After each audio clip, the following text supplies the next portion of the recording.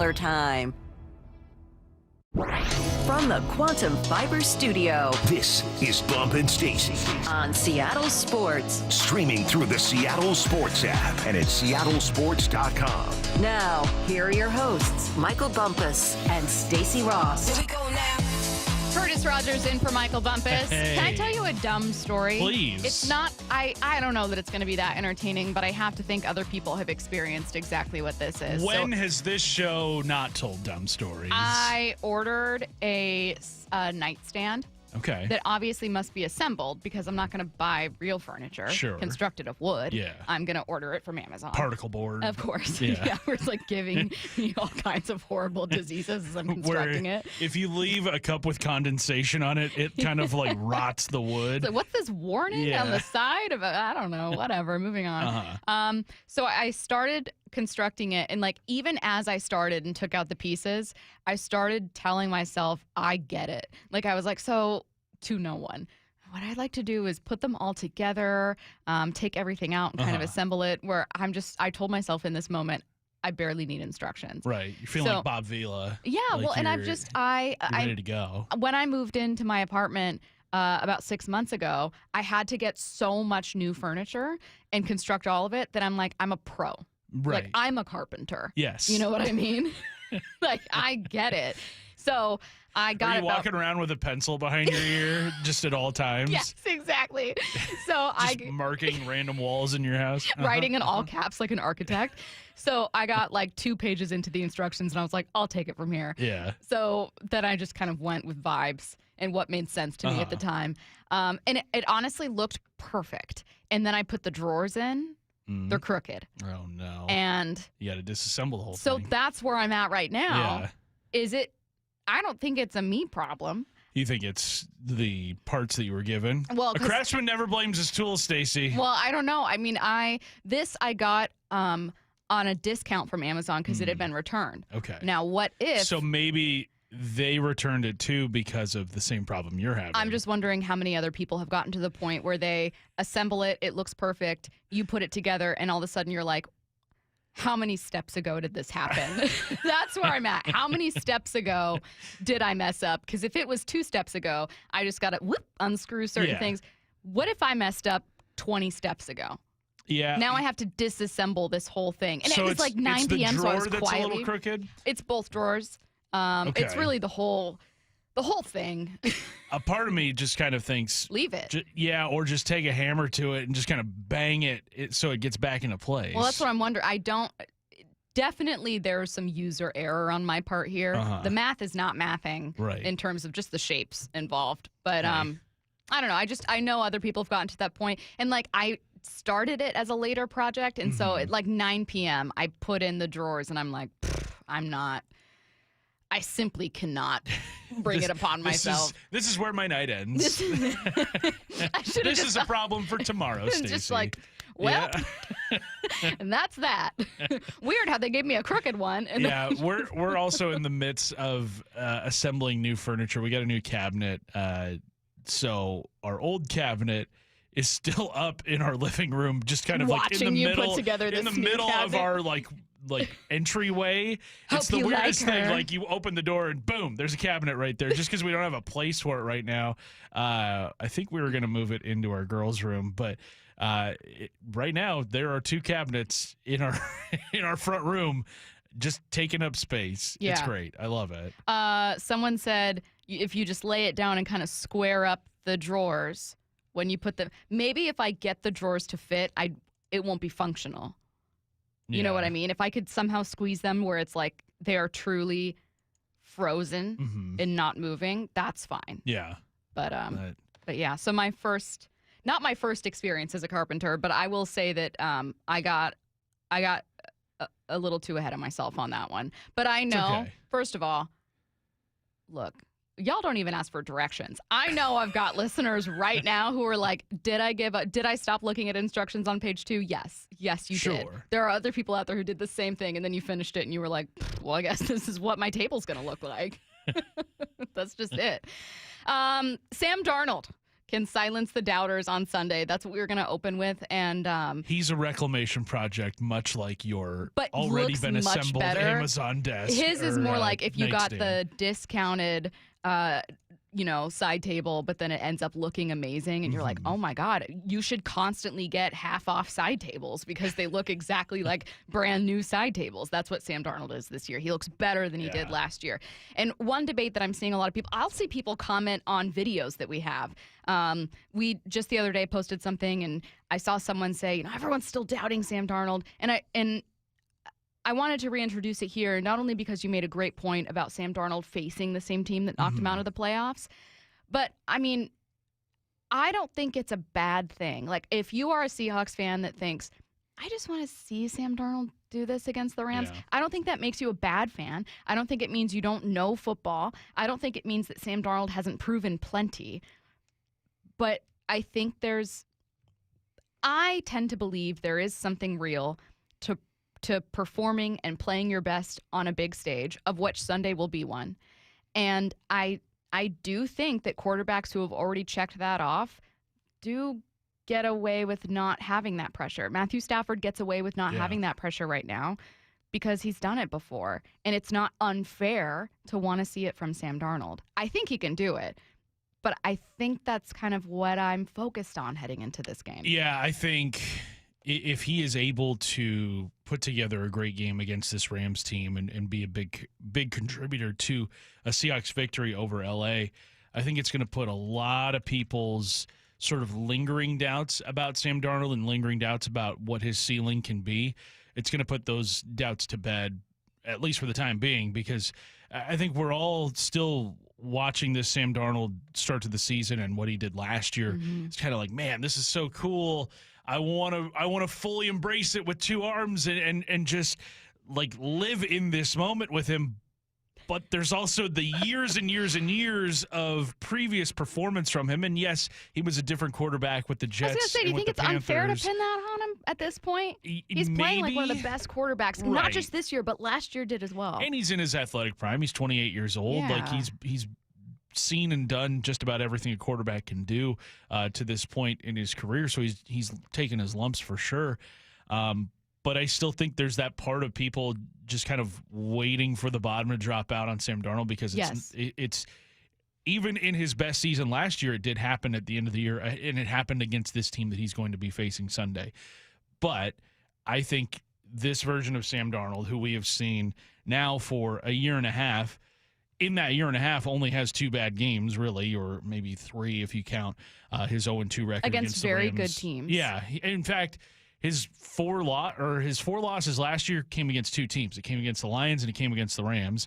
And then this year, his two losses have come against the 49ers, a possible playoff team in the NFC, at least a wild card team. That in the version NFC. of the 49ers certainly was. Yes, and then the Bucs, who will probably win the NFC South this year. So it's not like he's been losing to bad teams. It's just getting over the hump of beating the good teams that is something he's maybe had a little bit of trouble with. And I would say that even though that game against the Bucs ended with him turning the ball over, that wasn't on him. That was, I would argue, his best game of the season. Outside, I mean, the Commanders was obviously like basically a perfect game for him. I know he had an interception, but basically a perfect game for him. But that Tampa Bay game, I think that people left that game, despite it being a Seahawks loss, with newfound respect for Sam Darnold, just being able to out-duel no matter, with crazy plays. I mean, deep shots down the field. They lost that game because of the defense. Sam shouldn't have been in a position late to where a single mistake costs you everything. Yeah. Which, hey, that's football. Like, that's going to happen no matter what. It's the same thing against the 49ers, right? You're in that game late. A mistake that, like, isn't entirely on you costs you the game. Okay.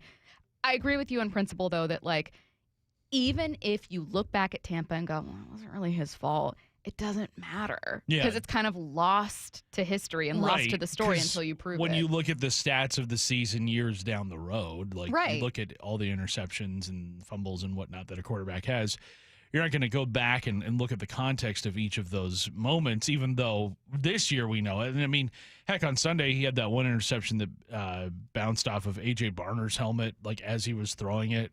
You can't account for that when you're evaluating a quarterback because that was not Darnold's fault. That was just a freak play that ended up in the hands of the wrong team. But just looking at the recent history of Darnold against the Rams, last year, Week 7 was a 30-20 loss, but it was a lot closer than those 10 points sort of indicate, because the Vikings were trailing 28-20 heading into the game's final drive.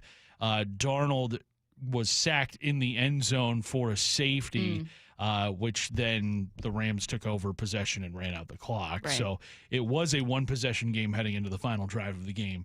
Rams get the safety, make it a 30-20 game. And then, obviously, the performance last year in the playoffs, 9 times he was sacked, which equals the number of times he's been sacked this season, and then also had an interception, had a fumble in that game. That is the performance, I think, that fairly or unfairly. It cost him millions of dollars. You can say fair or not, but there are front offices that were probably deciding against Sam Darnold. Well, it's not fair, but it's also not. I don't think it is a bad. I'm sorry to interrupt. I don't think it's a bad sports opinion to have levels to how you assign value to a quarterback. What I mean is, I don't know a single person who thinks Sam Darnold's a bad quarterback.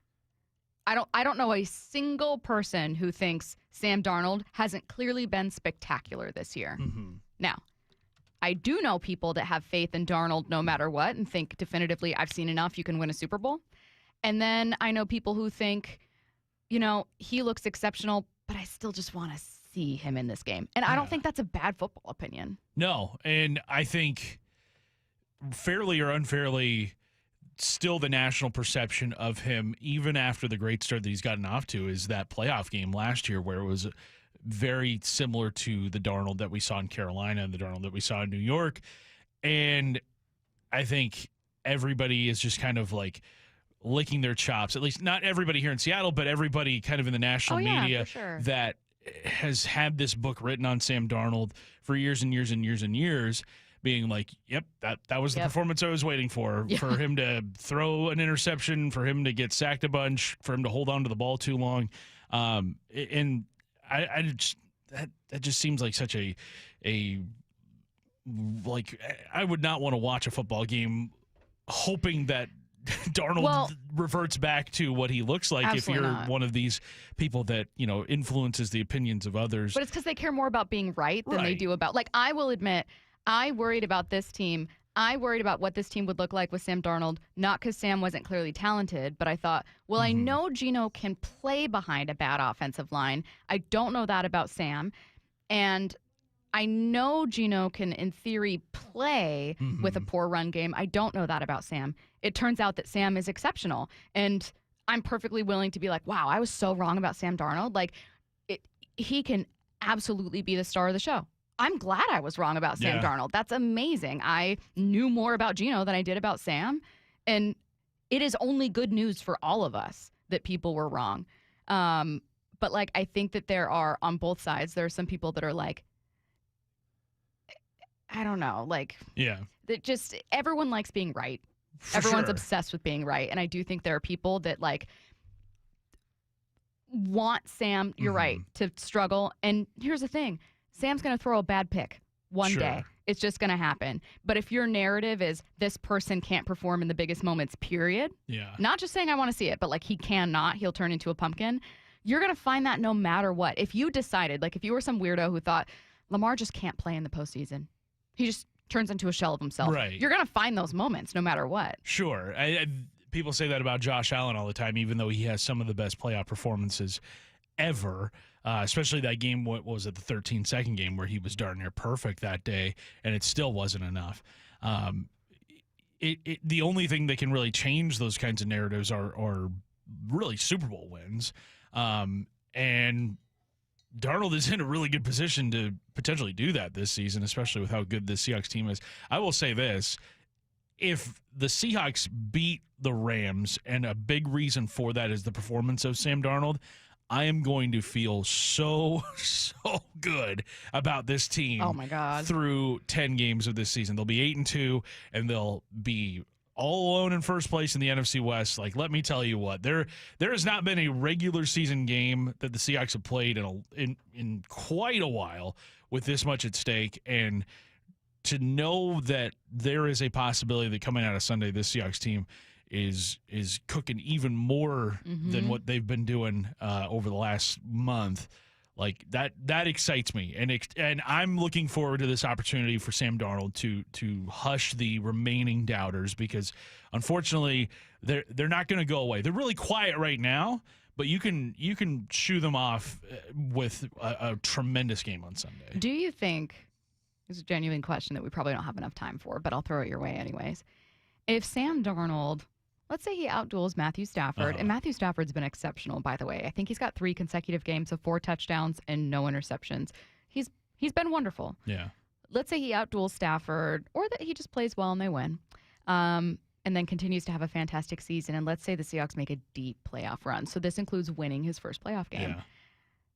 Does this change the way we view quarterback failures or, quote, reclamation projects even more so than a Geno? Because they never went far into the playoffs with Geno. Right. And Baker Mayfield's another good example, right? But, like, this would be yet another story to add on. I think a lot of it has to do with situation. I think Geno had a better situation here in Seattle than he does in Vegas, especially with the wide receiver talent he was throwing to here in Seattle than compared to Vegas. He's got Brock Bowers, but doesn't have Jacoby Myers anymore. He's got a much older Tyler Lockett than he had here in Seattle. There just is not a lot going right for him in Vegas. The offensive line is very similar to what it was here in Seattle, where they can't keep him upright. He's throwing under duress quite a bit. And Darnold has been given quite a comfortable situation in terms of they're keeping him clean. JSN is having the best season I can ever remember a receiver having in a Seahawks uniform. And you've got reliable guys underneath him too with Cooper Kupp. Rashid Shaheed is now here.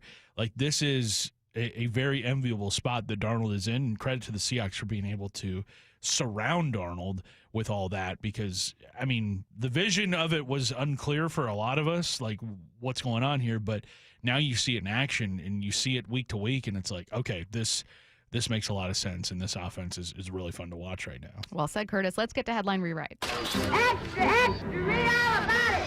Headline rewrites. We must make headlines. The real story behind the headlines in today's news with Bump and Stacy. Headline number 1, the Dallas Mavericks have fired Nico Harrison as their GM just 9 months after trading Luka Doncic to the LA Lakers. What's the real headline? I mean, he carried that bad trade to term.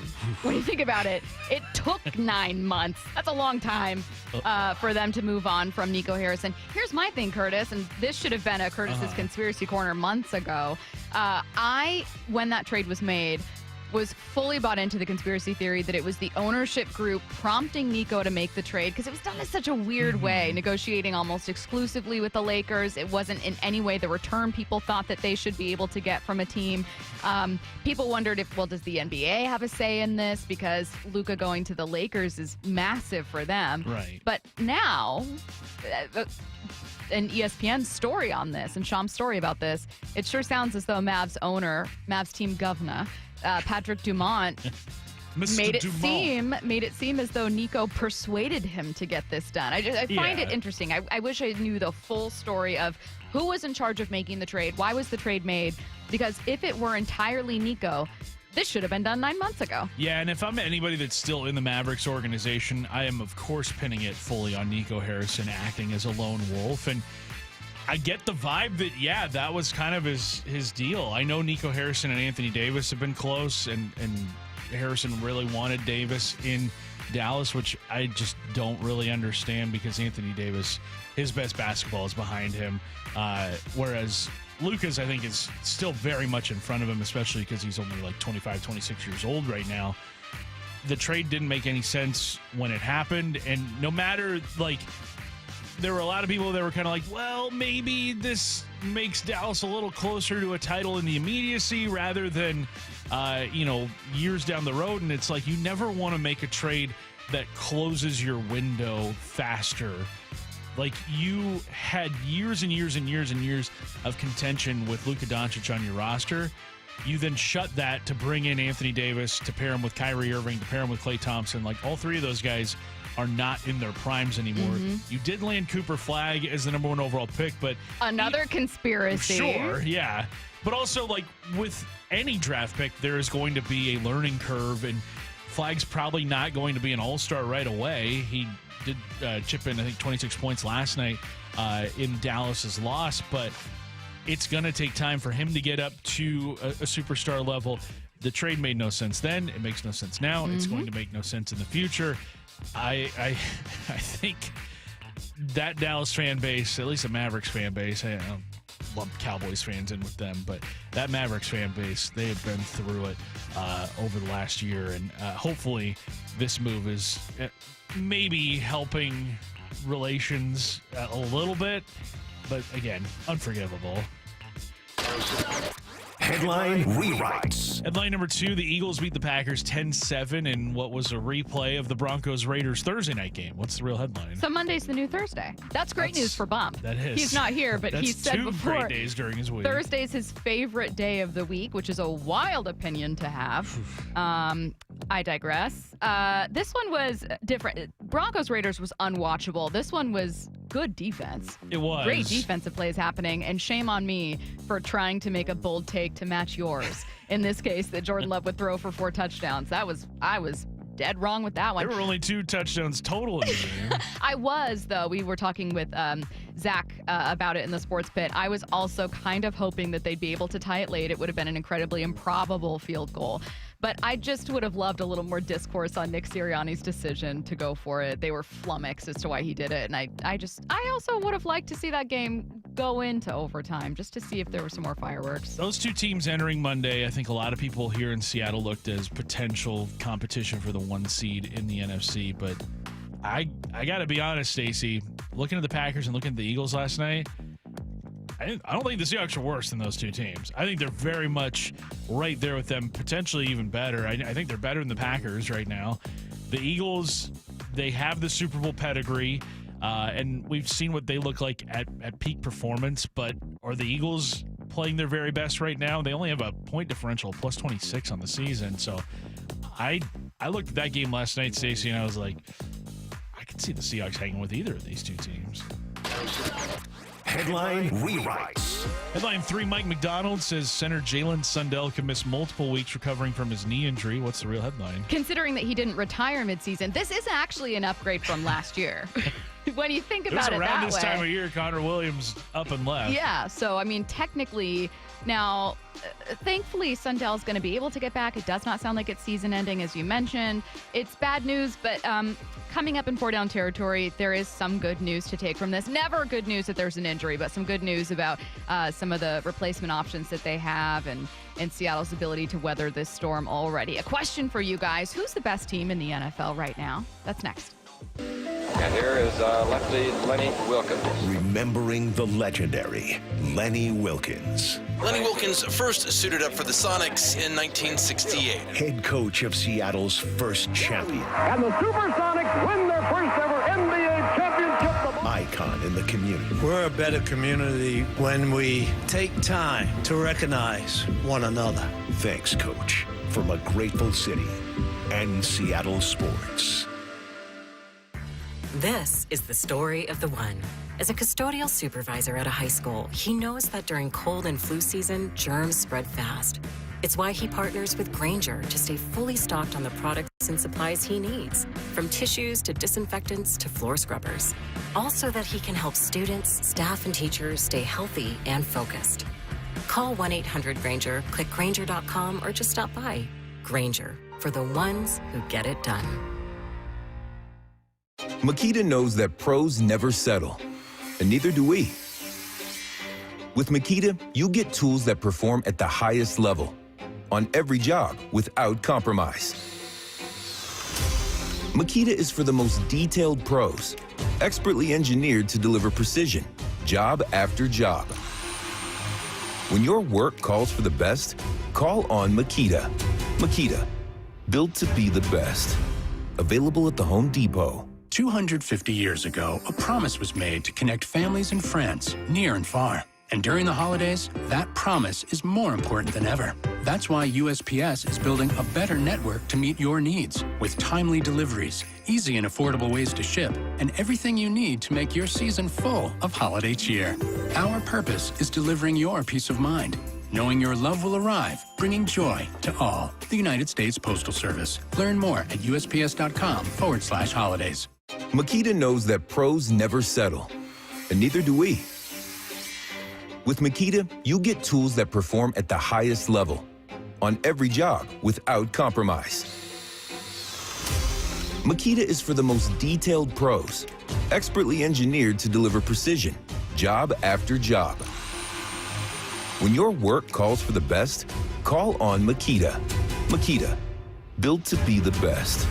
Available at the Home Depot. Free consultations, no-fee guarantees, 5-star reviews. J.P. Pendergast with Pendergast Law explains the importance of going beyond these familiar offerings. Accident victims want an attorney, Tom, that satisfies their needs. Someone who handles those needs with the highest degree of care.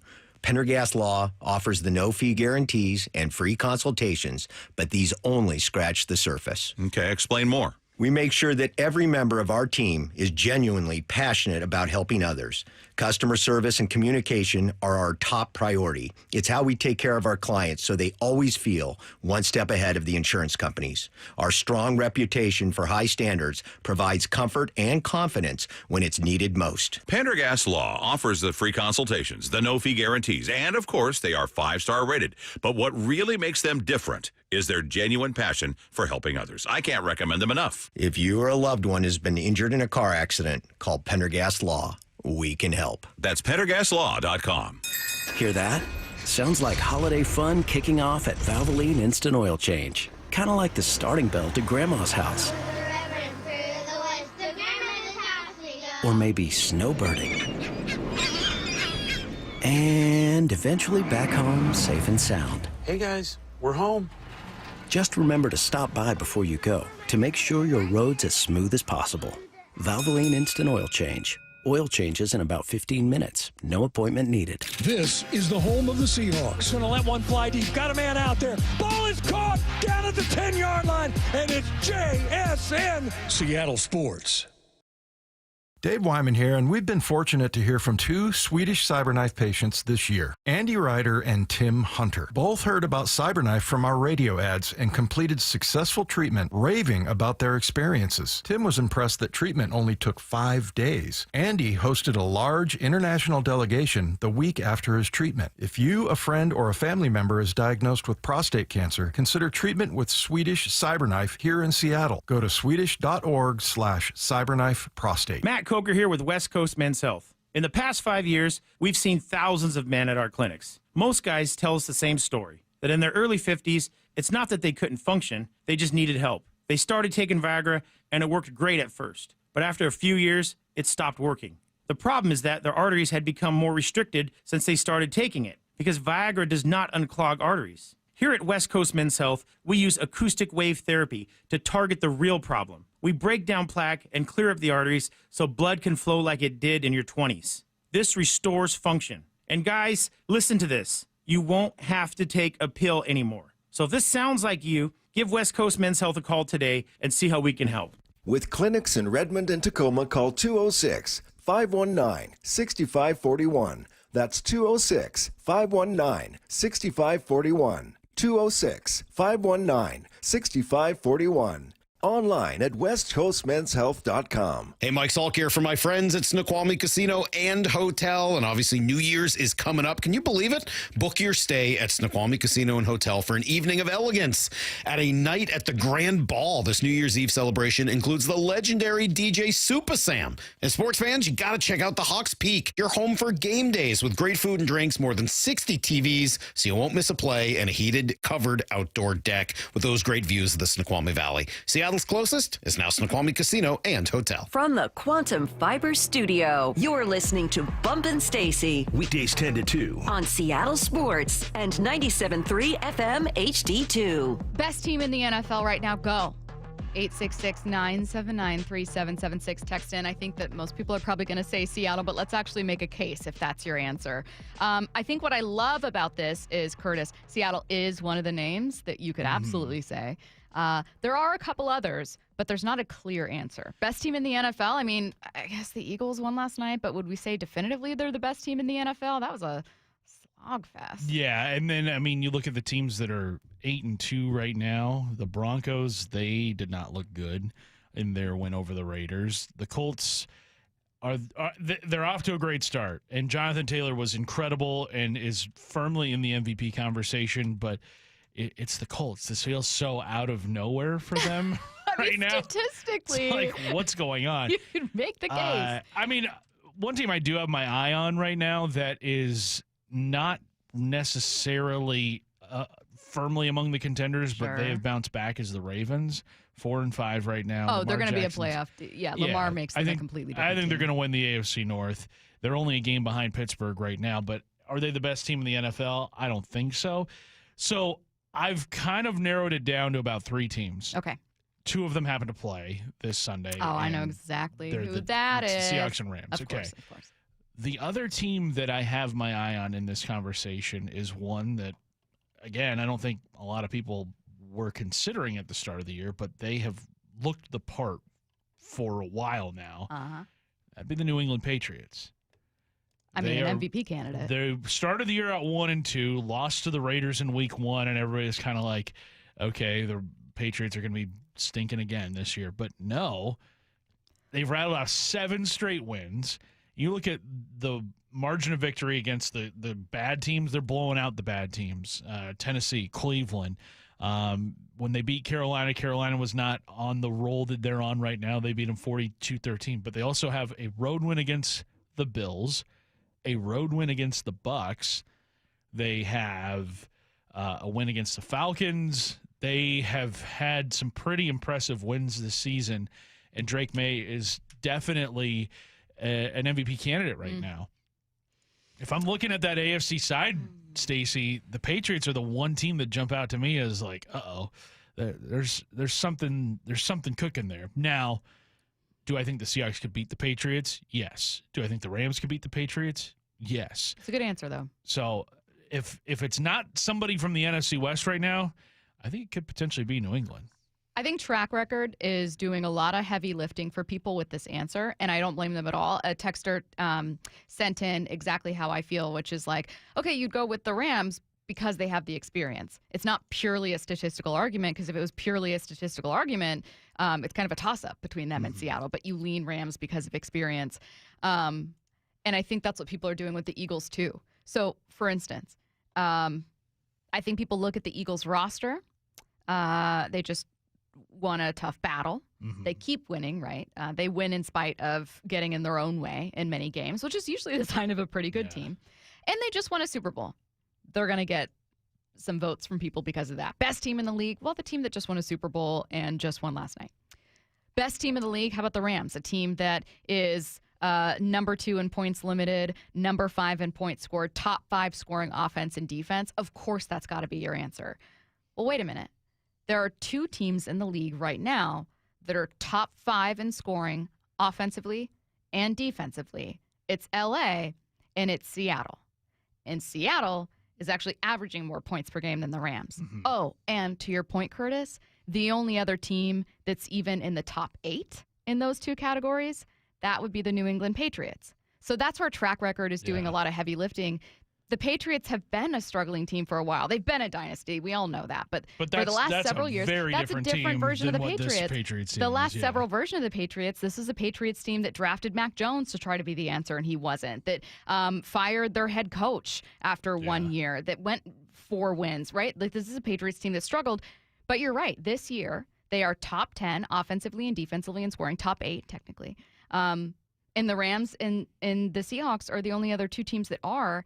And I think a lot of people are ignoring the Patriots because of recent years and ignoring the Seahawks because of the track record for the Rams and Eagles. In comparison, it's not that Seattle hasn't been a very consistent organization, but they've not been to a Super Bowl since the 2014 season. Yeah, they have, I think, the third or NFC, fourth longest drought of playing in a championship game in the entire NFL. Exactly. And when you look at the other teams that are there with the Cowboys, right, like you don't want to be. Cowboys and Bears. Yeah, you don't want to be Giants, there. I think. You don't want to be at that party. No. I think the answer could be Seattle.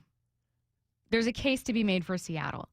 And I think the reason people are giving the nod to the Rams over Seattle is because of Matthew Stafford's exceptional season. He's thrown 20 touchdowns without an interception, and he's leading the league in passing touchdowns right now. All of that's fantastic. It's obviously great. But I'm having a hard time finding like a true statistical argument for the Rams that should place them clearly above Seattle. I think it maybe even goes beyond just a statistical argument as to why people would consider the Rams to be the best team in the NFL. I think it's just because what they have is much more proven than what the Patriots and the Seahawks and the Colts have right now. Because for Seattle, Indy, and New England, this is kind of the first time that these teams have been here in a while. Whereas the Rams, won a Super Bowl a few years ago and have won NFC West titles over and over. And Sean McVay is a top 3 coach in the NFL. Matthew Stafford right now is playing like top 5 quarterback in the NFL and has been a top 10 quarterback for a long, long time in the NFL, going back more than a decade. So I think that's why people have a lot more confidence in the Rams, because they just have more proven parts. Puka Nacua, Devontae Adams, like those are well-known names in their wide receiver group. Kyron Williams has been a productive running back for them. They just have guys that have been here and have done it before, and I think that's why there's some belief in the Rams. Another team that I'm kind of interested in, and especially with the performance that they had, and they've changed things up a little bit here over the last couple of weeks with Dan Campbell now calling plays, is the Detroit Lions. Now, they lost to Minnesota in Week 9, but then bounced back, blew out the Commanders on Sunday. They have a big test against the Eagles on Sunday Night Football. Like the Lions, even with a 6-3 record and losing both coordinators over the last year or whatever, I still think they're a team that I would be very cautious of, especially if they've found themselves in a playoff matchup against the Seahawks. That is a team that can score a lot of points. I mean, you look at their stretch from week 2 to week 5, 52 points, 38 points, 34 points, 37 points. That is a quick strike offense, and one that is one you definitely have to take note of, especially with how good that run game is. To that point, Julio in Mill Creek texted in and said the Eagles have easily beaten the most impressive opponents, and so I'll tie that into the Lions. The Lions and Eagles had top 5 strength of schedules to start the season.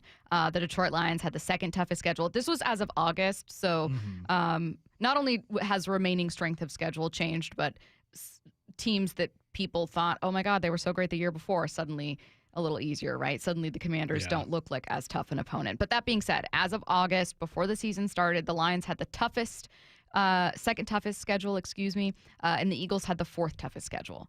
That's absolutely worth considering, to Julio's point, for both the Eagles and your case for the Lions. They've played tougher opponents on paper than have the Seahawks or Rams. Seahawks and Rams are also beating opponents in pretty dominant fashion. Right. They have the 2 best point differentials in the NFC right now. The only team that has a better one in the league is the Colts at the moment, and the Colts playing, I believe, either a 3rd place schedule or a 4th place schedule from last year. I believe it was a 3rd place schedule because Houston and Jacksonville finished ahead of them in the AFC South. But again, like, there's not a whole lot a team can do other than beat the opponents that have been scheduled against them. That's not really a knock, I think, on teams. It's like that's really out of control of a lot of these teams. Did we not list a lot of AFC teams? I mean, I know you said the Patriots are one of them. I think it's interesting that neither of us said the Chiefs. Yeah, neither of us said the Chiefs. Are we wrong? Are we fools? Every single year, I think, if I say the Chiefs aren't going to get to a Super Bowl, I'm an idiot. And then they inevitably, foolish. They certainly win the AFC West, and they will this year. And then they get to a Super Bowl, and either they win or lose, but they have been in the, what is it, the AFC Championship game? The AFC Championship game 6 times, and they've been to the Super Bowl 5 times. So maybe I am a fool for not including them.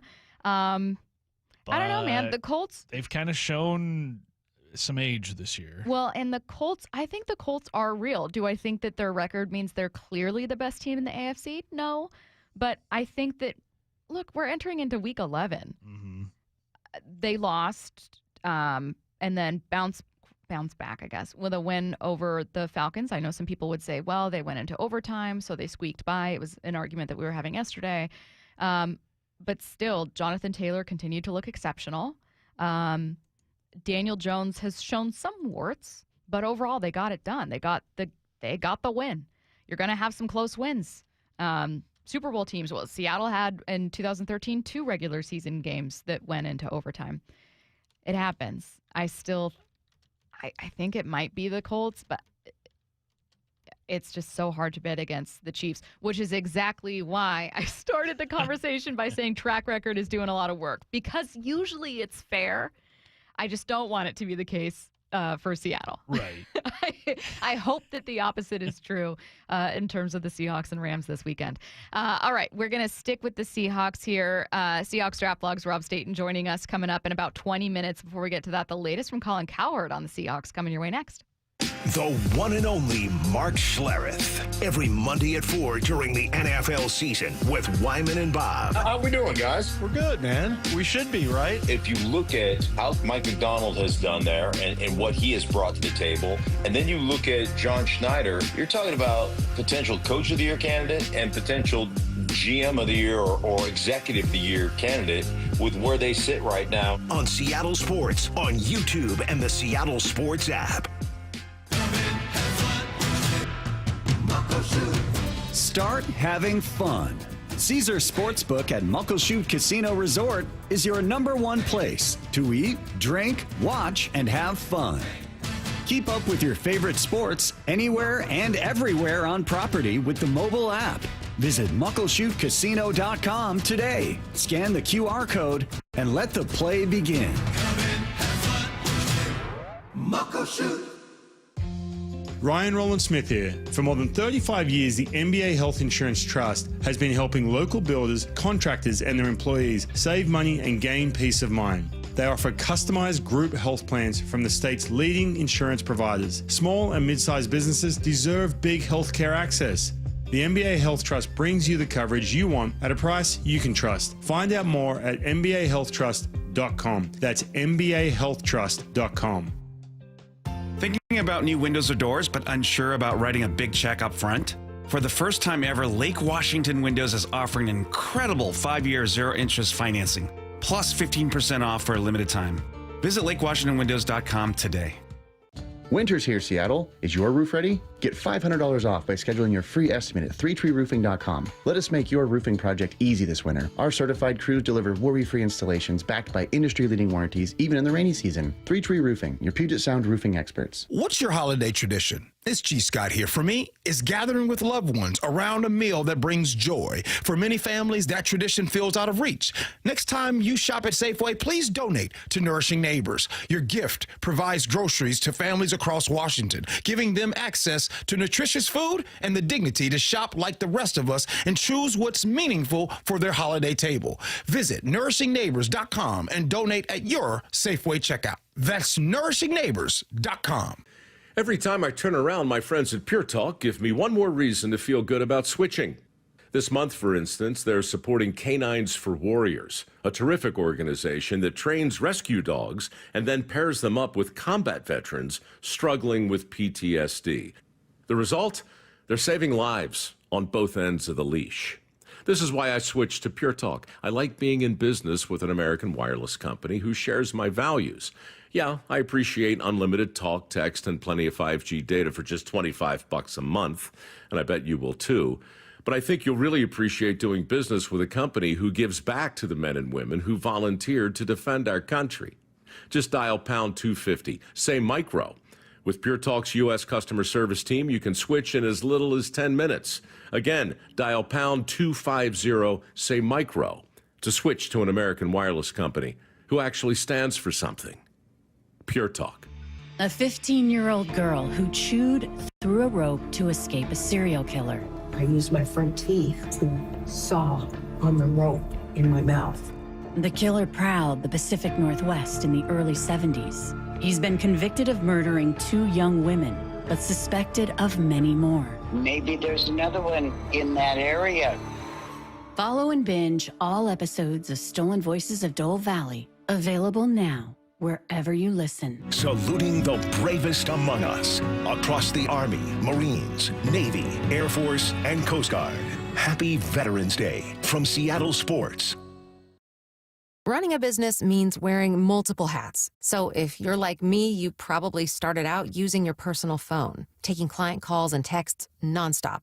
As my business grew, I needed something smarter. That's when I switched to Quo, the #1 business phone system. Quo works right on your phone or computer. No carrying 2 phones, no clunky landline, just one easy app you can try for free. Your team can share one number and handle calls and texts together like a shared inbox. Any teammate can jump into the conversation, so customers get faster responses. And Quo's AI assistant summarizes your calls and responds to customers 24/7, so you never miss a lead or opportunity. All this starts at just $15 a month. That's basically 2 coffees. You can even keep your current business phone number. Find out why 90,000 businesses trust Quo. No missed calls, no missed customers. Try Quo for free at quo.com/sports. That's quo.com/sports to try Quo free. QUO.com/SPORTS.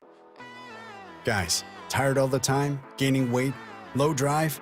These aren't just signs of aging. They could be low testosterone or other underlying issues. Right now, Revive Men's Health Washington is making it easier to get answers with a comprehensive wellness panel. It's not just a lab test, it's where better performance begins. Our providers will check your testosterone, blood sugar, cholesterol, kidney, liver, thyroid, and heart health. A $400 value for just $99, or free if you start treatment. Over 120,000 men have trusted Revive to restore their energy, mood, and confidence. So if you're ready to feel better and live stronger, call 206-529-1111. That's 206-529-1111. Or visit ReviveMen'sHealth.com. Offer ends November 30th. Must medically qualify. Terms apply. Contact us for full offer details.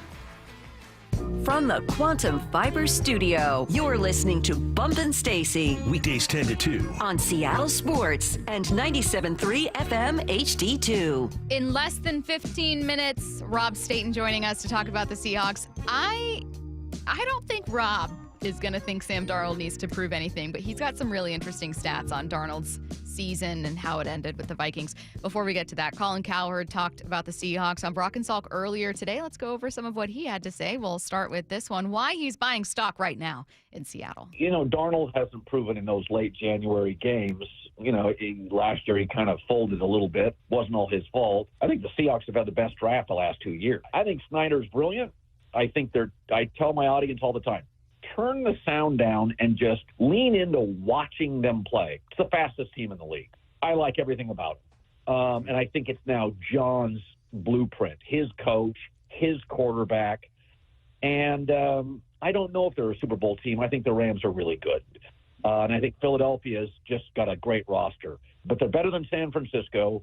I think I'm going to take them this week against the Rams. I think they're in a 5 or 6 group team that for the next 5 years is an absolute buy. And I think Sam Darnold is better than maybe any quarterback in this college class except Mendoza. Can I ask a question, Curtis? Yeah.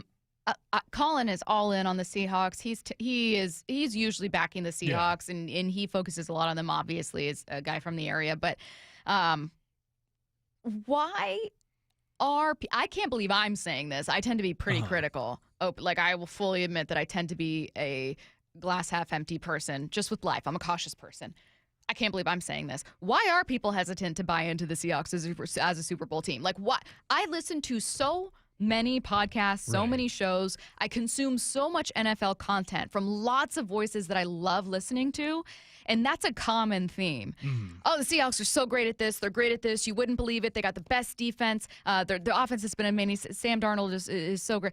I'm hesitant to buy into them as a Super Bowl team. But, oh, my God, they're unbelievable. I'm taking them against the Rams. The Rams are a Super Bowl team. I'm taking them against the Rams. But I'm hesitant to buy in. Like, why? I think because the track record of a lot of recent Super Bowl winners are teams that have knocked on the door for a few years. Sure, and that's a good point. Through. That's a really good point. The last team I can remember that kind of came out of nowhere that ended up winning the Super Bowl, I want to say it was like the 2017 Eagles, because just the year prior, I think, Carson Wentz was the number 2 pick in the draft. I know the Eagles traded up, but they also traded up from a pretty high draft pick of their own. That is a good point. And then all of a sudden, that defense came together. And the Eagles have kind of had They've had highs some and really then high low highs, lows. really low lows. Like their bad seasons. Yeah. People kind of forget about them, but they'll have like a random 5-win season in there.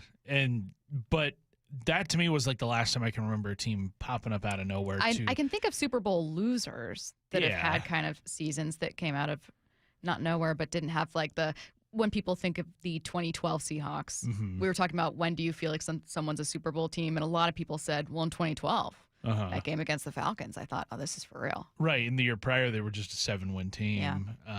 They had gone 7-9 with Tavares Jackson. Then you bring in Russell Wilson the next year. And I think it's not to say the Seahawks have been bad over the last, decade or so, but they've been very limited in what their ceiling can be. I feel like this Seahawks team, their ceiling, we don't know what it can be. And that's a great thing about the 2025 Seahawks is that, look at the 2020 Seahawks when they won 12 games in the regular season.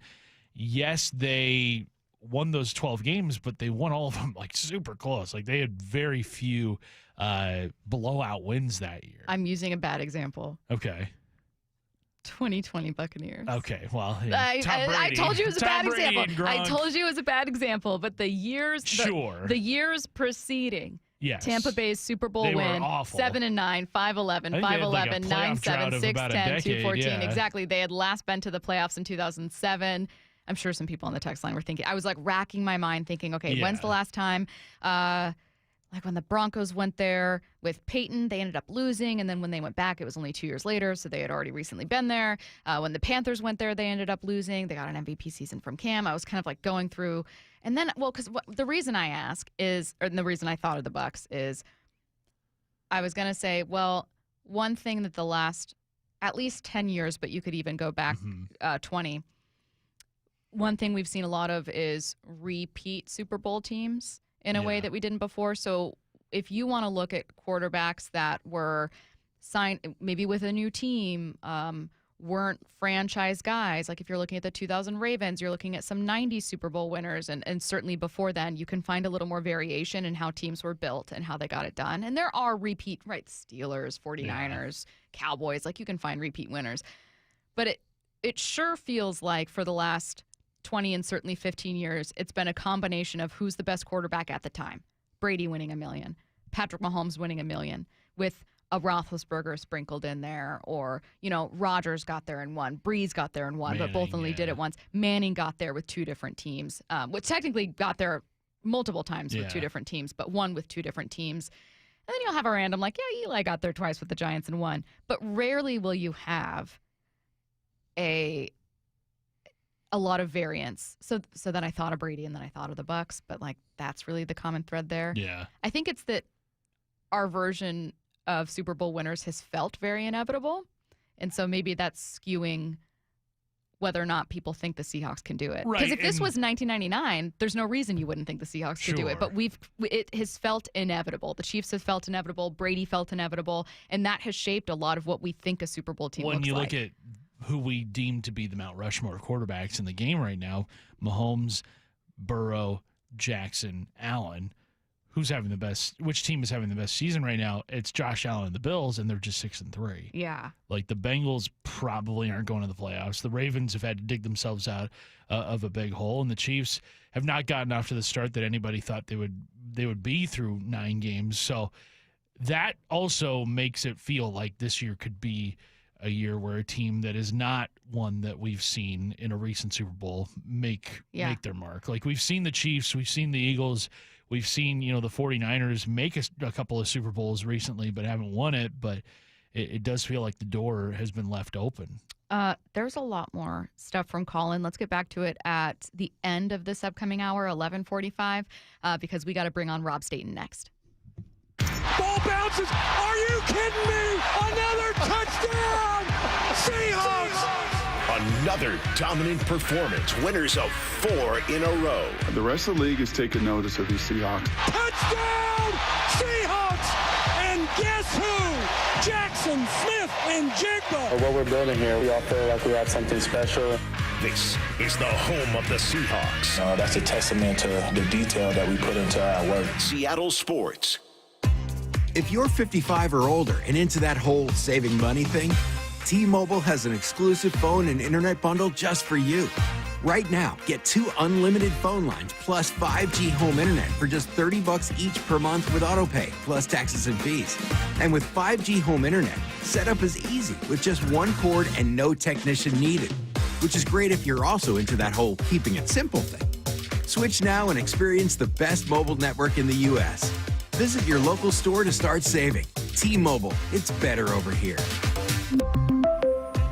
Based on analysis by Ookla of speed test intelligence data Q4 2024 to Q1 2025. Ookla trademarks used under license. Unlimited on our network. Customers on voice plan may notice speeds lower than other customers and further reduction if using more than 50 gigs a month due to data prioritization. Video streams and SD on this plan. Home internet pricing after $20 a monthly bill credit plus $5 per line without autopay. Debit or bank account required. See 5G device coverage and access details at T-Mobile.com.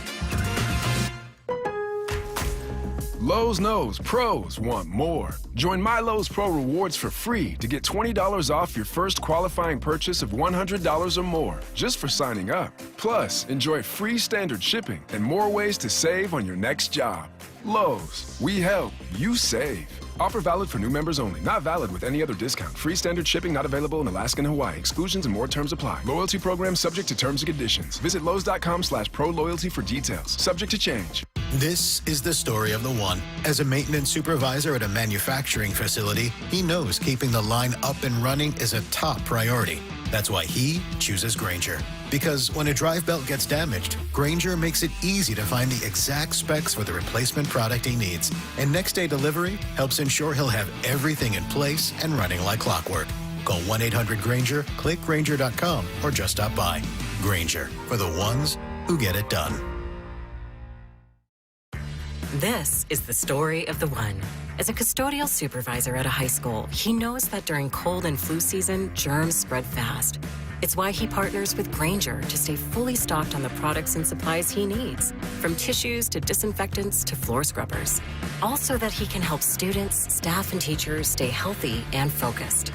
Call 1-800-GRAINGER, click Grainger.com, or just stop by.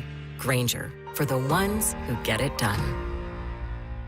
When you're at home and next to your windows, do you notice cold air or a draft when the wind blows? How about moisture or leaking during a rainstorm? Dave Wyman here, and after 20 years in our home, our window seals started breaking. A failed window can do major damage to your home, and the older the window, the more likely it is to fail. That's why right now is an excellent time to have Harley Exteriors come by for a no-charge consultation. That's exactly what I had done over the summer, and not only were they extremely knowledgeable about all things windows, I found them to be polite, professional, and respectful. In other words, people you want to do business with. Harley Exteriors has a special offer for Seattle sports fans. Buy 3 windows, get 1 free. No payments or interest until 2027. And take an additional $200 off your project. Call 833-HARLEY or go to harleyexteriors.com. Schedule your free consultation today. They'll give you an honest assessment and quote. Go to harleyexteriors.com. Hey, it's Dr. Coogan with Eastside Weight Loss Clinic, and it's time to make the final push to the end of the year. Do you want to lose weight, improve your health, and have more energy? We have a proven system and a team of health coaches that have helped over 4,000 people in Washington lose up to 10 to 20% of their body weight in just 8 weeks without expensive injections or uncomfortable side effects. No gimmicks, no tricks, no drugs, just teaching you how to become a fat-burning machine and keep it off long-term. Visit EastsideWeightLossClinic.com now to schedule your free consultation. Yeah, it's Mike Salk here. And just like writing that essay back in high school or maybe in college, starting, that can be the hardest part. Well, Eastside Weight Loss Clinic makes it as easy as possible. They helped me lose 35 pounds in just 60 days. A no-pressure, free 15-minute phone consultation. See if it's right for you. And if it is, you got nothing to lose but the weight itself. Many clients lose 20 to 30 pounds in a month or two, and you can do our program remotely from anywhere you live. Schedule your free consultation at EastsideWeightLossClinic.com. That's EastsideWeightLossClinic.com. Dr. Ryan Coogan, D.C. Results may vary. Start having fun. Caesar Sportsbook at Muckleshoot Casino Resort is your #1 place to eat, drink, watch, and have fun. Keep up with your favorite sports anywhere and everywhere on property with the mobile app. Visit MuckleshootCasino.com today. Scan the QR code and let the play begin. Muckleshoot. Let's go! This is Seattle Sports. Streaming through the Seattle Sports app. KIRO AM Seattle. KIRO FM HD2 Tacoma. Home of the Seahawks, Mariners, and everything Seattle sports. Seattle Sports Snapshot. Breaking news this morning per ESPN, the Mavericks have fired general manager Nico Harrison. Harrison had faced plenty of criticism ever since his controversial blockbuster trade of Luka Doncic 9 months ago. The Eagles beat the Packers in a low-scoring Monday night affair. Next up in primetime, Jets-Patriots on Thursday night. Snapshot, brought to you by Miller Lite. When it's game time, it's Miller time.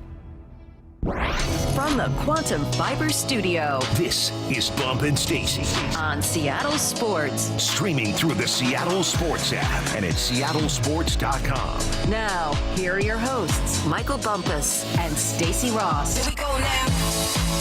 Joined now on the Emerald Queen Casino Sportsbook Hotline by Seahawks Draft Blog's Rob Staton. Rob, I thought that this game against the Arizona Cardinals would be a little more closer fought than was the game against the Commanders. And yet for a second consecutive week, the Seahawks got off to a 28-0 start, and this one fell over in the first half.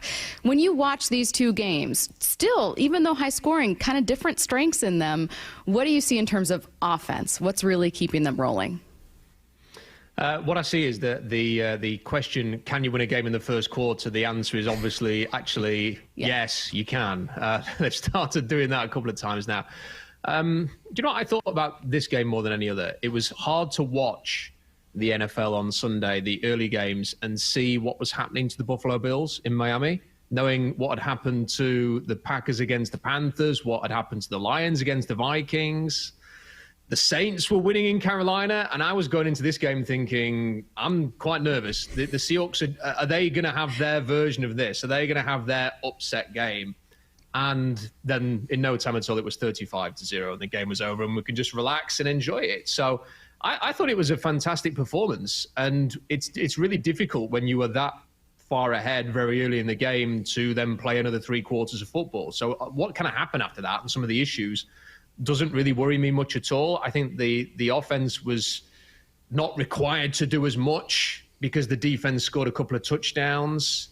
Everything just seems to be moving like a freight train at the moment, and long may it continue. I think this is a great game to have next to sort of see as a gauge as to just how good this team is.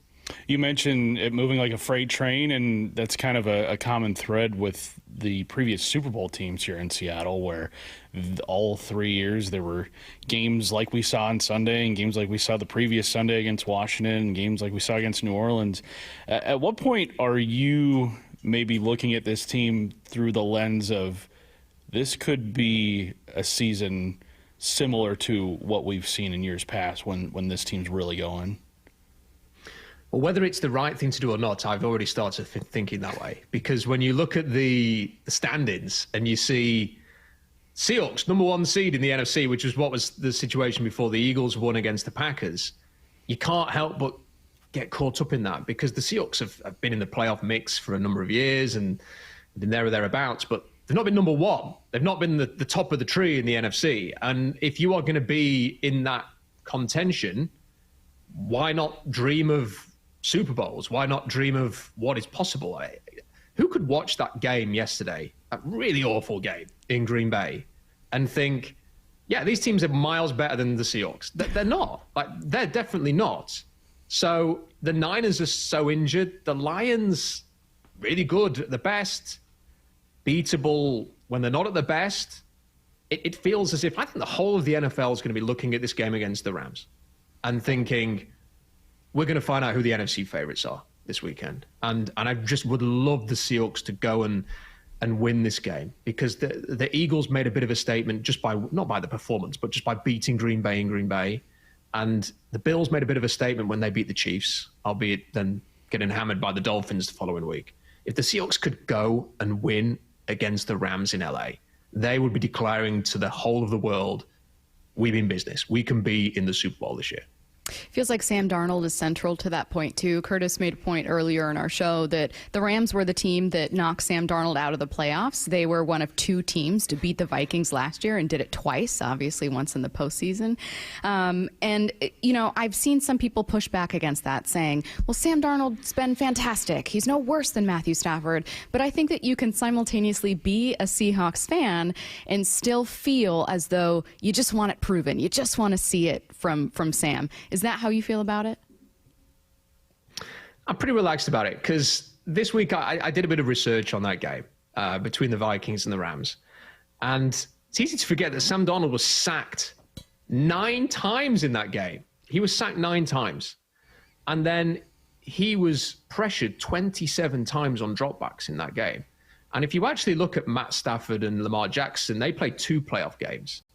They were pressured, I think, 28 and 29 times, respectively, in their 2 playoff games. So Sam Darnold had as many pressures as they had in 2 games in 1 game. So twice as many pressures. And then if you actually look at, there is a statistic on PFF which shows how responsible a quarterback was for the pressures. Now, how much have they brought it on themselves?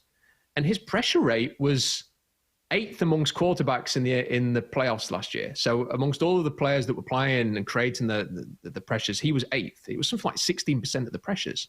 So when you actually think about it, that Rams game was more on a bad offensive line for Minnesota than Sam Darnold. Not to say he was totally blameless, but look at what the Vikings did in the offseason. They spent a lot of money on Will Fries. They spent a lot of money on Ryan Kelly. And then they spent a first-round pick on another guard as well. So they clearly were pinning a lot of responsibility for that performance on their guards and center. And yes, they did not re-sign Sam Darnold, and they're probably cursing themselves for that decision now. But I'm going to give Sam Darnold the benefit of the doubt here. I think he was more to blame for the Lions' mistakes in the previous game at the end of the regular season, and not so much the Rams.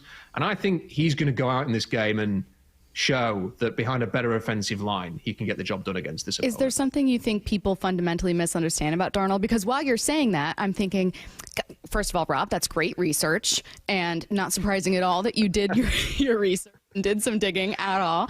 That's why we have you on. But I'm thinking, like, well, these stats were available for people months and months and months ago, and yet that game probably cost Sam Darnold not only staying in Minnesota, but millions of dollars in free agency. Do you think that there's some kind of narrative that persists about Darnold? Why do you think that's there? Or in your opinion, what's just something people might fundamentally misunderstand about Sam? Yes, I think there was a narrative that when you are a quarterback who fails, like he did as the 3rd overall pick in New York, even when a player has a good year, as he did, he had 35 touchdowns for the Vikings in the regular season last year. They won 14 games. There's a level of suspicion that does not exist for a top 10 pick who just, with the original team that drafted them, just goes on and has a whole bunch of success, like Mahomes or Josh Allen or Lamar Jackson or Joe Burrow. So people were waiting for the moment where they could go, yeah, do you know what? He's still the same player who was with the Jets. So there's a little bit of that going on. And then perhaps specifically with the Seahawks as well, Geno Smith, for whatever reason, was incredibly popular with quite a cliquey group online, if we're being honest. And when he was traded to the Raiders, a lot of people were unhappy about that and didn't understand the process. And Sam Darnold, as the replacement, has got caught up a little bit in that. It's like, how could he possibly be better than Geno Smith? You know, this guy's a top 10 quarterback. And yet he's come to Seattle and just carried on what he was doing last season. So now you've got a season and a half of sustained success with Sam Darnold. But those people, again, who maybe want to damage limitation a little bit their viewpoints on why that was a huge mistake in March, are now probably going to point to those 2 games and say, well, look what happened with the Lions and look what happened with the Rams. We need to see Sam Darnold do it against the Rams this weekend, or we need to see him win a playoff game, or we need to see him win the NFC West to truly buy into this. But I think we have to say now, there's a body of evidence, even going back to his time with the Carolina Panthers, that Sam Darnold is a good quarterback. The New York Jets are a terrible organization, and that's the reason why he failed in New York. Rob, we've looked at the matchup between Darnold and the Rams, but on the other side of the ball, Mike McDonald is a defensive genius, and this Rams offense is going to present a challenge for him. Where are the opportunities for the Seahawks defense this week against the Rams? I think the big opportunity is to show they can cover a tight end. That'd be quite nice, because you better believe that the Rams are going to go after that. I mean, Trey McBride, had the freedom of Seattle last weekend. Now, it didn't really matter because the game was over. And, as somebody who has Trey McBride in 3 of my fantasy teams, I was happy that they were very generous with the yardage and the touchdown that they allowed him to have. But they're going to have to get an angle on that. Like, this is not the first time it has happened. So this is an opportunity now to sort of work out a plan, because you look at what Stafford was doing with the tight ends in the last game against the Niners. Like, he will attack that area. They will get those quick passes out to the tight ends. That is, if you are going to be creative with your pressures, but not do it with blitzing, which tends to be Seattle's modus operandi, then they're going to find those quick passes, and it is often going to be involved to the tight end. So that's the big opportunity. I think the other thing you've got to do is you've got to get that early pressure. Like, Stafford is a player who, if you allow him the time to sit in the pocket, he is going to make big plays. He's going to find Devontae Adams. He's going to find Puka Nacua, as well as those tight ends. You have got to get to the quarterback. And the other thing the Seahawks are going to have to do is they're going to have to create a bit of scoreboard pressure themselves. They are going to have to score some points and put pressure on this Rams team. I think it's a fascinating game. And you've got an offensive genius in Sean McVay. You've got a defensive genius in Mike McDonald.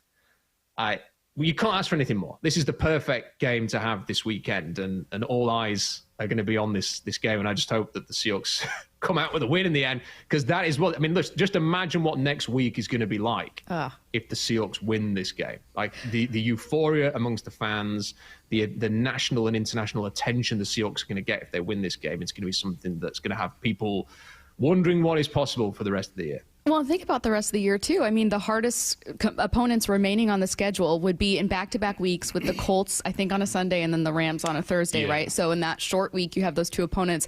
Other than that, you still have to play the Titans. The Vikings are on your schedule. The Falcons are on your schedule. I'm not saying that either of those two previous teams, maybe not the Titans, but I'm not saying that either of those two teams can't give a team headaches, on a good day. But outside of Indy, which has suddenly sprouted some questions, still a very good team, and the Rams, who we know are a very good team, there's a world where Curtis and I were talking about it. Seattle could finish with 12 wins, 12 plus wins.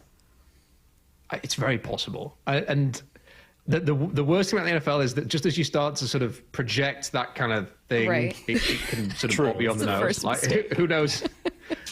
Who knows what injuries are a big thing in the NFL. Like, often it is who is the healthiest good team going into the playoffs that will have the best chance, and that's what the Seahawks have to hope happens.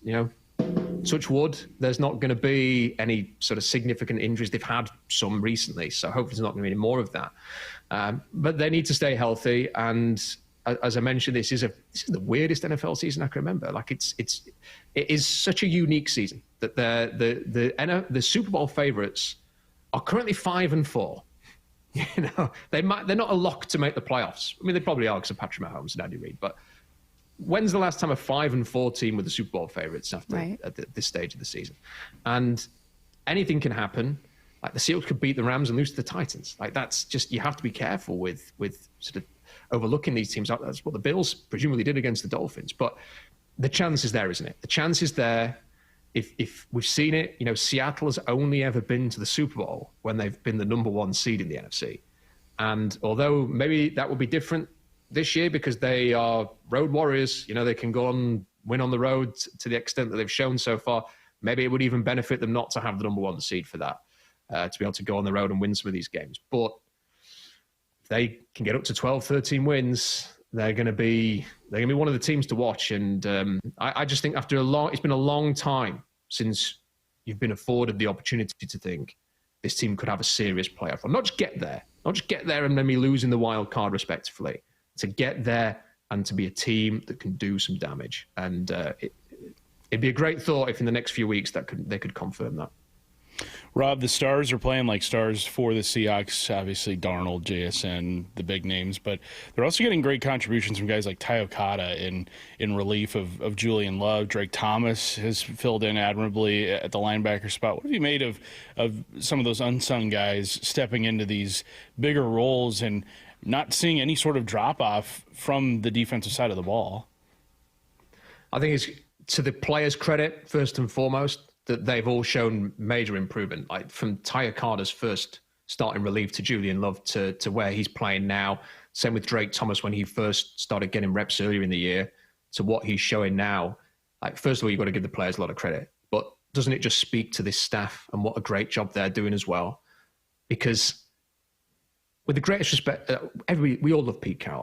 It feels like we shouldn't have to say this, but I think towards the end of his tenure, we weren't quite seeing that. When star players were missing, if they were to lose a Julian Lover and Ernest Jones, you wouldn't necessarily bank on the replacement being somebody like an undrafted free agent who would come in and then elevate their performance over 3 or 4 weeks. We're definitely seeing that now. And Mike McDonald, the defensive backs coach, is in case of Akada, the linebackers coach has had a dirty. Whoever else is involved, like, you are seeing these players just get better and better every single week. And you are going to lose players in the season, and it's probably going to further happen. We've just seen it with Jaron Reed. And the defensive tackles who step up to the plate against the Cardinals, perhaps wasn't the biggest test given what happened in that game, but they did an admirable job based on what we can judge them on. And you just feel so confident that when they are going to lose players, that whether it's for 2 weeks or whether it's for 6 weeks, the players who are going to step up to the plate can come and fill in. And that's where you want to be. That's what Kyle Shanahan's done all year with the 49ers, because they've lost some players. The Seahawks have done it as well with Mike McDonald and some of these defenders. I want to get back to your point about just believing that not only could a team get to the Super Bowl, but it could win. I completely agree with you. Not only is this the most complete Seahawks team I can remember in some time. In fact, the first time since 2015 that they've been a top 5 offensively and defensively. But league-wide, I look around and I go, I think that they could beat them. I think they could beat them. There's not a clear team. We've talked a lot about the NFC, though, maybe because of that Monday night matchup. But when you look at the AFC, you joked about the Chiefs kind of being still a Super Bowl favorite. Is there a team where you go, that's a tough matchup, would be curious to see where that is? Or would you be able to make a case that the Seahawks are the best team in the league? I think anytime you play one of these truly elite quarterbacks, you're worried. I mean, whenever you'd play, if Lamar Jackson's healthy, we know what Lamar Jackson can do. Patrick Mahomes is just a sort of force and always will be until he retires. And Josh Allen looked pretty bad against the Dolphins, but that might spur him on to get back to his best after this. So I think anytime you're playing those teams, even if the Bengals found a way to sneak in, if you were playing look at the way Joe Burrow finished last season. Like, if they sneaked in somehow and all of a sudden you were playing Joe Burrow, even though the Bengals defense, it looks like they're playing with about 5 players on the field. Like, offensively, they've got so many weapons, and he would be a great quarterback. So they are the teams that you would fear, but that's the great thing about being in the NFC at the moment. Like, you will not have to play any of those players in the playoffs. Like, it would not be unrealistic to think you'd have to go through a gauntlet of Lamar, Josh Allen, Patrick Mahomes just to get to the Super Bowl. Mm-hmm. And as the Eagles showed last year, you don't have to do any of that. You just have to play them in the Super Bowl, and then you get 2 weeks to prepare for it. And even Patrick Mahomes coming up against a balanced Eagles defense that was a roster without many flaws, didn't have the elite quarterback. No disrespect to Jalen Hurts. He's not Josh Allen and Patrick Mahomes and Lamar. But because they didn't have the flaws, and because their game plan was good, and because they executed well, maybe had a bit of luck along the way as that game spiraled, that game against the Chiefs in the Super Bowl looked a lot like the Seahawks' last couple of games against the Commanders and the Cardinals. So if you are in the NFC and you would get to the Super Bowl, and I mean, look, we're looking so far ahead here, but you were playing a Mahomes or an Allen, you would say, I'm really interested to see what Mike McDonald's going to cook up here, and you would believe that you have a chance. I do not think the Seahawks currently are the best team in the NFL. If they beat the Rams next week, I might give you a different answer. Rob, you are one of our favorite people covering this team, and we look forward to talking to you every single week, but something about next week in our interview with you makes me very, very excited, because we are going to have a monumental game to recap. So we'll talk to you then. Yeah, I hope I've got a big smile on my face next week. Fingers crossed. Thank you, Rob. Thanks, Rob. Thank you. Let's get to 4 Down territory. This is 4 Down territory, going inside the game with former Seahawks and Coug wide receiver Michael Bumpus. All right, Stacy, first down to you. What is the good and the bad of the center position with the Seahawks right now? I will start with the very obvious bad, which is the injury to Sundell. And when the season started, it was kind of a dead heat in the competition between Jalen Sundell and Oluwatimi. I did not initially enter the training camp thinking that Jalen Sundell would be your starting center. I thought that he would be a backup, add some versatility, playing, a number of spots, but instead he wins the starting job. I I think that his injury has made not only me, but probably many other people realize how much stability there's been on the offensive line. I can't point to a specific stat that creates a clear positive correlation between Jalen Sandell being your starting center and this team being so good offensively. But you can kind of start to build a bigger picture and go, wow, you've had so much stability with your starting five. Sam Darnold is among the least sacked quarterbacks in the league. I think overall has the fewest sacks, but still getting a couple pressures. But this has been one of the better offensive lines we've seen in Seattle in a long while. Having fewer dropbacks is part of that, but I think Jalen has been a big part of that. So the bad is obviously the injury. The good is that Oluwatimi has starting experience. And last year when Oluwatimi was thrown into this thing when Connor Williams retired mid-season, that was tougher, Wild. being thrown into the fire there. This time, though, he's been there before. He has experience starting games. He has experience being thrown into being a regular starter mid-season. He's been here before. I guess I'll also throw on that the good is that there's still stability at the other spots. Second down. Stacy, what did the Seahawks not get enough credit for? On a related note, playing through injuries. I was thinking about this when they were facing the Commanders because the broadcast crew understandably kept mentioning the injuries the Commanders face. Now, the Commanders and the 49ers, I think, are the two most injured teams this year. So I don't think there's a direct comparison to make between the players the Seahawks have lost and the players the Commanders have lost. The Commanders have at times lost their starting wide receiver, their starting quarterback, and both starting defensive ends were done for the season earlier this year. They've not had them all year long. So those are some massive injuries, right? It would be this team playing without Sam Darnold and JSN and Uchenna and Leonard Williams and a couple other guys in the defensive front for a while. But that being said, I was thinking, man, this team has played through losing quite a few starters. And I think that because they've had Sam Darnold all year long, have had both starting running backs and have had JSN, some of that's probably being overlooked. But like when Nehemiah Pritchett made that spectacular play the other day, that's their fifth cornerback?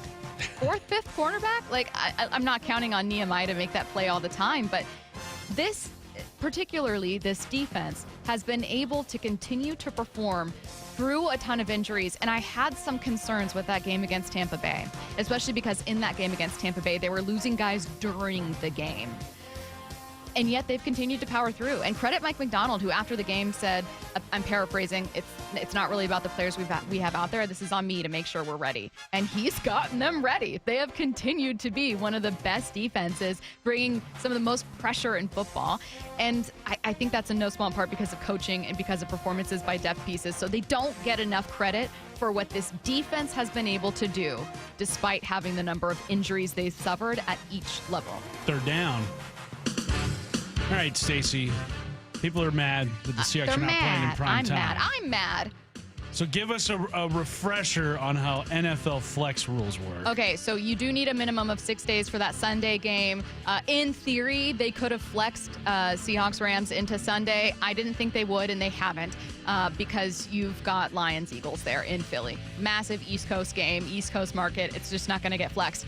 I did see people asking about the Monday night game, which unfortunately is going to be the Raiders against the Cowboys. Granted, a team that's very rarely going to get flexed out of primetime, but it's going to be Cowboys-Raiders. However, you cannot flex Monday night games. And Monday night games, or excuse me, you can, but you can't do it prior to week 12. There's a window that opens late in the season where you can start flexing some Monday nights. This was prior to that window opening. Week away from that. Yeah, so starting next week, the 12th. Week 12, not the 11. You can start flexing those games, but it just kind of left the Seahawks with no real spot to get moved into. All right. Timeline coming your way next. Are you kidding me? Another touchdown! Seahawks! Another dominant performance. Winners of 4 in a row. The rest of the league is taking notice of these Seahawks. Touchdown! Seahawks! And guess who? Jackson, Smith, and Jigba. What we're building here, we all feel like we have something special. This is the home of the Seahawks. That's a testament to the detail that we put into our work. Seattle Sports. It's hard to believe the holidays are almost here. And do you or someone on your wish list want the gift of fitness? Well, Brock Heward here, and the Top Fitness Black Friday sales event is on right now. I've told you all for years, there is nothing better than a home gym, and to give it as a gift and to friends, even better. And right now, you could save up to $1,000 on Inspire gyms, Inspire treadmills, and True treadmills, plus get free delivery and assembly on Precor treadmills, ellipticals, and exercise bikes. You can also save, how about this, up to 50% on last year's display models. With Olympic weight bars starting at $50 and home gym attachments and accessories, well, they're up to 50% off starting at just $10. So it's no secret why everyone from personal trainers to pro athletes love Top Fitness. You can visit them in Tukwila, Linwood, or Bellevue, or simply go to topfitness.com. Take care of your family, take care of your friends, take care of yourself with the Top Fitness Black Friday sales event on right now. Top Fitness, your best place for home fitness equipment. You gave years, maybe decades to your job. You showed up, worked hard, and planned for retirement. But now the company's changed, or maybe you've taken a buyout or been forced into early retirement. So what happens next? I'm Jeff Jr., founder of Trajan Wealth. And if you've built up a 401k or thrift savings plan, now is the time to ask, is that money really working for you? Many workplace retirement plans offer limited options and even less guidance. At Trajan Wealth, we help people just like you roll over their accounts into IRAs with more flexibility and personalized investment strategies built around your goals. For households with $500,000 or more, let us build you a personalized plan. We operate on veteran values, service, trust, and doing what's right. Your next chapter starts now. Call Trajan Wealth, 206-466-3300. That's 206-466-3300. Advisory services offered through Trajan Wealth, LLC, an SEC-registered investment advisor. New siding doesn't have to break the bank. We offer affordable options that add value and protection to your home. This is Justin Shirley, CEO of State Roofing and Exteriors. And while we're at it, ask about our roofing, windows, decking, and gutter services for even more savings. Call 866-ROOF-ROOF or visit stateroofing.com today to schedule your free siding inspection. State Roofing and Exteriors, held to a higher standard since 1968. State Roofing, the best roof you'll ever need. What is that sound? Ugh, that sounds like a plumbing sound. Luckily, there's a company that fixes all the plumbing sounds across Puget Sound. That's All Sound Plumbing. Puget Sound's plumbing experts. Have a sound? Visit allsoundplumbing.com. Hi, I'm Emily, your friend and jeweler at Shane Company, where a small box with a burgundy bow will help you win the holidays. As an in-house designer, I love creating meaningful, fine jewelry gifts. Choose a necklace with a gorgeous infinity charm to symbolize your everlasting love. Or go for a personalized piece with an engraving, their zodiac sign, favorite color gemstone, or their initial accented with pave diamonds. Because a friend wants you to be a holiday hero. Stop by or shop now at shaneco.com. Shane Company, your friend and jeweler. Emerald Queen Casino, the entertainment capital of the Northwest. The best place to watch all your favorite sports. Featuring wall-to-wall viewing screens, 6 windows, and 30 kiosks. Be there at emeraldqueen.com. Emerald Queen Casino, the entertainment capital of the Northwest. The home of the Seahawks, Seattle Sports. Touchdown! Seahawks! Ken Walker III! Get everything Seahawks at seattlesports.com. Our friends at Mazda of Everett always offer you their best deals. Mazda of Everett is the West Coast's largest Mazda dealer for a reason. They sell more new Mazdas than any other dealer on the West Coast. So come check out the Mazda More to Move You sales event now. Shop over 300 new Mazda CX-5s with 0.9 financing for 60 months, available on approved credit. Located on Highway 99 in Everett, or shop MazdaofEverett.com. Based on Mazda USA's retail sales reports 2025. This is Nancy Penrose, owner of Big Trees in Snohomish. For over 30 years, Big Trees has been helping homeowners and businesses move trees with advanced equipment and a professional and proven transplant process. Need a tree moved on your property or off-site? Trust the experts at Big Trees. Learn more about our transplanting process at bigtreesupply.com.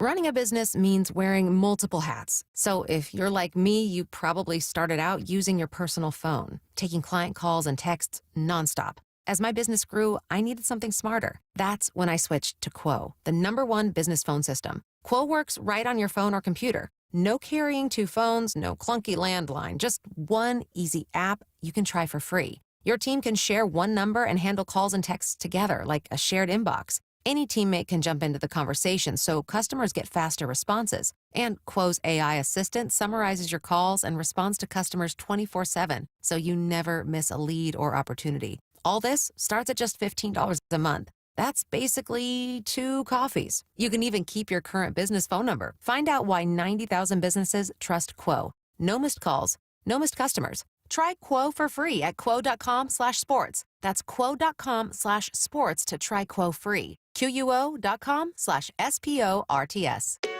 This is The Timeline with Bump and Stacy. Brought to you by 1-800-DUI-AWAY. Curtis, I need to be honest about something. I was a little critical about Jedfish yesterday, and I will fully admit I am not blind to this. I will admit that it was an emotional argument because as a Husky alum, coming off a loss, a really embarrassing loss, what got me was a report that had already been out but was recirculating that Jedfish, maybe looking at that UCLA job, family doesn't want to be here. And I said, look, Jed seems like a nice person, and I don't know his family at all. But if this is true, that he doesn't really want to be here, has his eyes on other schools, and that his family doesn't want to be here, then don't. Right. I don't think you're an A-plus coach. I think you're a great recruiter, and you leading this team to they're no longer in the top 25, but otherwise being ranked for the first time since 2023 is an accomplishment worth noting. But what I'm longing for is to kind of find a place for Washington. What is Washington in this college football landscape? I think that they can be better than a stepping stone. Sure. They're not a top 10 program. They never will be. That's not the pool you're playing in. Sure. But you can have years of title contention. Sure. And I don't want to settle as a program for someone that doesn't want to be here. So if that was the report, then I don't like hearing that. Well, Huskies head coach Jed Fish's future in Seattle, having been the topic of speculation, was brought up on Monday, and he talked at length about it. I would say those lists are made by people that have no idea what's going on. Honestly, they don't know what's happening in our program. They have no idea how excited I am about the youth in our program. They have no idea how excited I am about the fact that we're playing 6 or 7 true freshmen.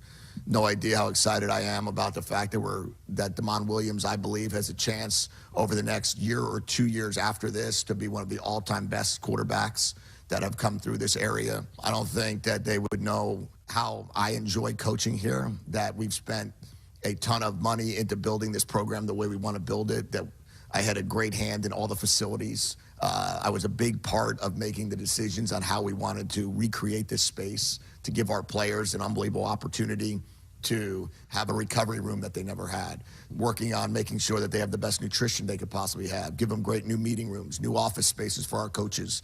I think, unfortunately, what happens is they just want to tie coaches to lists, and then we have to sit there and defend it rather than just be able to just tell our fans, like, our players, our coaching staff, myself, my family, we love coaching at the University of Washington. He also addressed the rumor that his family is unhappy in Seattle. The ridiculousness of people that want to claim that because my wife and daughters are living in Arizona, because I have a 16-year-old who's been in 5 different schools in the last 8 years to finish her high school, has anything to do with my decision, or the ridiculousness of just putting my name on a list just to do it.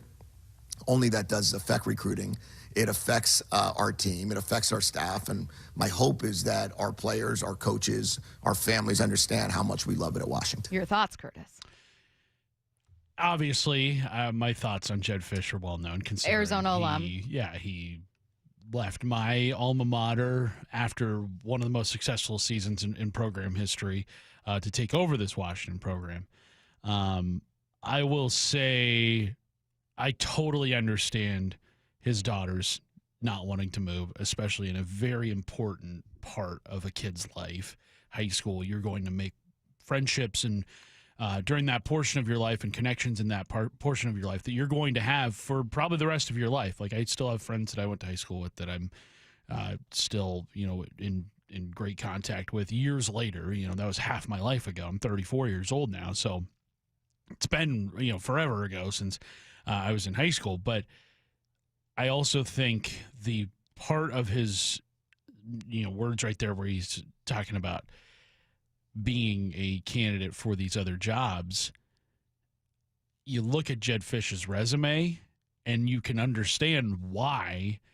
I think it's earned. I think you can understand why at this point in his Husky tenure, people are already starting to wonder if he is going to be here for the long term because he has never been anywhere for the long term.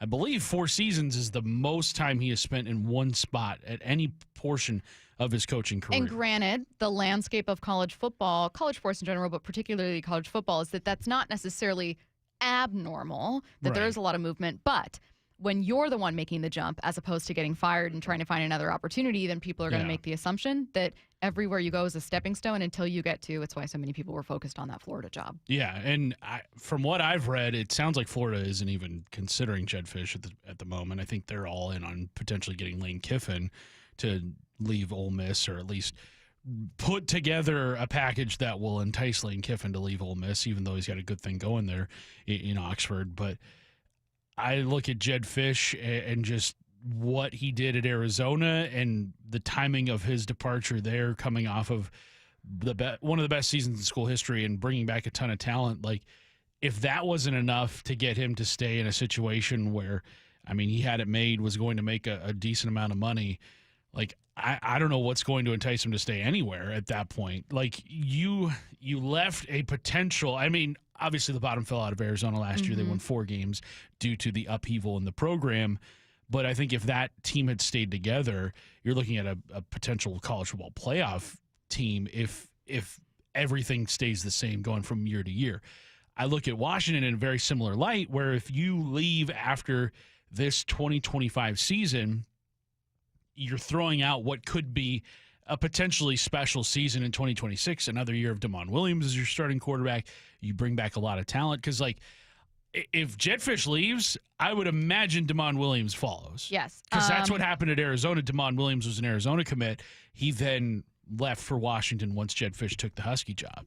And what's going to happen with a number of players. Exactly. What happened with Jonah Pullman here. That's what happens with every head coaching decision in college football these days. Players will follow that head coach wherever he goes because you don't have to sit out a year anymore if you transfer. I think part of this is admittedly Jedd, and he can feel defensive about it if he wants, but it's something that you've done, and so people are going to wonder. It's not a personal thing, right? No one's sitting here going, oh, he's slimy. Yeah. He's not loyal. It's just, look, you've bounced around, like Curtis said. Like, you've taken different jobs. You've used places as kind of stepping stones. Like, that's an assumption that's going to be made.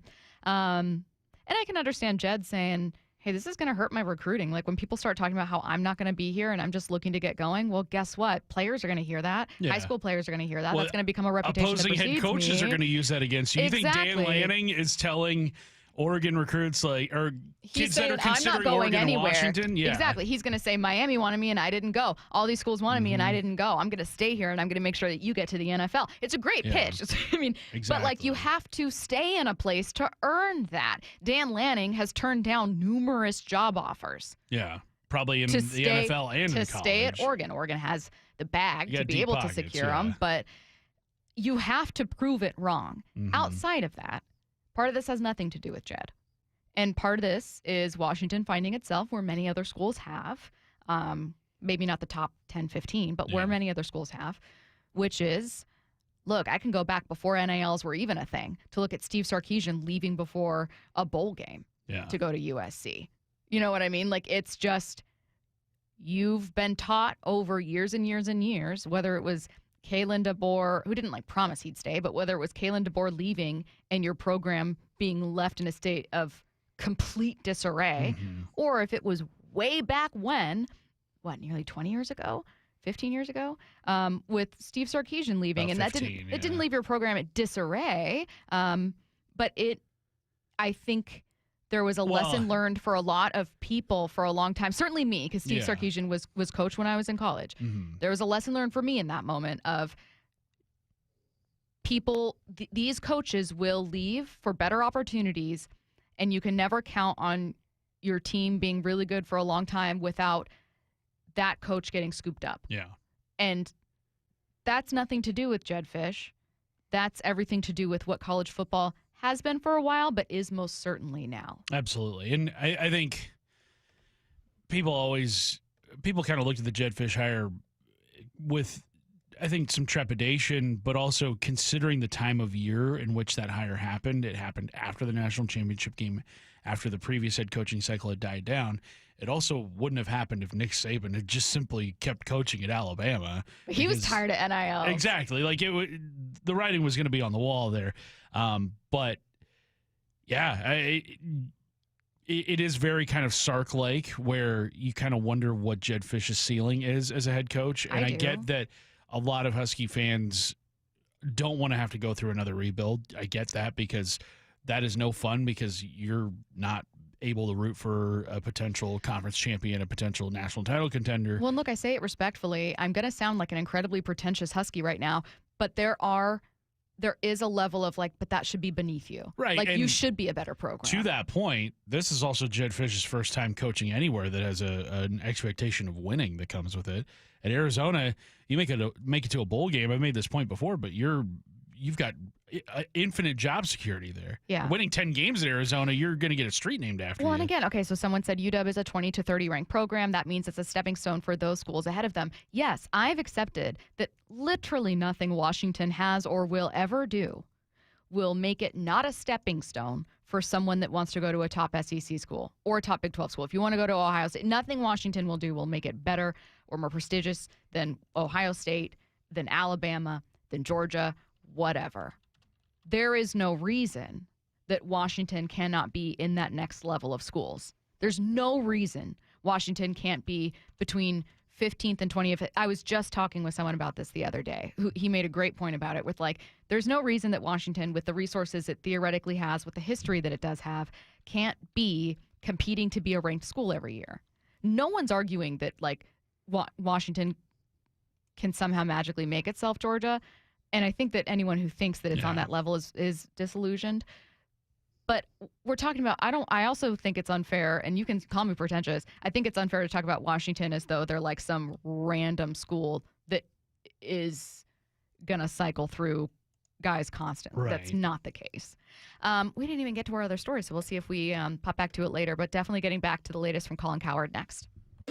And here is lefty Lenny Wilkins. Remembering the legendary Lenny Wilkens. Lenny Wilkens first suited up for the Sonics in 1968. Head coach of Seattle's first champion. And the Supersonics win their first ever NBA championship. Icon in the community. We're a better community when we take time to recognize one another. Thanks, Coach, from a grateful city and Seattle sports.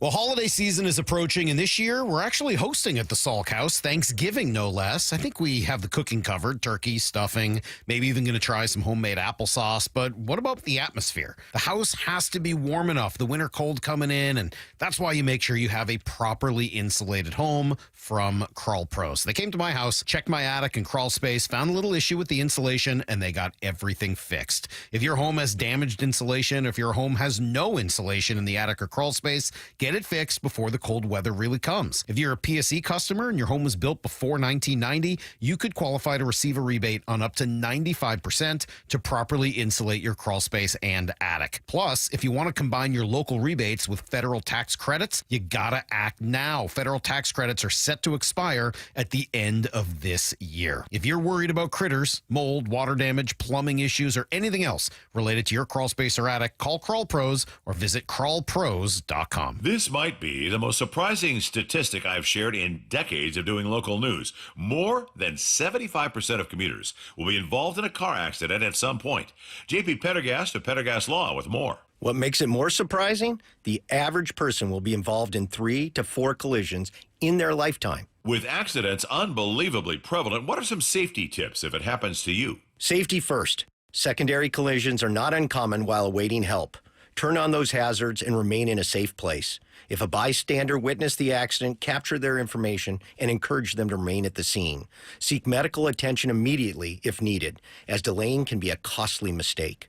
Lastly, remember that statements made to police and insurance adjusters can affect your case. Collisions are more common than we'd like to think. If you find yourself in one, follow these helpful tips and then call my friends at Pendergast Law. If you or a loved one's injured in a car accident, call Pendergast Law. We can help. PendergastLaw.com.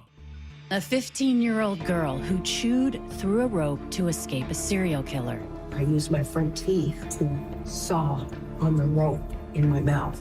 The killer prowled the Pacific Northwest in the early 70s. He's been convicted of murdering 2 young women, but suspected of many more. Maybe there's another one in that area. Follow and binge all episodes of Stolen Voices of Dole Valley, available now wherever you listen. What does it mean to give 100%? It means giving everything you've got, every single day.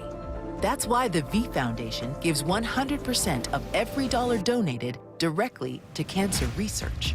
So no matter what you give, we give 100% for life-saving research victories, 100% to making new discoveries that lead to innovative treatments, 100% to groundbreaking cancer research that could one day save someone you love. We know cancer research is working.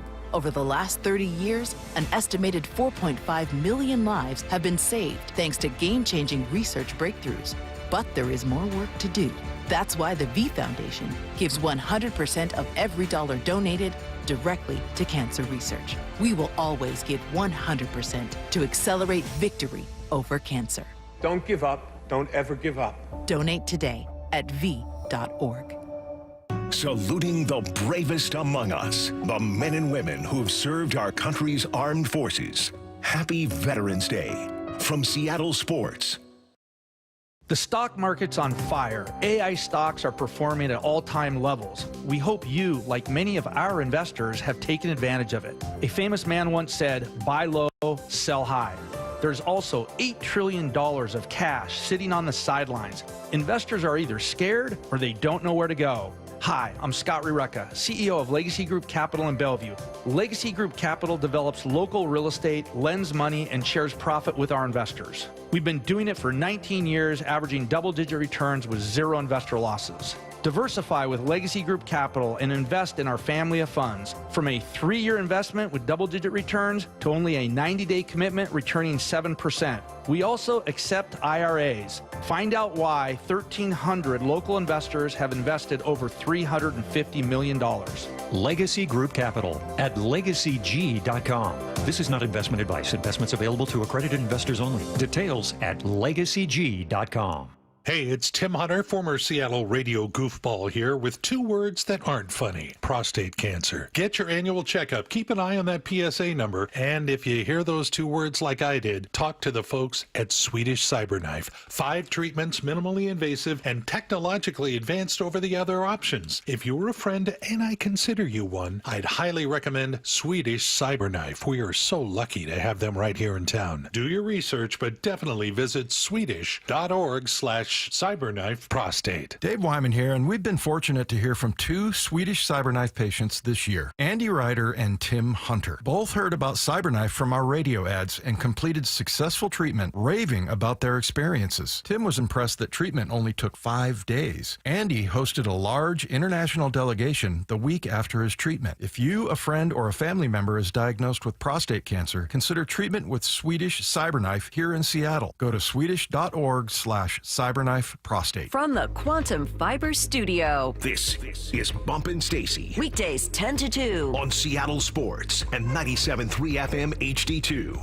It's a showdown you won't want to miss. Sam Darnold against the Vikings. The Seahawks season's in full swing, and we want to send you and 3 friends to the November 30th game against Minnesota. All you need to do is open the Seattle Sports app and then click the Win tab to find out how. If you don't have the app, you can text the word app, APP, to 866-979-3776, and then we'll send you a link to download, or you can download the app wherever you would get any of your apps. It's free. Enter daily to increase your chances to win. This contest runs through Monday, November 17th. That is a week from yesterday, right? Yeah. Yes. That feels right. Colin Cowherd was on, Sounds right, yeah. on his Brock and Salk earlier this morning talking about the Seahawks. So earlier we played the cut of him talking about that he's buying stock in the Seahawks. So now we're going to get to the rest of that interview because it's great. He talks about a Super Bowl formula. The only chance to win a Super Bowl is when you have a coach in his prime and a quarterback in his prime, and hopefully you have a really good deal-making GM.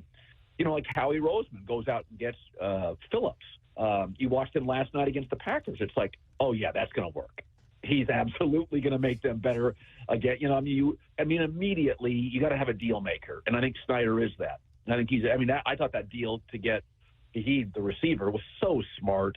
Reunited with his OC. I thought that was such a smart move. They're in a great spot. I like this cut, Curtis, because I like Colin's explanation of what to him gives you a chance at a Super Bowl. I think that we always try to define the recipe, and it's like generational quarterback, and you have to have a top offense, top defense, and all of that might be usually true. But he says, look, it's when you have a coach and a quarterback who are in their prime, and you have a GM who's unafraid to make tough decisions and make big deals. And right now, Seattle's got that. They do. And the spot that the Seahawks find themselves in would not be possible if it weren't for the tough decisions that John Schneider has had to make constantly in the, last 3 or 4 years of his time as GM. It all started with the trade of Russell Wilson before the 2022 season. It then morphed into the decision to move on from Pete Carroll after the 2023 season, and then to trade away Geno Smith and DK Metcalf, hire Mike McDonald, and sign Sam Darnold. Those are like the 5 biggest moves that the Seahawks have made in the last 4 or 5 seasons, and all of them have paid off in ways that I don't think any of us could have imagined, and all have gotten progressively better than the move made prior to it. We all thought the Russell Wilson trade couldn't have gotten any better, but then moving on from Pete Carroll, while a very tough decision, and all of us were sad to see Pete go because of what he means to the city and what he means to the Seahawks organization. How could you possibly improve upon what he built here? And Mike McDonald is off to the best start any coach has had in Seahawks history outside of Pete Carroll. And Pete Carroll didn't have a winning season until year 3 here in Seattle. So what McDonald has been able to do is phenomenal. And then, the decision to move on from Geno and bring in Sam Darnold, John Schneider's fingerprints are all over this team. And I think it's very, it was Barnwell who was on with us about 3 or 4 weeks ago, who said he thinks John Schneider's kind of aged out of the executive of the year running. It's Sure. I don't know, man. I don't know. The heater that he has been on is pretty impressive. Yeah. It's not like a level of stability where he blends into the background and you kind of think, oh, the Seahawks are still there. That would be the version of what they had been, which is they're winning 9 to 11 games every year, maybe getting to the playoffs, but not becoming a Super Bowl contender. He is taking big swings. And this isn't even talking about midseason trade. I know you brought it up, but this isn't even on a broader scale talking about midseason trades. Yeah. You could make cases based purely on bringing in Darnold and moving on from Geno or trading away Russell Wilson. But there are cases to be made about you signed 2 linebackers and then you moved on from 2 linebackers and you became better. Exactly. The whole Connor Williams, we talked about that last year. They got better after Connor Williams left. So it's you're not going to be able to get to where you want to go without taking big risks. And the Seahawks have benefited greatly from that. Great question from the 253. They said, what does a coach in his prime mean? I wonder if the 253 is asking in part because it's implying that this is the best McDonald will get. Meaning is it a slight version. 253? I'm sorry if that's not what you're implying. And Port Orchard kind of follows that up with is Andy Reid in his prime? I would say yeah. Yeah, but here's what I think. I think that the way I interpreted it to both the 253 and Joe is a coach who is actively making his team great rather than just a coach that's keeping them afloat or a coach that is hampering them. That the coach is part of the conversation. Right. The coach is part of what's keeping them dialed in and great and different, somehow giving them an advantage. I think that's how I heard it. Did you watch the Cowboys documentary on Netflix? Yes, so good. It made me like Jerry Jones more. I think that, yes. Well, I hate to say it. I kind of like Jimmy Johnson too, but the difference between the first Cowboys teams that won the Super Bowl and the last Cowboys team that won the Super Bowl is that Barry Switzer was very much hands off. He was just there to kind of babysit. Yeah. He was not there to, make things better than what it was. It was just kind of there to sustain what was going on prior to Jimmy Johnson's departure.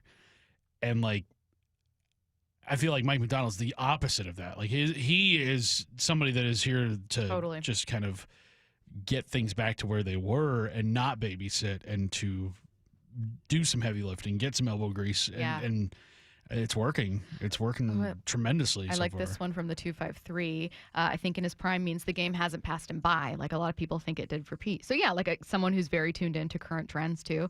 I could talk about this all day. We are going to stick with football. FTN Fantasies. Aaron Schatz is joining us. Also later in the show, we haven't gotten to the Mariners yet, but Shannon Drayer is going to join us in studio at 1. Brock and Salk. The Seahawks are 7-2, Brock. Morning 6 to 10. Taking on a division rival who is also 7-2. What do they call it? The America's Game of the Week? Oh, yeah. Afternoon. The Big Crew. Fox is going with Chicago and Minnesota. What? What are you talking about? Chicago and Minnesota? Joe Davis, Greg Olson, the number 2 game on Fox. Brock and Salk, only on Seattle Sports. It's hard to believe the holidays are almost here. And do you or someone on your wish list want the gift of fitness? Well, Brock Cowherd here, and the Top Fitness Black Friday sales event is on right now. I've told you all for years, there is nothing better than a home gym, and to give it as a gift and to friends, even better. And right now, you could save up to $1,000 on Inspire gyms, Inspire treadmills, and True treadmills, plus get free delivery and assembly on Precor treadmills, ellipticals, and exercise bikes. You can also save, how about this, up to 50% on last year's display models, with Olympic weight bars starting at $50 and home gym attachments and accessories, well, they're up to 50% off starting at just $10. So it's no secret why everyone from personal trainers to pro athletes love Top Fitness. You can visit them in Tukwila, Linwood, or Bellevue, or simply go to topfitness.com. Take care of your family, take care of your friends, take care of yourself with the Top Fitness Black Friday sales event on right now. Top Fitness, your best place for home fitness equipment. Hi, I'm Justin Shirley. We offer 0 down, 0 interest, and 0 payments for 24 months on new roofs. Call 866-ROOF-ROOF now. State Roofing and Exteriors, held to a higher standard since 1968. The Home Comfort Alliance Warehouse Clearance Sale ends soon. Save 25 to 75% on heat pumps, furnaces, and air conditioners. Also enjoy 18 months, 0% financing. Visit HomeComfortAlliance.com today. Nobody hooks you up like Popeyes. The Big Box is the reward that keeps on rewarding. Crack it open and you're greeted by 2 pieces of crispy signature chicken. Or if you want, 3 tenders, nestled in there with the 2 sides speaking to you most in this moment. You got that biscuit, and what are you waiting for? Dig right on in. That's feast mode activated, and you're in big box business for $6. Love that chicken from Popeyes. At participating U.S. restaurants, price may vary, tax extra. This is for all you guys on Viagra. ED pills are no longer needed. The brutal side effects like 4-hour headaches, blurred vision, and that flush feeling can all be put behind you with our treatment. Here at West Coast Men's Health, we have a better approach to ED. Acoustic wave therapy creates blood flow circulation by safely removing the plaque in your arteries and restoring function naturally. Guys, let me be clear. Pills will never fix your problem. Our equipment is the latest technology, and our medical staff is the best in the industry. So give West Coast Men's Health a call today. Speak with our clinic manager. Ask him any question you like, how it works, the science behind it, and even the cost. If you suffer from ED or Peyronie's disease, give West Coast Men's Health a call today. It's not just about better health, it's about a better life. With clinics in Redmond and Tacoma, call 206-519-6541. That's 206-519-6541. Online at westcoastmenshealth.com. I know a lot of you guys are listening from your phones right now, so it's the perfect time to give a shout out to my friends over at AT&T. The other guys will make claims saying this and that about how great their network is, and I'm just here to set the record straight that AT&T is America's fastest and most reliable wireless network. I don't know about you guys, but it just gives me so much peace of mind when I'm going to do the things I love, and I know my wireless networks got me. Like if I'm going to a concert or a basketball game or even something outdoorsy, knowing I'm going to have fast service and can share what I'm up to is a game changer. You want to know you can post what you want to post, call who you want to call, and with AT&T, it literally doesn't matter where you're going. I promise you, they're already there. Don't just take it from me. Actual tests prove AT&T is America's fastest and most reliable wireless network. When you compare, there is no comparison. Based on Root Metrics' United States Root Score Report, 1H 2025 tested with best commercially available smartphones on 3 national mobile networks across all available network types. Your experiences may vary. Root Metrics rankings are not an endorsement of AT&T. More fiber and laxatives, eh? Who are you? I'm future you. Future me? Constipation with belly pain still coming back? Our doctor figured it out. It's irritable bowel syndrome with constipation, or IBS-C, and Linzess could help you get ahead of it. Linzess linaclotide is a prescription medicine that treats IBS-C in adults. It's not a laxative. It's a once-daily pill that helps you get ahead of your symptoms. It's proven to help you have more frequent and complete bowel movements and helps relieve overall abdominal symptoms, belly pain, discomfort, and bloating. These symptoms were studied in combination, not individually. Do not give Linzess to children less than 2. It may harm them. Do not take Linzess if you have a bowel blockage. Get immediate help if you develop unusual or severe stomach pain, especially with bloody or black stools. The most common side effect is diarrhea, sometimes severe. If it's severe, stop taking Linzess and call your doctor right away. Other side effects include gas, stomach area pain, and swelling. Talk to your doctor and say yes to Linzess. Learn more at linzess.com or call 1-800-LINZESS. This is Seattle Sports. Streaming through the Seattle Sports app. KIRO AM Seattle. KIRO FM HD2 Tacoma. Home of the Seahawks, Mariners, and everything Seattle sports. Seattle Sports Snapshot. Breaking news earlier this morning per ESPN, the Mavericks have fired general manager Nico Harrison. Harrison had faced plenty of criticism ever since his controversial blockbuster trade of Luka Doncic 9 months ago. Snapshot, brought to you by Miller Lite. When it's game time, it's Miller time. From the Quantum Fiber Studio, this is Bump and Stacy on Seattle Sports. Streaming through the Seattle Sports app and at seattlesports.com. Now, here are your hosts, Michael Bumpus and Stacy Ross. Here we go now. FTN Fantasies, Aaron Schatz joining us right now on the Emerald Queen Casino Sportsbook Hotline. Aaron, how's it going? Hey, I'm doing well. How are you guys today? Fantastic. It's been really, really fun to talk about what the Seahawks are doing this season. We're both obviously really excited for this upcoming game on Sunday against the Rams. I am going to start with Sam Darnold and openly admit that he has surpassed my wildest expectations this season, and that's awesome. What were you expecting for him with this marriage with Seattle, and has he surpassed your expectations?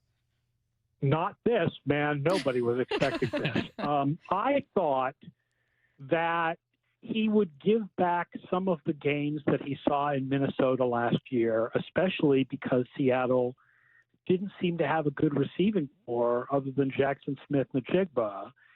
And instead, he's been even better than he was last year, even though they don't have a good receiving core other than Jackson Smith-Njigba and an injured Cooper Kupp and now Rashid Shaheed.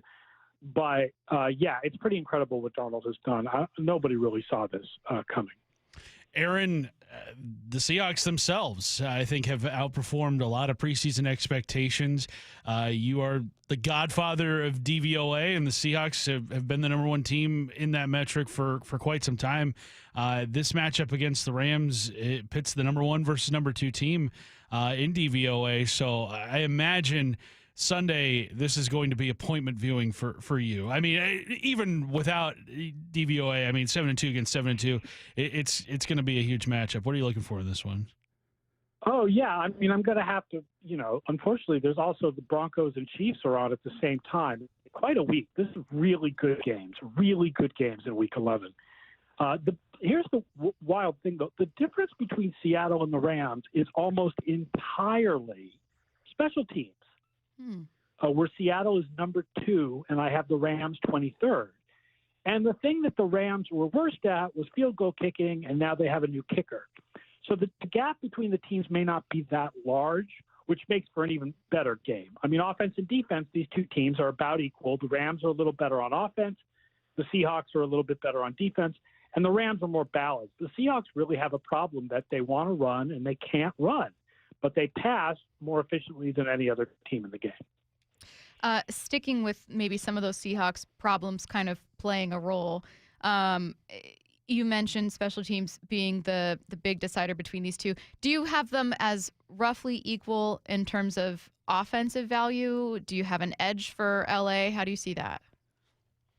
Yeah, the Rams are better offense because they're better running the ball. I mean, the Seahawks are 21st running the ball in efficiency, and the Rams are third. And the Seahawks are the better defense because they're just a little bit better. It's, both teams are pretty balanced on defense, but the Seahawks are just better than the Rams. So overall, without special teams, the two teams are about equal so far this year, but the Seahawks are more of a defensive team. Aaron, one guy in Seattle that has had a huge impact on the success of this season is Jackson Smith-Njigba, who could be threatening the single-season receiving record this season. He's on pace for nearly 2,000 receiving yards. When you look at his game and the steps that he has taken over the last year, how impressed are you with what he's been able to do this season? Yeah, remember once upon a time when we thought he was a slot receiver? Ha, ha, ha, ha. No, I mean, he's in everything. He's amazing. It reminds me of Steve Smith. The year that Steve Smith, I think it was 2005, won the receiving triple crown for Carolina, even though Moshe Muhammad was injured and there were like no other receivers in Carolina. And he had Jake Delhomme as his quarterback, and yet nobody could stop the guy. And that's what Smith-Njigba is like this year. Like if you want to, say, we don't know if Sam Darnold can keep this up, whatever. He's better than Delhomme. But, I like Shaheed a lot, and that's a good addition.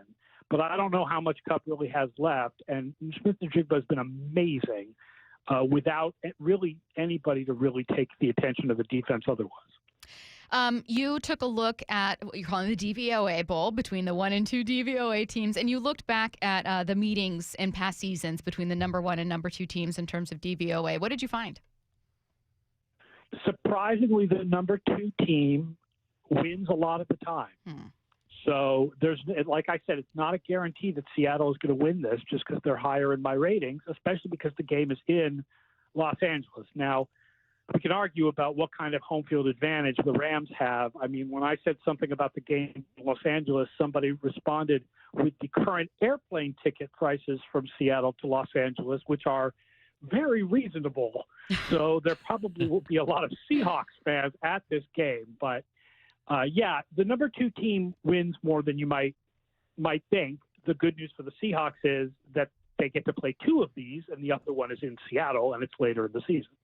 Aaron, a lot of the teams we thought were going to be contenders to start the season haven't necessarily lived up to that billing. Obviously, injuries impacting what the Bengals and Ravens have been doing this season. Is there a team that you're kind of seeing laying in the weeds right now that you are kind of like, all right, I've got my eye on them. I think they've got a big second half in store. Well, I mean, if I say Baltimore, is that really a surprise to anybody? I think everybody knew once Lamar Jackson came back that Baltimore would be a real contender again. And their defense has been much better since they traded for safety Alohi Gilman from the Chargers, which allows them to move Kyle Hamilton around and do all kinds of interesting things with him. And so the Ravens are certainly the favorite in the AFC North, despite being 4-5. I also like the Houston Texans, who are better than their 4-5 record because their defense is the best in the league. But the way the Colts are playing, it's going to be hard for the Texans to win that division. Is there anyone that's kind of in the opposite bracket where when you look at, deeper levels of value, you go, God, this team might be a favorite. The record is pretty solid, but they are maybe just lucking out with some of these wins?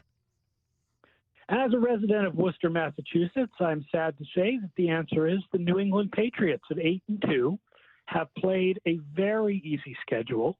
They are in line for the 4th easiest schedule I have ever measured, and they are overly dependent on explosive plays. They were, at least, to beat Tampa this week.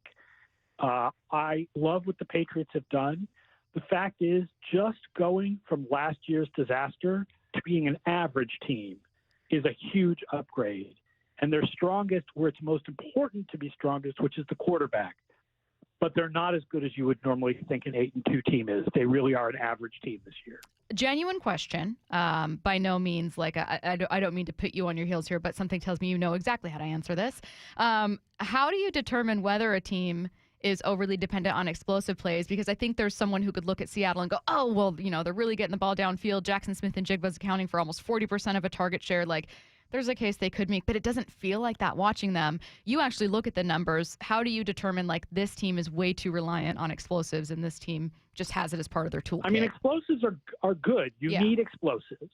But the fact is that they're a little bit less predictive in success rate overall. And if you look at this week's game that the Patriots beat the Bucks had a success rate, keeping the sticks moving, 52%. And the Patriots were at 33%.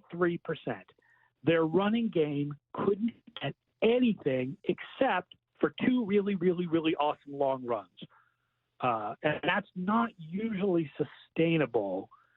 But the good news for the Patriots is most of their opponents are not as good as the Tampa Bay Buccaneers. Aaron, looking at some of the other contenders right now, Indianapolis off to a very fast start. They're 8-2. How real are they in your eyes? Do you see them as a potential AFC champion contender here over the season second half? I do. It's true that Daniel Jones has come back a little bit the last 3 weeks. He was fantastic under pressure in the first few weeks of the season, and that's very different from his career up to this point. So it makes sense that he regressed over the last few weeks. I still think the Colts are a really strong contender in the AFC. The biggest reason they're a strong contender is that they have the 8-2 record. So they're the favorite to get the 1 seed. I think if you said, who's a better team, Kansas City, which is currently not even in the playoffs, is the better team. But Indianapolis is going to have the 1 seed, and Kansas City may not even win their division. One thing that Curtis and I, Aaron, have been kind of debating today, both of us land on the same side of it, but one thing we've been talking about is maybe like an eye test versus looking at deeper value. And a take that I'm noticing that I think is completely understandable is people going, God, when I look at the stats and when I look at the production of Seattle, a team that's flawed, but so is every team, I feel like they can be a Super Bowl team. But then when it comes to actually saying they could win a Super Bowl, so many people are hesitant to actually say it. And I think there's a lot of different reasons, and some of them are perfectly fair. But I'm wondering if, I would imagine that for you. There's one reason. Yes, tell me. There's one reason. The one reason is we all think Sam Darnold is going to turn back into a pumpkin when we get to the playoffs and he feels pressure. Do you think that? That's what happened last year for Minnesota. That's what everybody is worried about. Yeah. That's the one reason why people, if anybody can't take Seattle seriously, that's the biggest reason why, is that fear that when it comes to a pressure game and the Seahawks fall behind and he has to pass, is Darnold going to be throwing picks like he did for the Vikings in the playoffs last year? And I honestly do not know the answer. So do you think, though, none of us do, but do you think that if, let's say, the Seahawks win and he's solid in this one, do you think that starts to change, or will it take postseason wins? I think it won't matter until he wins in the postseason. I think that because he was good, he was really good last year, and he was really good even against good opponents. And then the postseason came, and he laid a huge egg against the Rams. And I just feel like people are going to see that game in the back of their minds until he proves, until Seattle goes to the playoffs and wins. And he shows that he can play well in the playoffs and win games in the playoffs.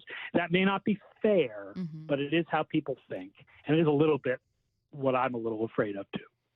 Looking at that NFC playoff picture, Seahawks and Rams are head and shoulders above really everybody else. Is there another team in the NFC that you think is capable of challenging them for possibly home field advantage here if it comes down to that in the final weeks of the season? Sure. I mean, Philadelphia is 7-2, and they made some great trades to make their defense better. And Detroit. I mean, Detroit is 6-3, but Detroit is really good. We have Detroit almost as good as the Rams. We have them fourth in our ratings. So, I mean, there's no question Detroit is a serious Super Bowl contender and has been all year. I think, they had one bad game in week 1, but, a couple of losses. But overall, the Detroit is still really strong and balanced between offense and defense. What do you see from the Packers this year? Oh. I see it. You just want to poke them with a stick and be like, come on, something. man. Like, that at their highs, the highs can be so high, and then the play calling last night, so many runs and not even going after the clear weakness of the Eagles, which is the second cornerback, Adoree Jackson. And and then, you have a 4th and 1 that you have to make, and you call a weird option play, and your entire interior line gives way.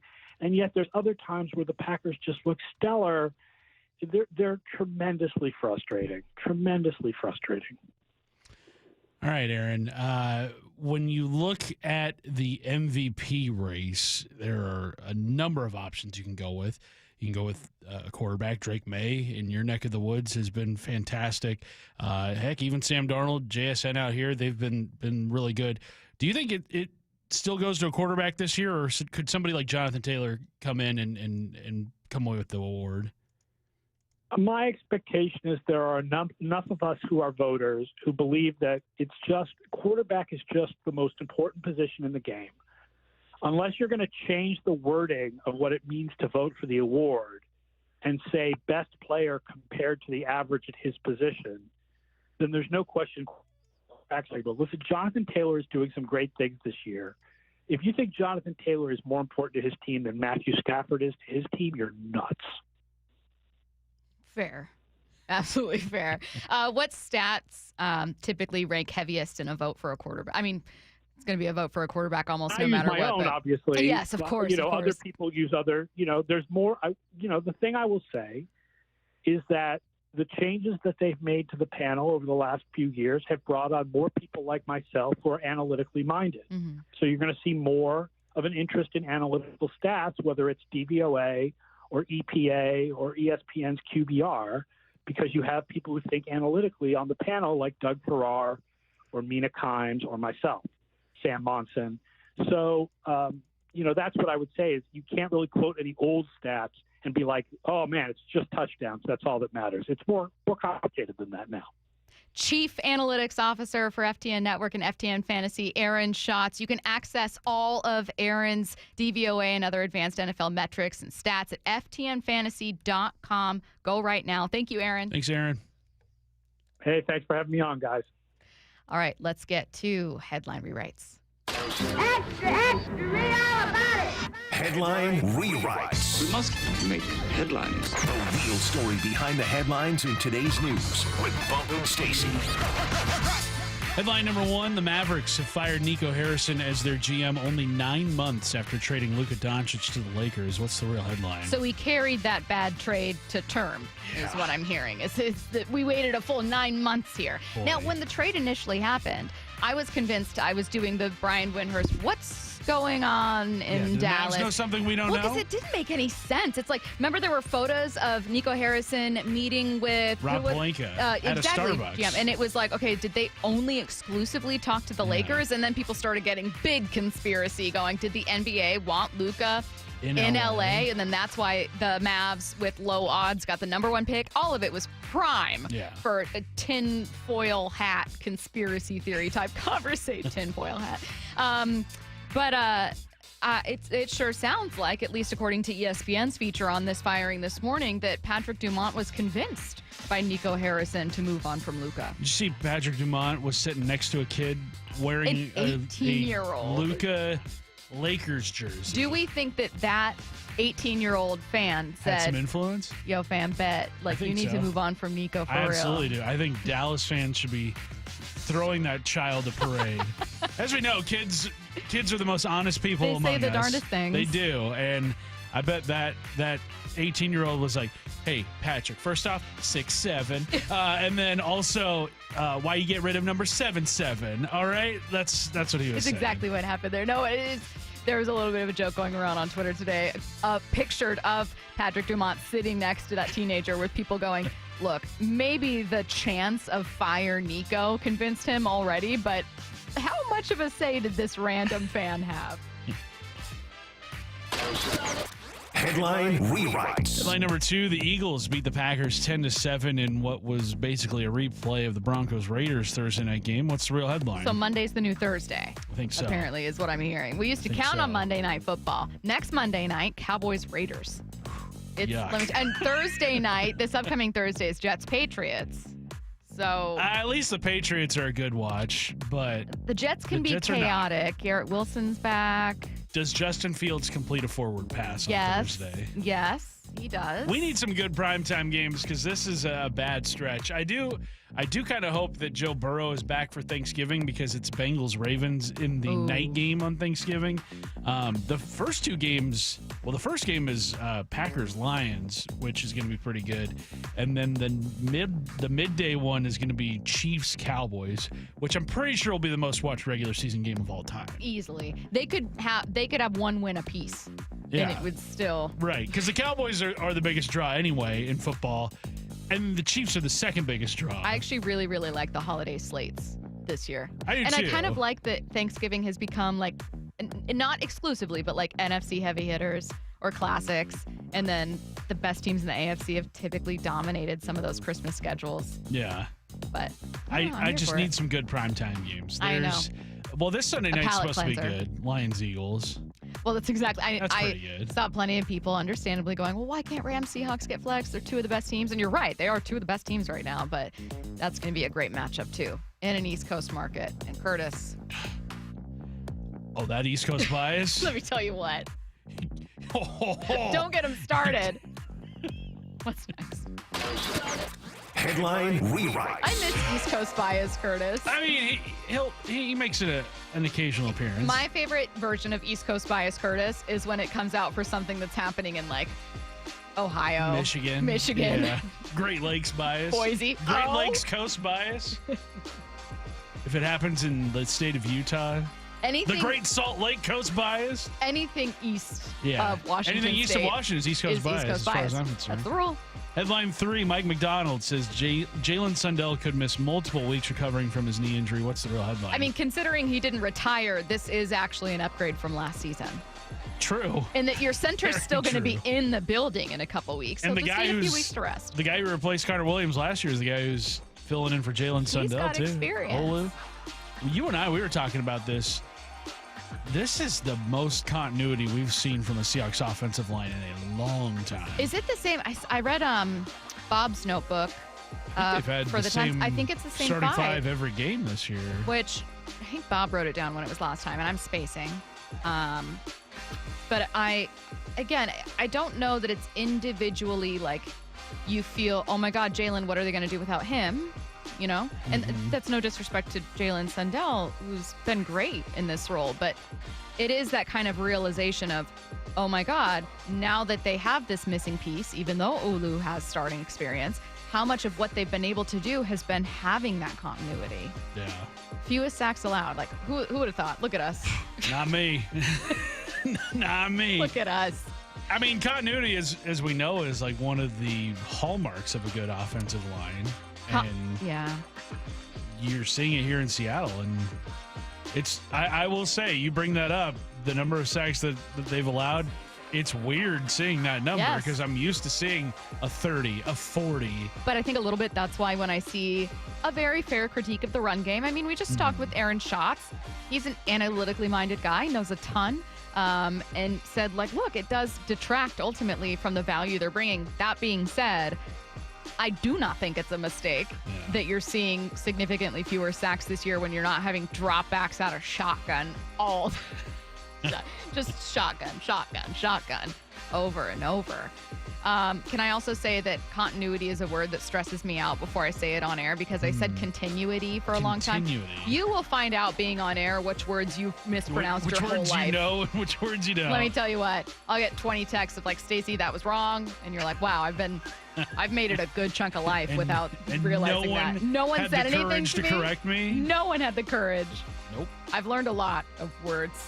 It's a showdown you won't want to miss. Sam Darnold against the Vikings. The Seahawks season's in full swing, and we want to send you and 3 friends to the November 30th game against Minnesota.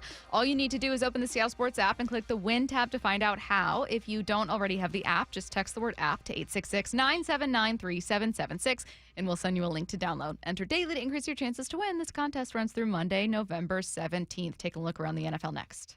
The one and only Mark Schlereth. Every Monday at 4 during the NFL season with Wyman and Bob. How we doing, guys? We're good, man. We should be, right? If you look at how Mike McDonald has done there and what he has brought to the table, and then you look at John Schneider, you're talking about potential Coach of the Year candidate and potential GM of the Year or Executive of the Year candidate with where they sit right now. On Seattle Sports, on YouTube and the Seattle Sports app. Running a business means wearing multiple hats. So if you're like me, you probably started out using your personal phone, taking client calls and texts nonstop.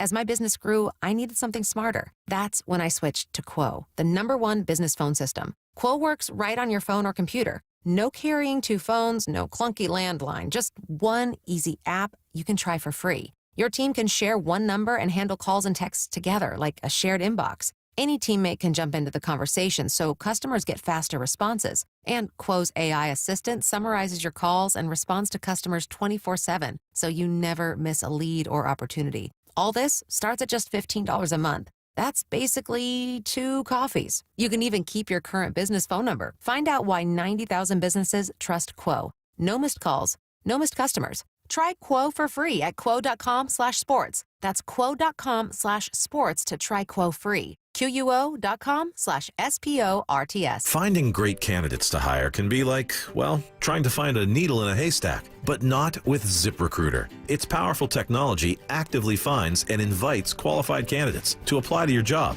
So while other companies might deliver a lot of hay, ZipRecruiter finds you the needle in the haystack. See why 4 out of 5 employers who post a job on ZipRecruiter get a quality candidate within the first day. Try ZipRecruiter for free at ZipRecruiter.com/free. That's ZipRecruiter.com/free. If you love to travel, Capital One has a rewards credit card that's perfect for you. With the Capital One Venture X card, you earn unlimited double miles on everything you buy. Plus, you get premium benefits at a collection of luxury hotels when you book on Capital One Travel. And with Venture X, you get access to over 1,000 airport lounges worldwide. Open up a world of travel possibilities with the Capital One Venture X card. What's in your wallet?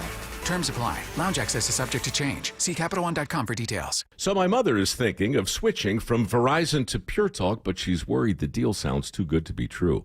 Michael, she said, how can those Pure Talk people offer me the same basic service as Verizon for so much less money? I said, Ma, go ask Google how much Verizon spends on advertising and promotions. A few seconds later, my mother said, oh my goodness, $12 billion a year? That must be a typo. I'll tell you what I told my mom. It's not a typo. Verizon spends $12 billion a year on advertising and promotions, and their customers are paying for it. Well, Pure Talk doesn't spend that kind of money on commercials. Trust me, I would know. That's why they can offer you and my mother unlimited talk, text, and plenty of data on a crazy fast 5G network for just $25 a month. And if you're a business owner, you could really save a fortune. Dial pound 250, say the words Mike Rowe, and you'll get an additional 50% off your first month. That's pound 250 Mike Rowe. Pure Talk. Everything you need and nothing you don't. Thinking about new windows or doors, but unsure about writing a big check up front? For the first time ever, Lake Washington Windows is offering incredible 5-year zero-interest financing, plus 15% off for a limited time. Visit LakeWashingtonWindows.com today. John here with Happy Hauler. Furniture and household items you plan to throw away? We'll take them and prioritize donating and recycling, keeping items out of the landfill. Happy Hauler is Seattle's eco-friendly junk removal. HappyHauler.com, hauling with a heart. The Bump and Stacy Show is powered in part each day by the caring and compassionate team at Pendergast Law Personal Injury Lawyers. Go to pendergastlaw.com.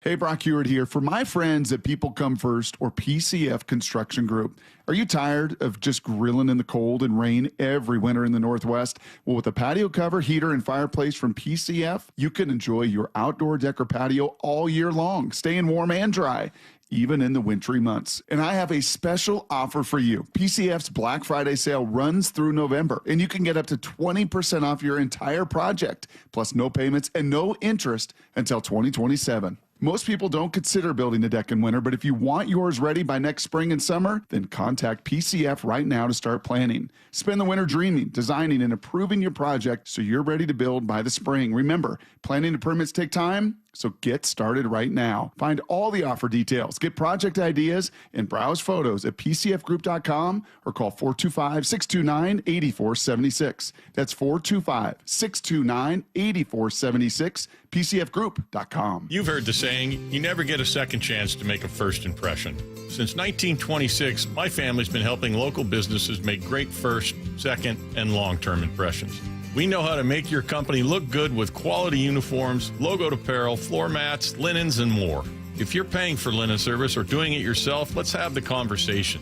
The information and quote are free, but the savings and service can really add up. Visit suplinen.com. Superior Linen Service. It's what we do. Napa Auto Parts reminds listeners the holidays are meant to be a time of good cheer and warm gatherings with family and friends. Don't spoil the spirit of the season by getting behind the wheel after drinking. Always designate a sober driver or take a ride share for a safe ride home. Let's work together to keep our roadways safe and accident-free this holiday season. Happy holidays to you and yours from the entire team at Napa Auto Parts, featuring top-quality parts at affordable prices. Visit them at napaonline.com.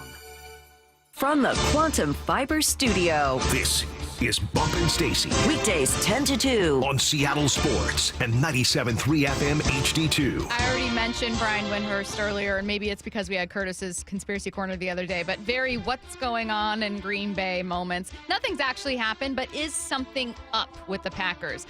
Adam Schefter, he's well-sourced. He's well-connected. He thinks that it's a little bit funny that head coach Matt LaFleur and GM Brian Gutekunst have not received contract extensions. Brian Gutekunst, the general manager, and Matt LaFleur each are in the second to last year of their contracts, meaning next year would be the last year. And neither one of them was extended. Now, I don't know why Ed Policy did that, whether he wanted to just take over, let things calm down, assess how these guys do, see how the season went, whatever his reasoning was. But in the past, if I'm not mistaken, I think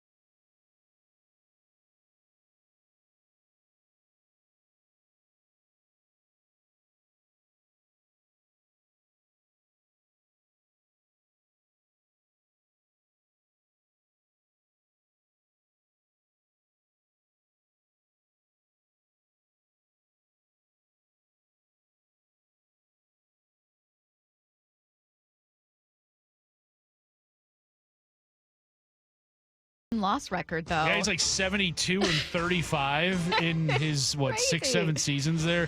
Like, every team would take that win percentage over that span of time, but I kind of wonder if the Packers have maybe reached a little bit of a ceiling with him.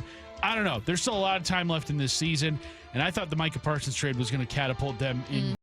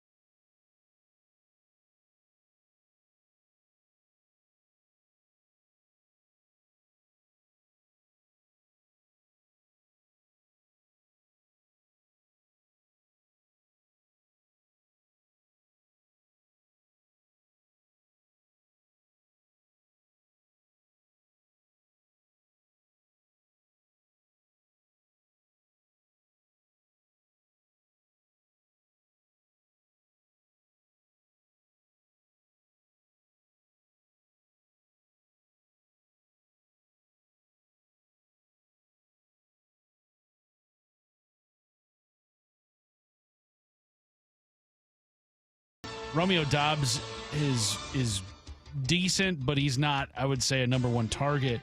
You're going to be searching and finding somebody to step up in the absence of Tucker Kraft because, Kraft, even after missing yesterday's game, still is the Packers' leading receiver in terms of yards, in terms of touchdowns. That's a lot of production that you've got to find now, and you can't make a trade to do it. Like this is your team going forward. I'll tell you what, there is a first-round pick wide receivers cooking right now. Oh. Jackson Smith and Jigga. That's right. Next story. Joe Burrow spoke to the media on Monday for the first time since opening his practice window. As a reminder, he has not started a game since week 2. This is how he's feeling. Felt good. It was good to be back out there. Good to be around the guys, toss it around a little bit. Joe, when was this the kind of timeline for you? When you kind of set this as the timeline? You talk to a lot of different people. You talk to people who've been through it.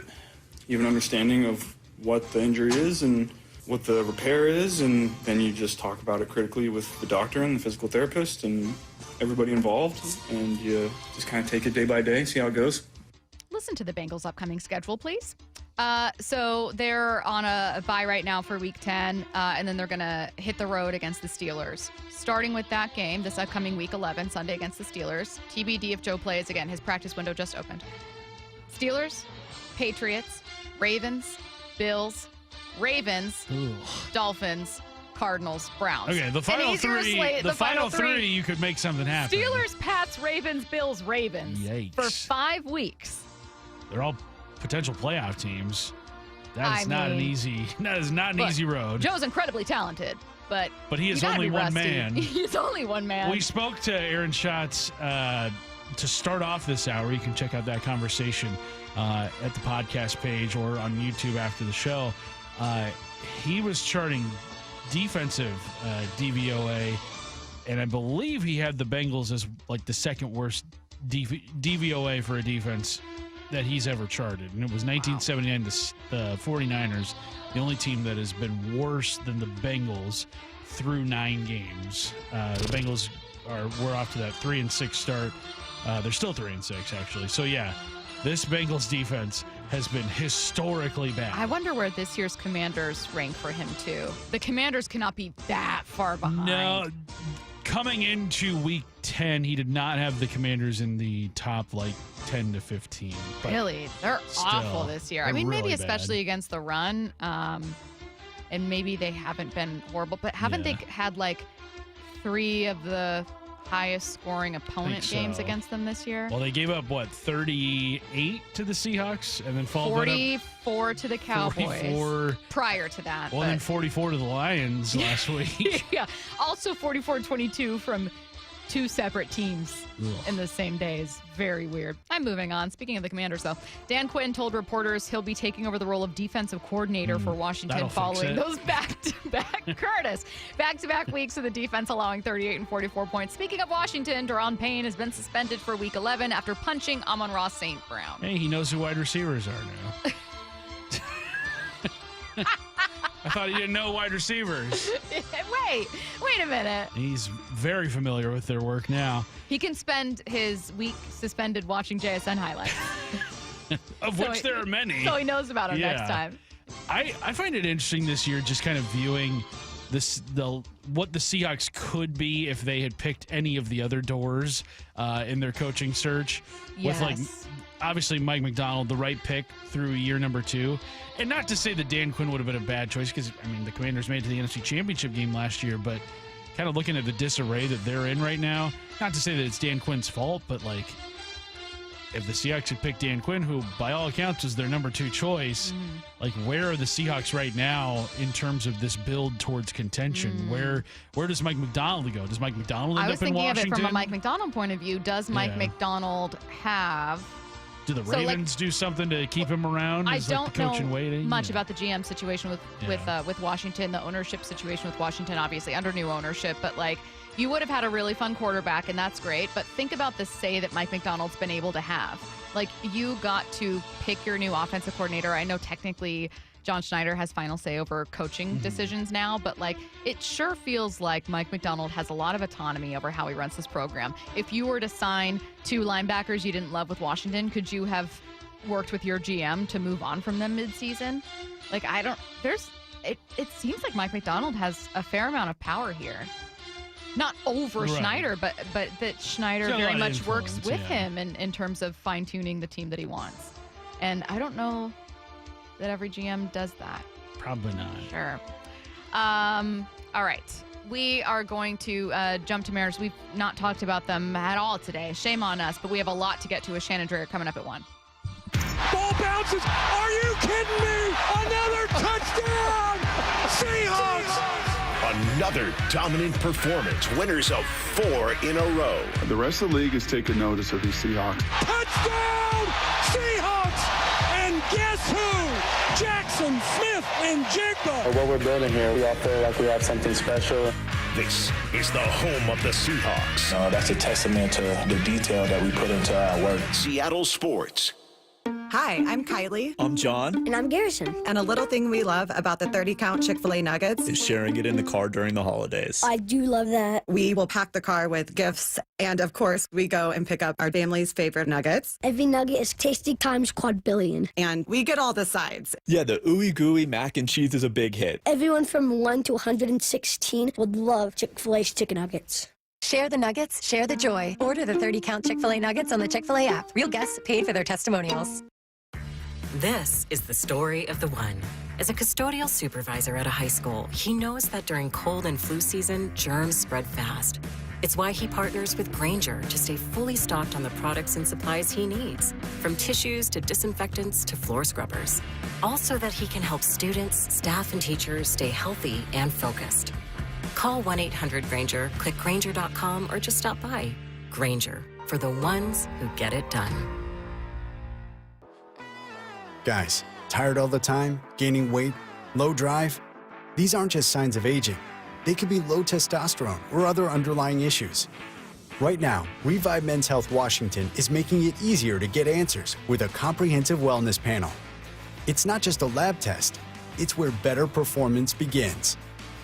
Our providers will check your testosterone, blood sugar, cholesterol, kidney, liver, thyroid, and heart health.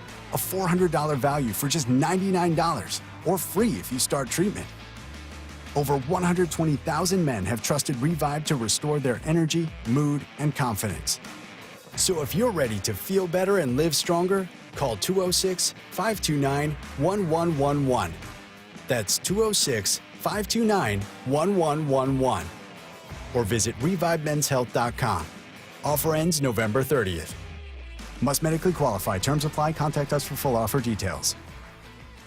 Let's talk about your hair. Well, maybe after we talk about my hair. I've got great hair, as you know, and it's because of Advanced Hair. Yep, Advanced Hair Restoration. Their simple one-day treatment offers life-changing results that I can attest to. Guys, it's not magic, but it's close to it. They put hair where you need it most, and bam, it grows. It's actual science. Advanced Hair has top-rated physicians, modern technology, and best of all, you get your very own natural hair that begins to regrow the very next day. It's even guaranteed to grow for life. So schedule your free consultation now at 425-449-8185. Mention Curly to qualify for $250 off and 250 free hair grafts. It's a limited time offer. Advanced Hair, the winner of the 425 Business of the Year, and the team that gave me my hair back. More importantly, they'll do the same for you, guaranteed. 425-449-8185 or advancedhair.com. A 15-year-old girl who chewed through a rope to escape a serial killer. I used my front teeth to saw on the rope in my mouth. The killer prowled the Pacific Northwest in the early 70s. He's been convicted of murdering 2 young women, but suspected of many more. Maybe there's another one in that area. Follow and binge all episodes of Stolen Voices of Dole Valley, available now wherever you listen. Want more Seahawks content? Join me, G. Scott, on The Reset. New episodes of the podcast every Monday and Thursday on YouTube or on the Seattle Sports app.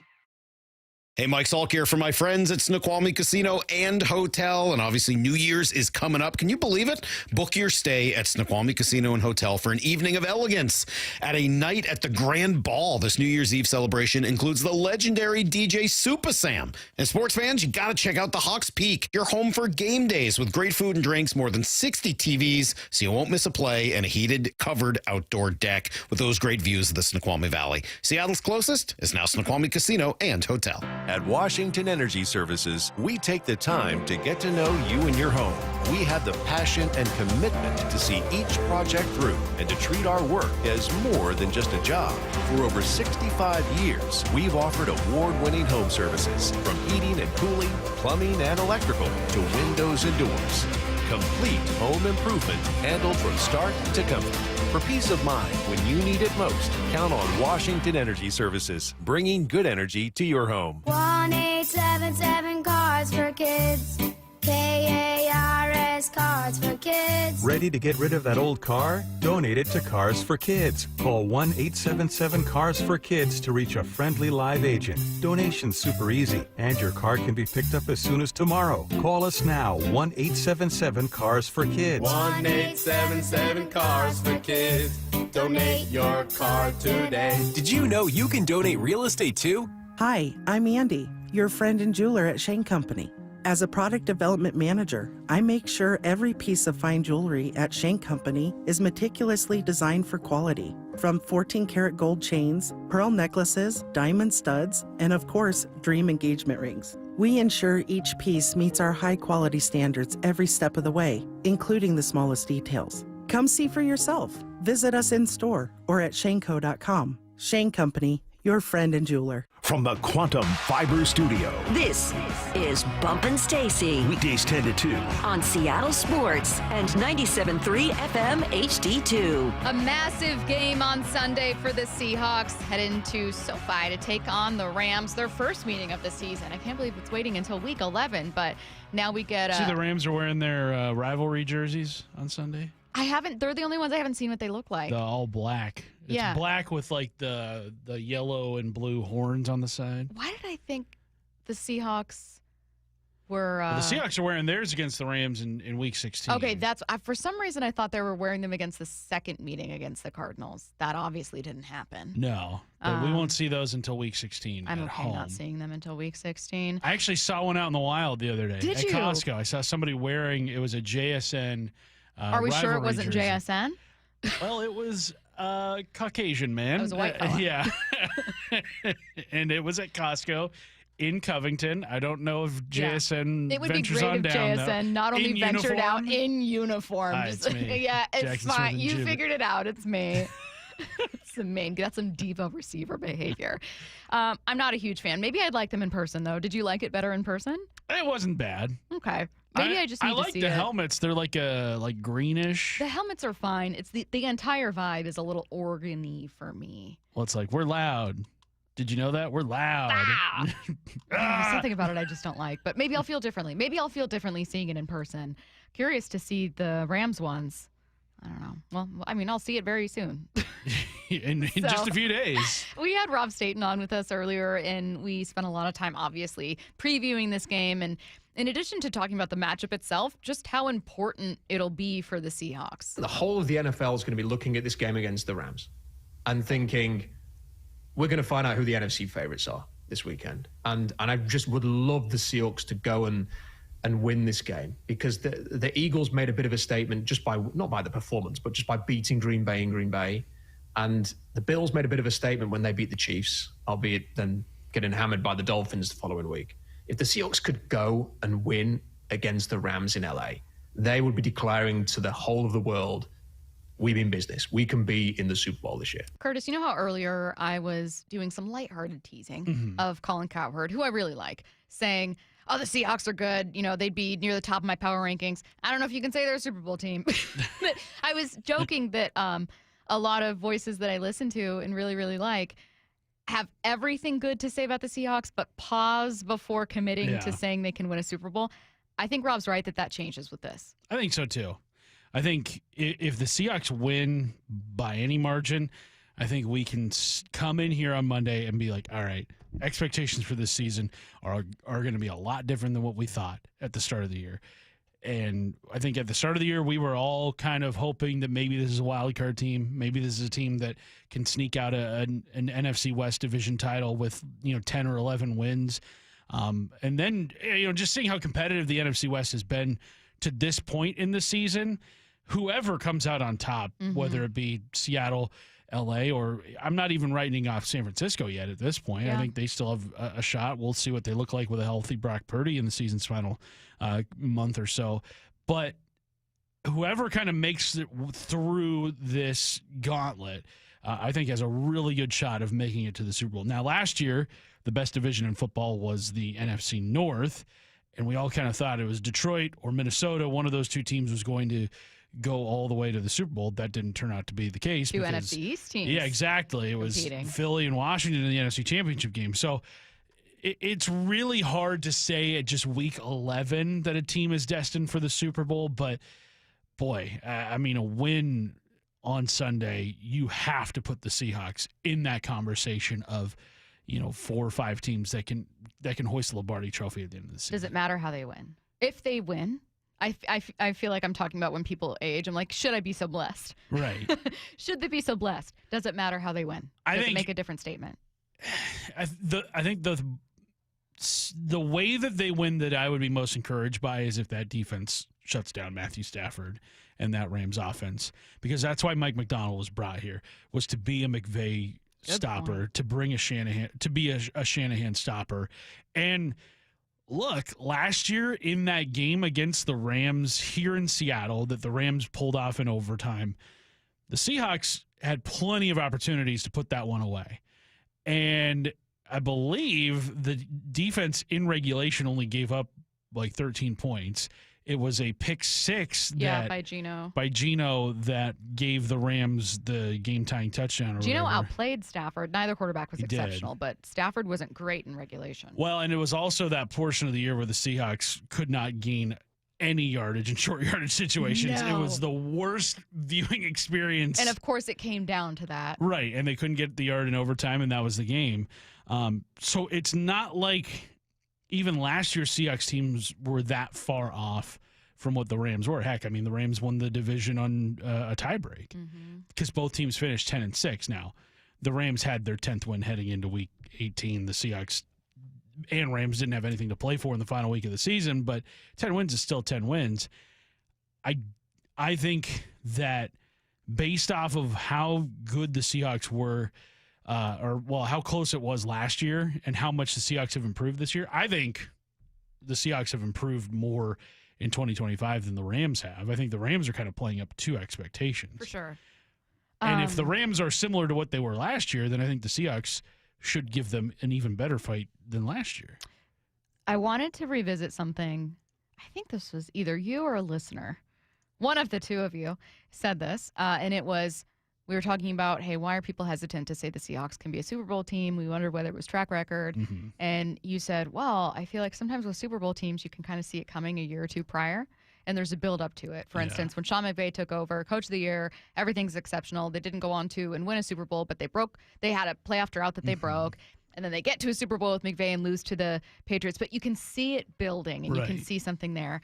And when you mentioned that game and how solid the defense was, especially in the second half of the season, I was thinking, well, maybe a version of that is true for the Seahawks. Maybe. Entering the season, there were a lot of people that said they could be certainly a top 5, but maybe even the best defense. Like there was a foundation of something they were building. They just have entirely new faces on offense. And I feel like maybe people are used to looking at an entire team going, this team's definitely a favorite. But in the second half of last season, this team was playing really good, like an elite defense. They won 6 of their final 8 games to finish off the season. And maybe that is a point of the season that we can point to and be like, that's where something changed. And what was the game prior to that 6 of 8 stretch? It was the Rams game that they lost in overtime, 26-20. So maybe that kind of was the point of like no return for the Seahawks. Like, we are not going to lose in that way. And now they ultimately did have another tough loss last year in Week 16 to the Vikings that kind of popped the balloon on a lot of their Also playoff ironic. hopes. Right, because the quarterback in that game was Sam Darnold, who played one of the best games he's ever played. A meeting of those two pieces. It's kind of weird, kind of freaky.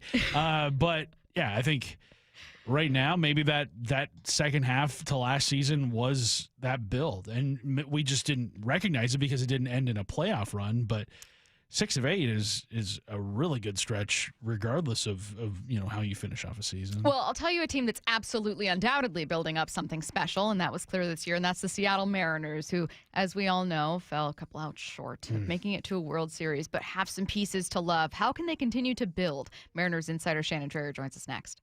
Blue 88!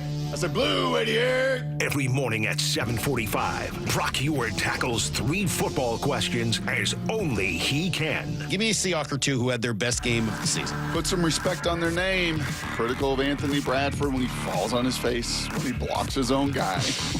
What about when he's balling? You got to give him his due when he's got a PFF grade of 75.8. Wow. You going to give AB his due? You're darn right I am. Catch every Blue 88 on the Seattle Sports app.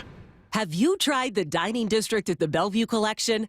Grab lunch with friends, meet up for happy hour, and stay for dinner and beyond. You can sample international flavors and local favorites from talented chefs.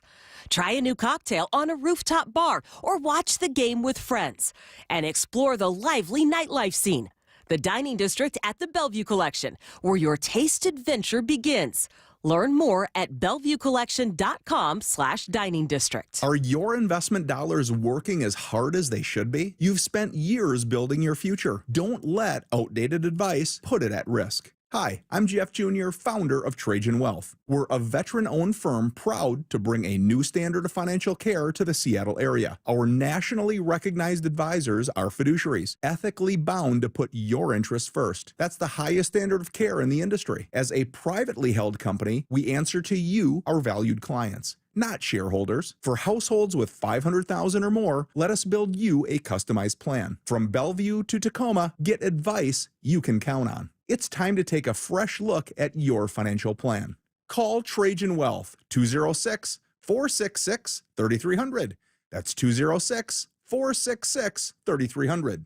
Trajan Wealth. Plan smarter, dream bigger. Advisory services offered through Trajan Wealth, LLC, an SEC-registered investment advisor. When you're at home and next to your windows, do you notice cold air or a draft when the wind blows? How about moisture or leaking during a rainstorm? Dave Wyman here, and after 20 years in our home, our window seals started breaking. A failed window can do major damage to your home, and the older the window, the more likely it is to fail. That's why right now is an excellent time to have Harley Exteriors come by for a no-charge consultation. That's exactly what I had done over the summer, and not only were they extremely knowledgeable about all things windows, I found them to be polite, professional, and respectful. In other words, people you want to do business with.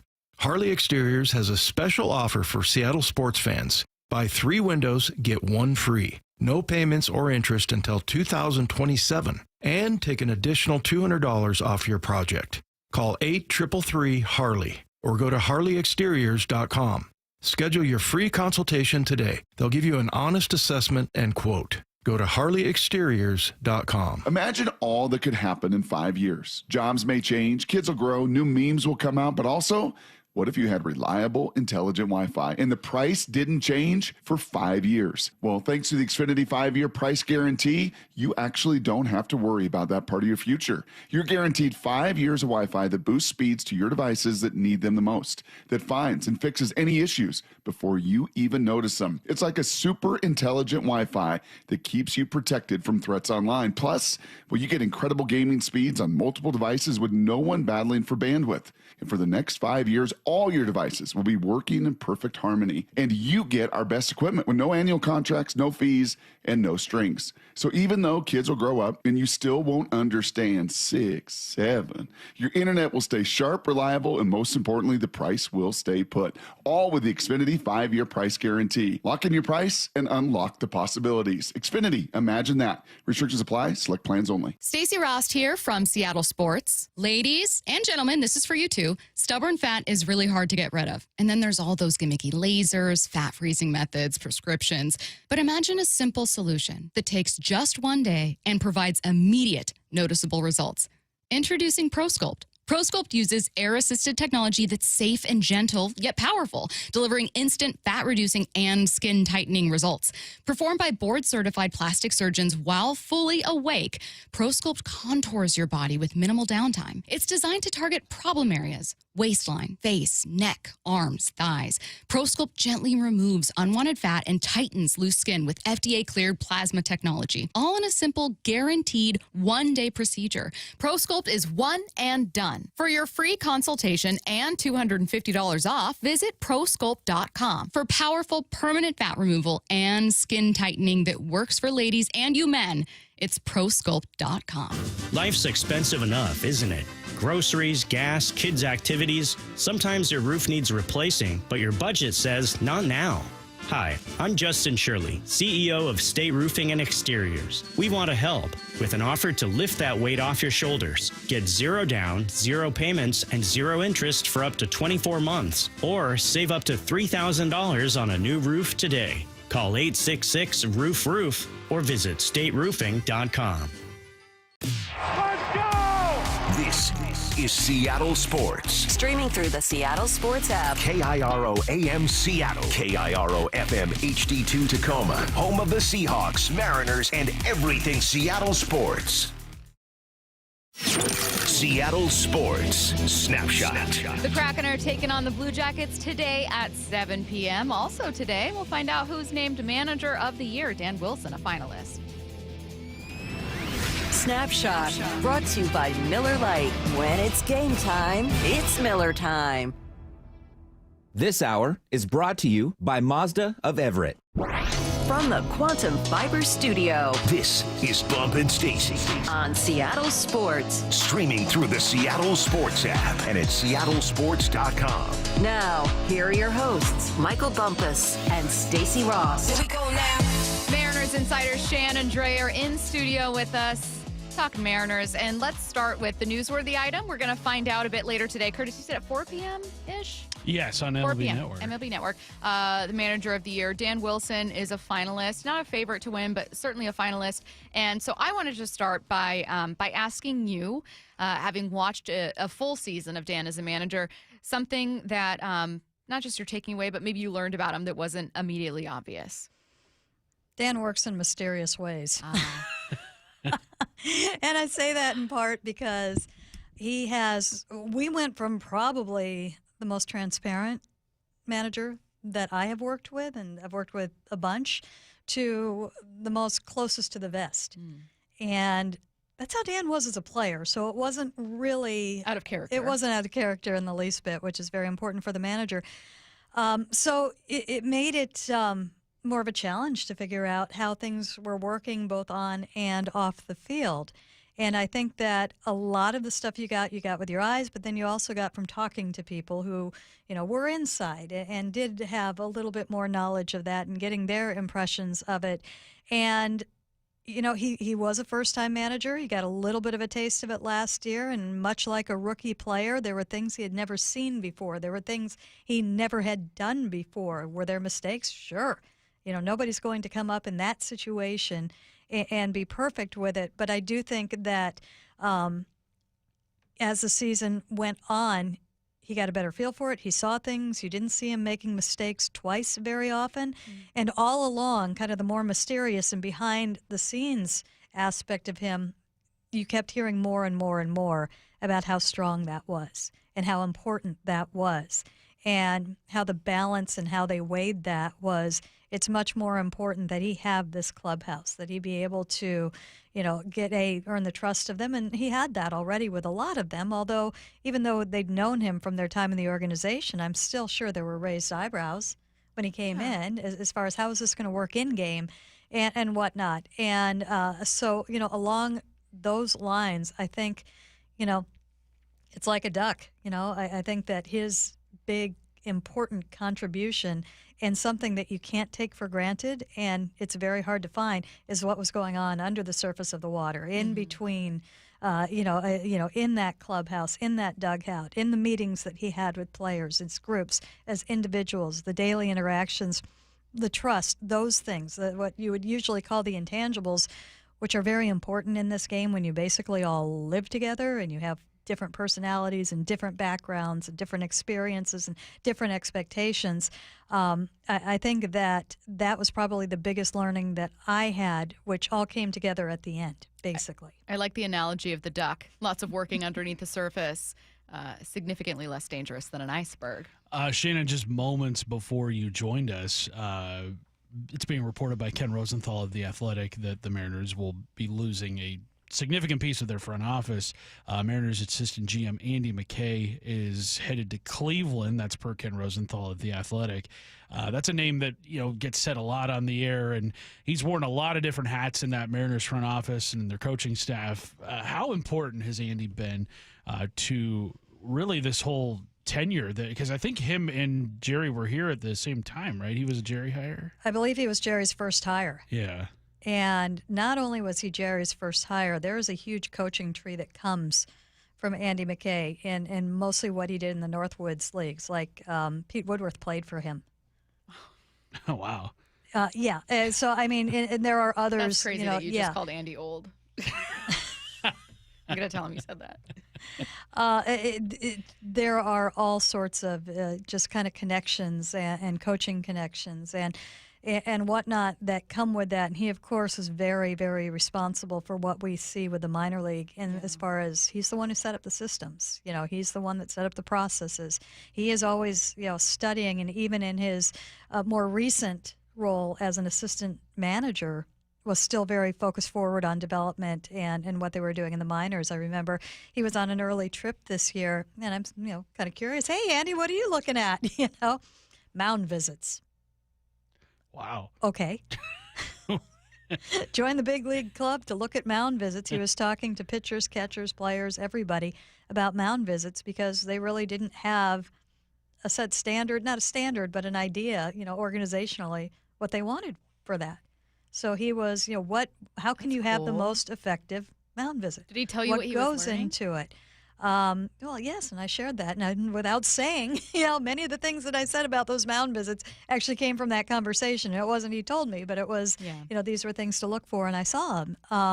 But it just, every aspect, no stone unturned. And also not the most recent, but the kind of medium recent with Andy McKay is he has been huge in the draft.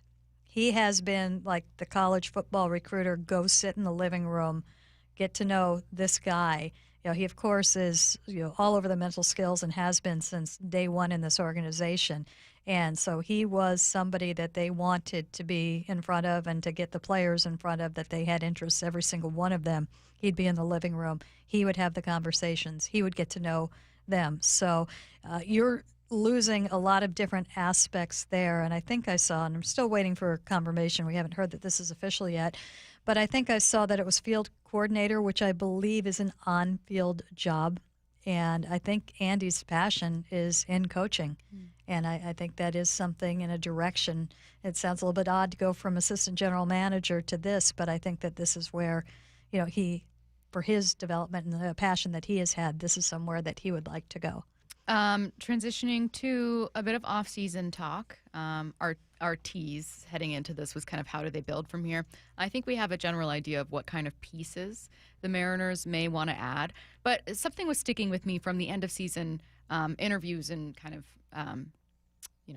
huddles that you guys were having with Dipoto and Justin, and that was conversations about midseason trade deadlines, and it certainly felt as though, tell me if I'm wrong, that what they were implying is like, we have a green light to be aggressive at the trade deadline, and perhaps it's because by then, we'll know what kind of team we have.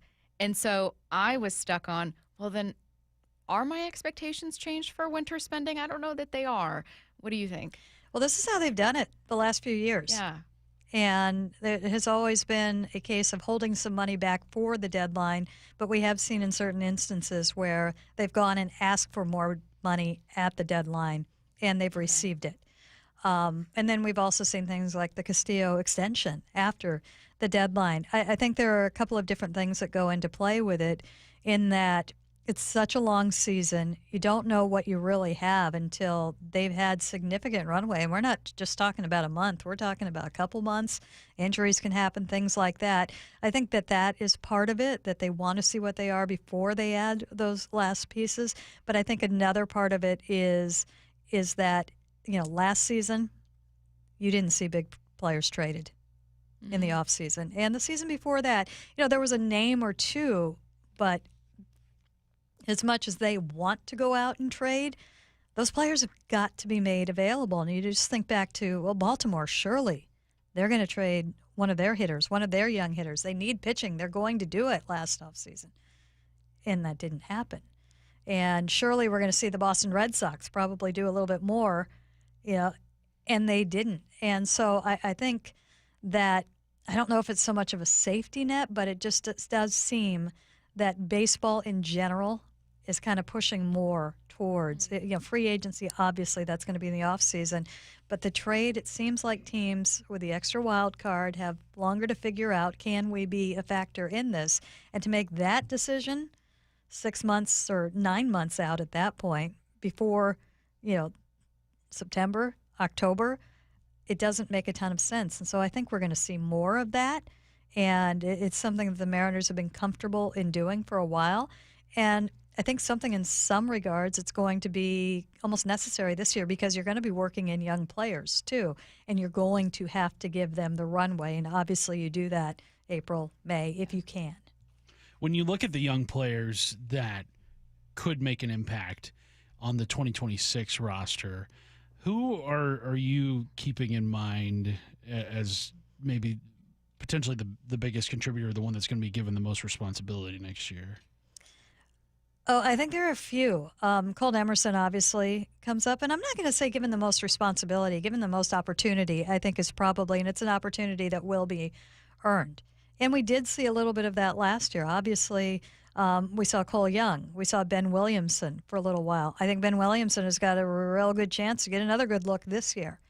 And I think that, along those lines, those are probably the position players. On the pitching side, we hear quite a bit about Kate Anderson perhaps being ready in the second half or late in the season, and something that I would like to see, and it was a desperate need that they had in the final 2 months of the season and the postseason this year, is that big arm. And they wouldn't go there this year, but if he's not up and if he's performing, I would at that point be looking at Sanja, out of the pen as your big power right-handed arm that's going to help you in the postseason as that young player that you see with other teams. Sometimes doesn't mean he's going to be a reliever, but if you need that big arm at the end of the season and you can't come up with it, why wouldn't you try him in September or maybe a little bit before to help get him ready for that? So I think there are going to be opportunities for a number of players in different capacities. Some will get the opportunity early and get a good long look. Others are going to probably have to come in and fill in and help at other times. And then I think in the pitching case, barring injuries to your starting five, that would be later in the season. What's a must-add one or two positions heading in where it's like, look, whether or not they get a star, whether or not it's Naylor or someone else, like these are one or two positions where they need depth heading into spring? Well, obviously the infield. They need an infield, not just depth. They need an infield. They have the depth because, you could be looking at the young players for that. So at this point, to me, it would seem you would hope to see them get something done with Jorge Polanco quickly. Because I think that's probably your most immediately signable player who can give you so much versatility. And it's not an either or an or. They had him working at first base quite a bit in the last 2 months of the season early, and I heard good things about that. That doesn't mean that, they're going to sign him and not Naylor. No, but, what if they do sign Naylor or another first baseman and he needs days off? Or what if he gets hurt? Or what if there is a tough lefty you don't want him facing? Polanco could play there. He can still play a serviceable second base if you need to. DH, I know there are these big grand dreams of having Cal Raleigh DH a whole lot more. Do we really think that's going to happen? Probably not. Do you think Cal wants that to happen? Somewhat. He's smart about it, but it's not going to be dramatic. It's not going to, take away that many at-bats, I think, from that position. So you need something to help other pieces fall into place and something that you feel good about. Okay, we've got this, so we don't have to worry as much. If this doesn't happen, we can at least somehow, piece things together over here. And Naylor, there's no secret that's who their number one target is right now, but we don't know how long that's going to take.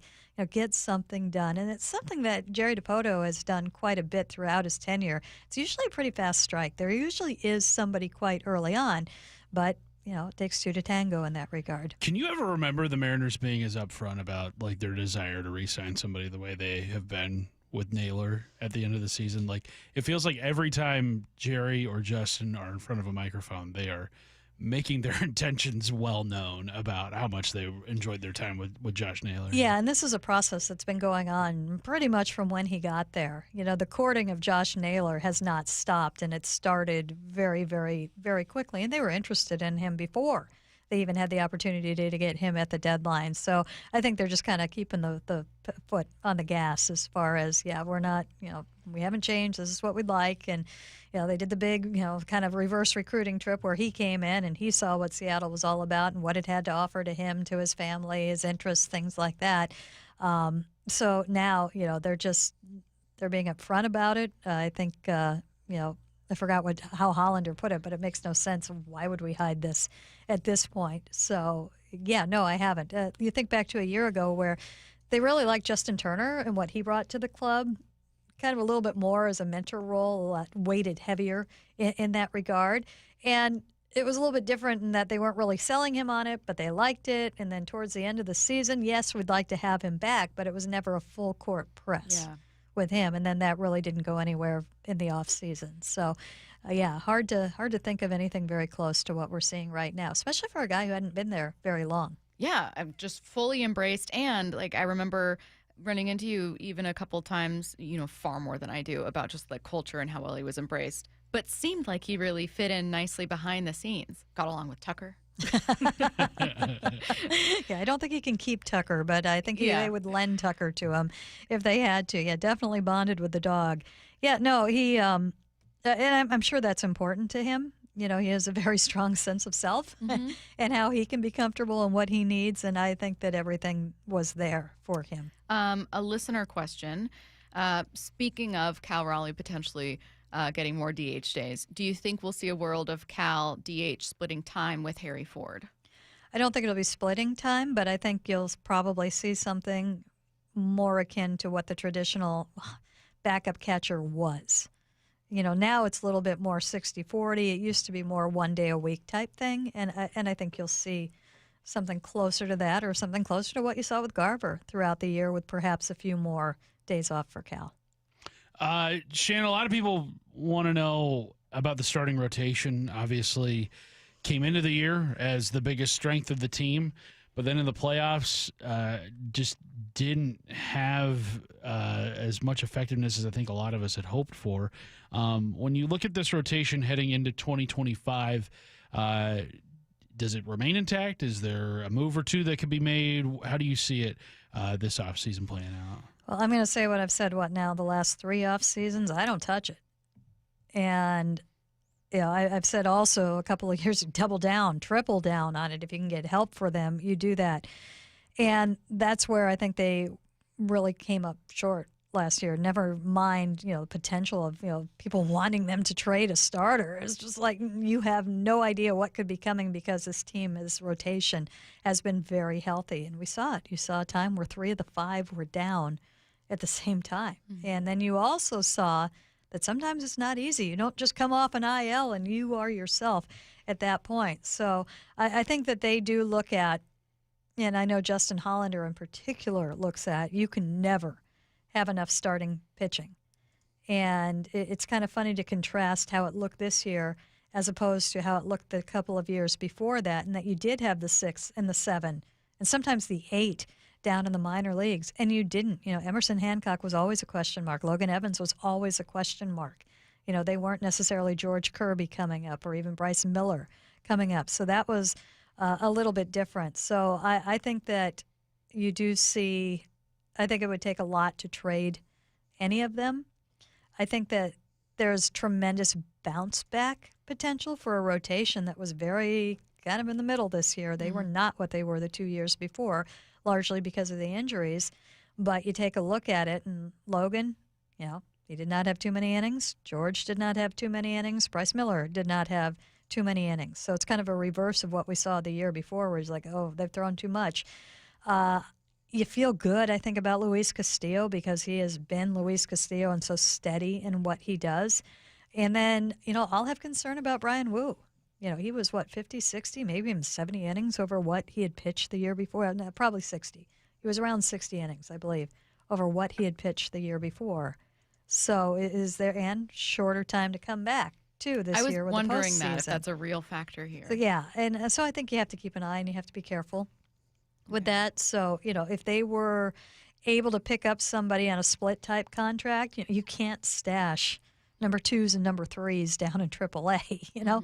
If you want the 5, Logan Evans will be there. I'm curious to see if maybe they try and turn Emerson Hancock into a straight reliever, and just have that at that point. But I do think they need a little bit more protection there this year than they had last year. Maybe I'm actually sure it was because the Mariners hadn't seen a lot of postseason success, that the idea of them repeating it feels far-fetched to some people. But ESPN, several other outlets still had them in their top 2, 3, 4, 5 power rankings.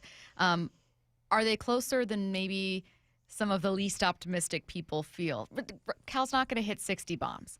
You're not going to be able to. We didn't think he was going to hit 60 this year. I'm sorry. Aaron Judge has followed it up. Kyle Schwarber has followed it up. Let's say Cal gets 58. So he only hits 57. So you need to replace those 2 extra home runs somewhere. Right. But there is a level of, I think, people fear you can't replicate luck.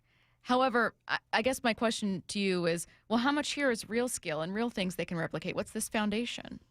Well, the foundation, believe it or not, is the pitching that we were just talking about that let them down last year. Let's be honest about it. They were not, that was what you were worried about for most of the year. Yeah. And they, lo and behold, came up with enough offense to keep it going. And the thing that I'm still trying to figure out when I look at it, because it felt like they were so offense-driven last year, when it was all said and done, it was pretty close to the balance that they've had in recent years. It's just that it was more month to month.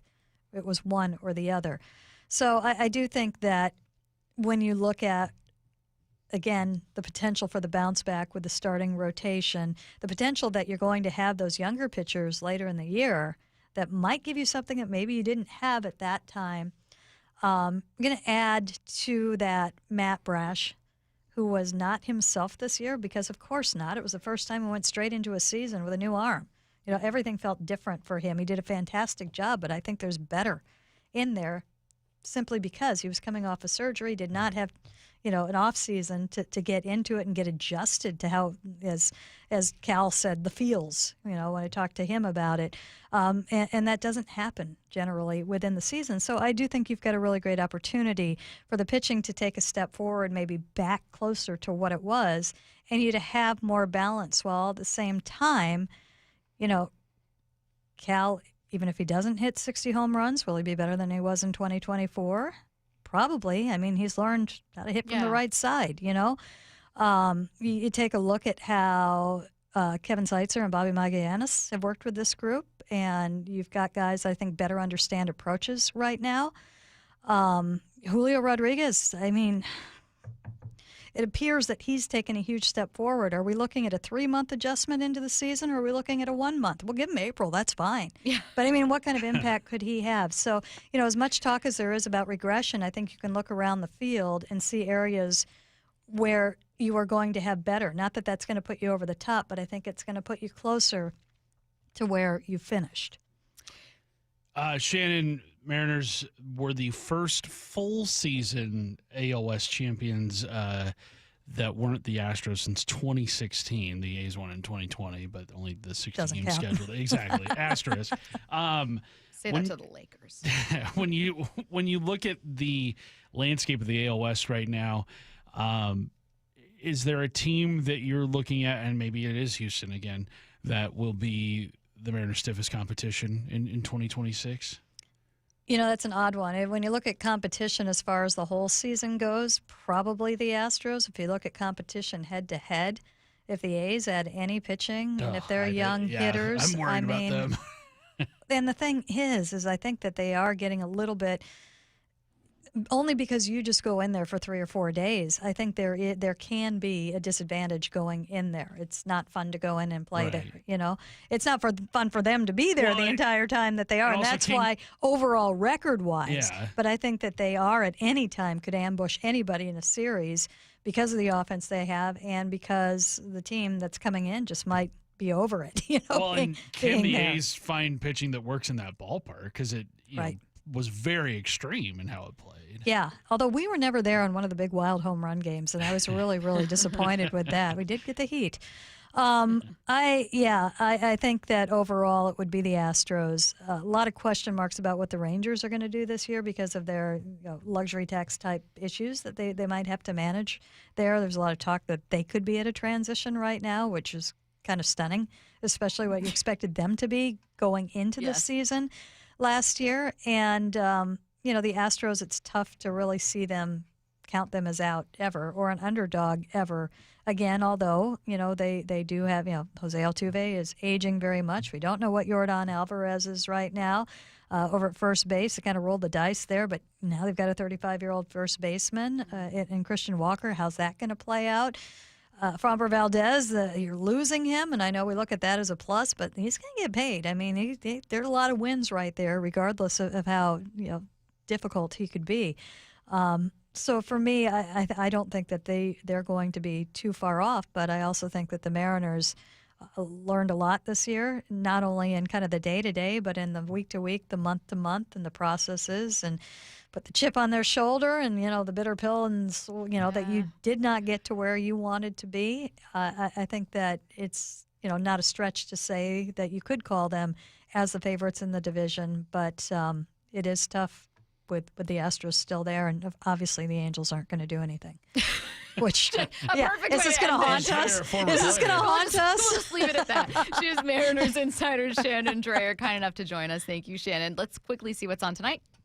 What's on tonight with Bump and Stacy, brought to you by Caesars Sportsbook at Muckleshoot. Now, here's what's on tonight. The Kraken are on tonight, taking on Columbus at 7 p.m. on Kong and Amazon Prime. Also, number 19 Gonzaga hosts number 23 Creighton at 7 p.m. on ESPN. Hype Train coming your way next.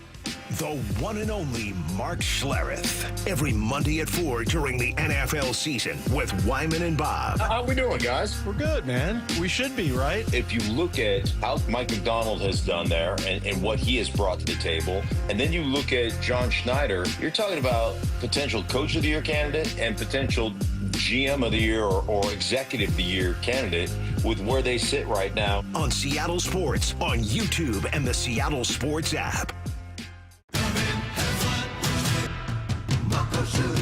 Start having fun.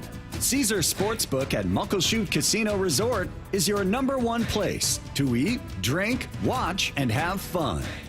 Keep up with your favorite sports anywhere and everywhere on property with the mobile app.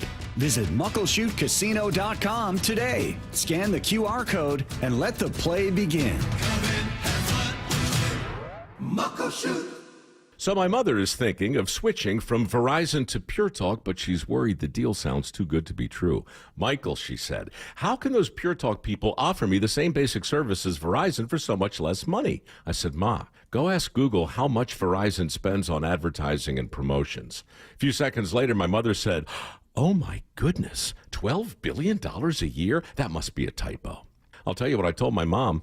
It's not a typo. Verizon spends $12 billion a year on advertising and promotions, and their customers are paying for it. Well, Pure Talk doesn't spend that kind of money on commercials. Trust me, I would know. That's why they can offer you and my mother unlimited talk, text, and plenty of data on a crazy fast 5G network for just $25 a month. And if you're a business owner, you could really save a fortune. Dial pound 250, say the words Mike Rowe, and you'll get an additional 50% off your first month. That's pound 250 Mike Rowe. Pure Talk. Everything you need and nothing you don't. You're listening to Leaf Filter Radio, and the guru of gutter protection himself, Chris Cunahan, is here to take your most pressing leaf-related questions and bring you a special Black Friday offer. Hey, everybody. Chris here. I understand we have Ron on the line. Ron, where are you calling from? Uh-oh. Ron, are you calling from a ladder? Well, I was.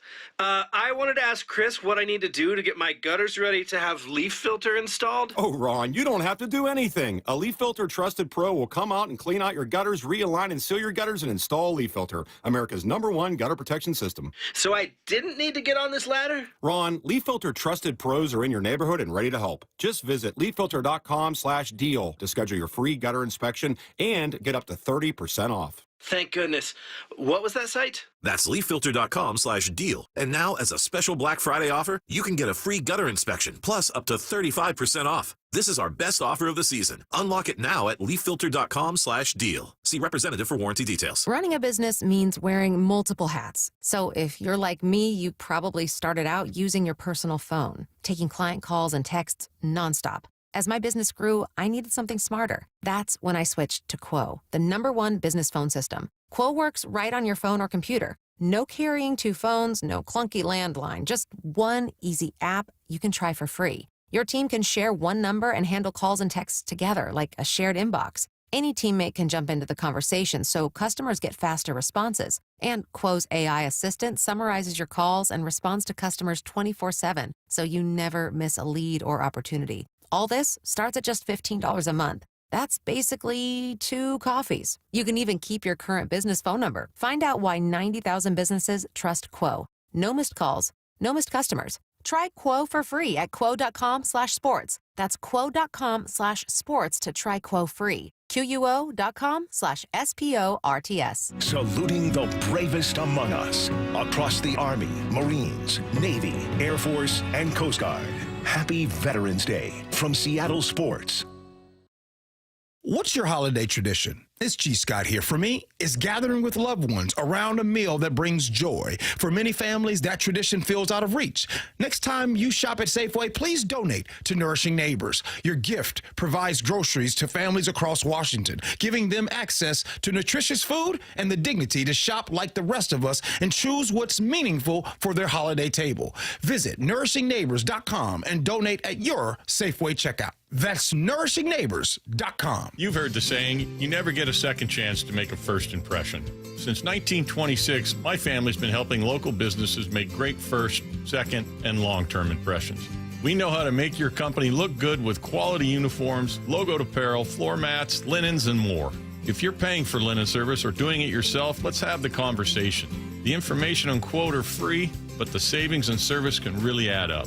Visit suplinen.com. Superior Linen Service. It's what we do. I saw her texting, coming up to a stop sign, and so I saw the accident coming, and she T-boned us. In the blink of an eye, Crystal's life changed when she suffered a severe spinal injury. The pain was something I had never experienced before in my neck. I got massage therapy. I saw a chiropractor. I was prescribed muscle relaxers so I could sleep. I got depressed. Nothing was relieving the pain. Drugs, sleepless nights, and depression. Sound familiar? I'm Dr. Mark Shelley, a chiropractic physician and board-certified functional neurologist. At Sound Pain Solutions, our treatments include high-dose laser combined with spinal decompression and other comprehensive therapies to rehabilitate damaged discs.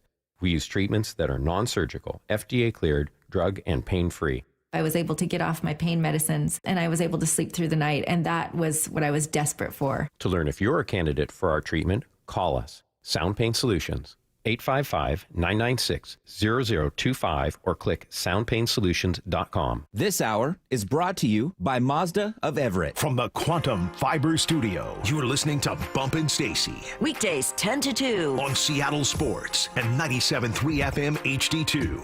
Hype train, let's go, Matt. Let's go. We're going to the station now. I wasn't ready for that. I was going to open, he would have fumbled over the button, played like 2 or 3 at the same time. There was some panic. Just a cacophony of noise. Sirens and alerts. Cacophony? Sorry, That Matt. too. I didn't mean to scare you.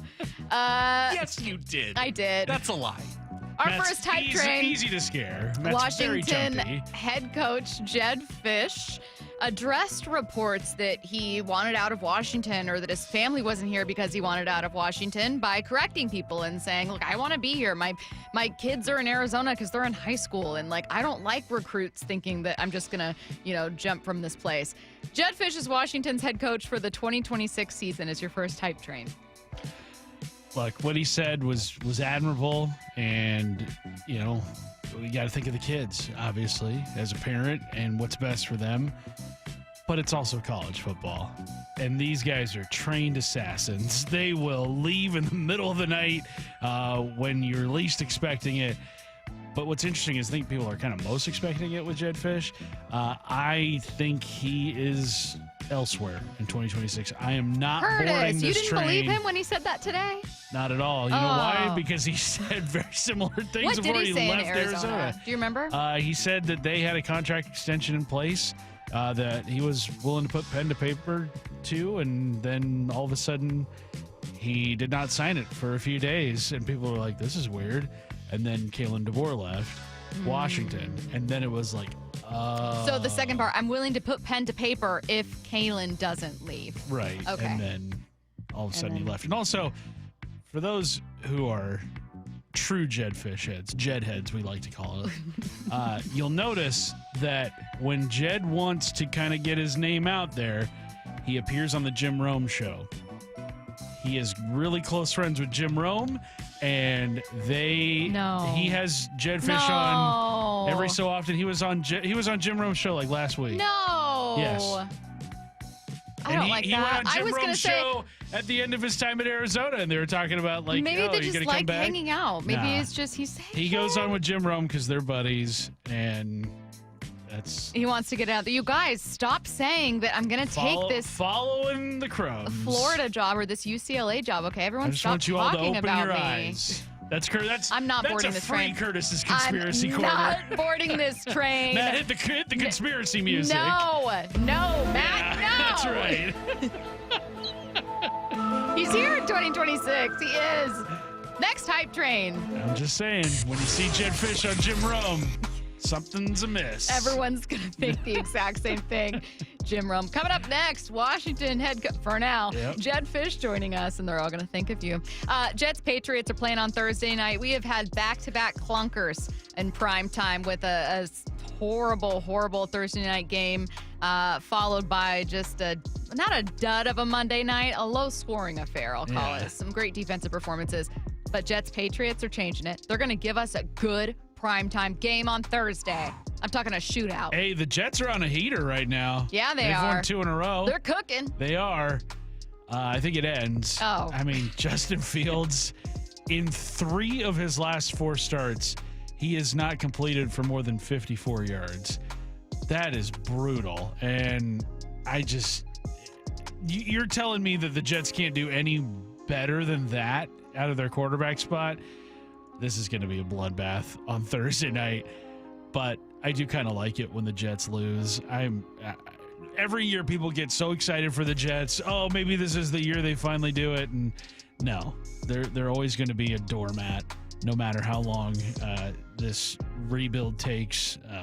They have the longest postseason drought, I think, in North American pro sports right now. So, it's going to be bad. It's going to be bad. Not boarding the train. That's because you don't believe. You're I believe right. Jedd Fisch will be here in I will gladly 2026. say that. And I believe that Jets Patriots will give us a game for the ages. Well, the Patriots? Jets Patriots. What did I say? Sounded like kind of had a Patriots. stroke at the end of it. Sorry. Look, I'm 30 minutes away from being out of here. Gotta be honest. I punted on that one. No, I didn't. I think it could be fun. But it's mostly me wanting it to. I'm trying to will it into existence. And sure. Once in a while, it's the game you least expect. Remember that we thought Do it for Al Bengals-Browns. Michaels. No, we thought Oh, yeah? Bengals-Browns would be awful. That's true. And it ended up being like 2 40-year-olds out dueling each other. I just don't want to have Al Michaels falling asleep while calling this game. Oh, I He's would an hate old for that to man. happen. He's a very old man. Next up, Jorge Polanco signs before Josh Naylor. It's interesting because he was like the last free agent to sign maybe in all of baseball last year. Kind of goes to show just how good of a season he had in 2025. I'll board this train. Why not? I think Jorge Polanco does sign. I really want it to be here in Seattle. That positional flexibility, the switch hitting, the bombs. Can't forget about the bombs. I think Jorge Polanco does sign before Josh Naylor. That's why I'm boarding. Yes. Mostly because Shannon's in it. And I believe everything she I mean, says. that's partly why. And I think that Naylor, while Polanco had a wonderful season, I think Naylor's going to have a couple competitive suitors. I'm still really worried that Naylor isn't going to return. But I'm glad that you asked Shannon whether or not she felt like it was a change of pace a bit for the Mariners to make their interest in him very obvious, because I liked that. I appreciated that they were like, oh, no, we're making no bones about it. We're like courting this player. Yeah. So, yeah, absolutely do that. This is the one we want. Matt, can you find when I said Jets, Patriots? I swear I said it right. Patriots. No, You did not. No, I didn't. I did not say Patriots. Patriots. You kind of just... No, You just I gave up on it a bit. You kind of let it fall out of your mouth. You didn't say it. I don't remember it. I'll find it in the break. Okay, thank you so much. Quickly. It's a showdown you won't want to miss. Sam Darnold against the Vikings. The Seahawks season is in full swing, and we want to send one of you and 3 friends to the November 30th. Now I'm going to stumble over my words game against Minnesota. All you need to do is stop it. Open the Seattle Sports app and click the Win tab to find out how. I'm going to do the rest without a mistake. If you don't already have the app, just text the word app to 866-979-3776, and we'll send you a link to download. Enter daily to increase your chances to win. This contest runs through Monday, November 17th. Take that. Got it. What I need to know next. The one and only Mark Schlereth. Every Monday at 4 during the NFL season with Wyman and Bob. How we doing, guys? We're good, man. We should be, right? If you look at how Mike McDonald has done there and what he has brought to the table, and then you look at John Schneider, you're talking about potential Coach of the Year candidate and potential GM of the Year or Executive of the Year candidate with where they sit right now. On Seattle Sports, on YouTube, and the Seattle Sports app. Stacy here, and if you're like me, you usually hate looking for a new car, and most of that is because you're never quite sure who to trust. It's why I loved my own experience at Wayscar Ford in Auburn. Chris and Mark and Way himself, he's real. I am telling you, these are real people. I know them. They were super accommodating and listened to me, and they want to ensure that your experience is the same, hassle-free with zero pressure. I also can't tell you how amazing it feels to finally upgrade to a new model as someone who put off getting a new car for years. Ended up with a Bronco Sport. I'm obsessed with it. Heated seats and steering and all-wheel drive in the winter is absolutely worth it. Wayscar Ford is family-owned and operated for 103 years in Auburn. They offer a lifetime powertrain on all new Fords, and there's never any pressure. So if you change your mind within 5 days or 500 miles, take it back for a 100% refund. Learn more at wayscarford.com. Lowe's knows pros want more. Join My Lowe's Pro Rewards for free to get $20 off your first qualifying purchase of $100 or more just for signing up. Plus, enjoy free standard shipping and more ways to save on your next job. Lowe's, we help, you save. Offer valid for new members only. Not valid with any other discount. Free standard shipping not available in Alaska and Hawaii. Exclusions and more terms apply. Loyalty program subject to terms and conditions. Visit Lowe's.com/pro-loyalty for details. Subject to change.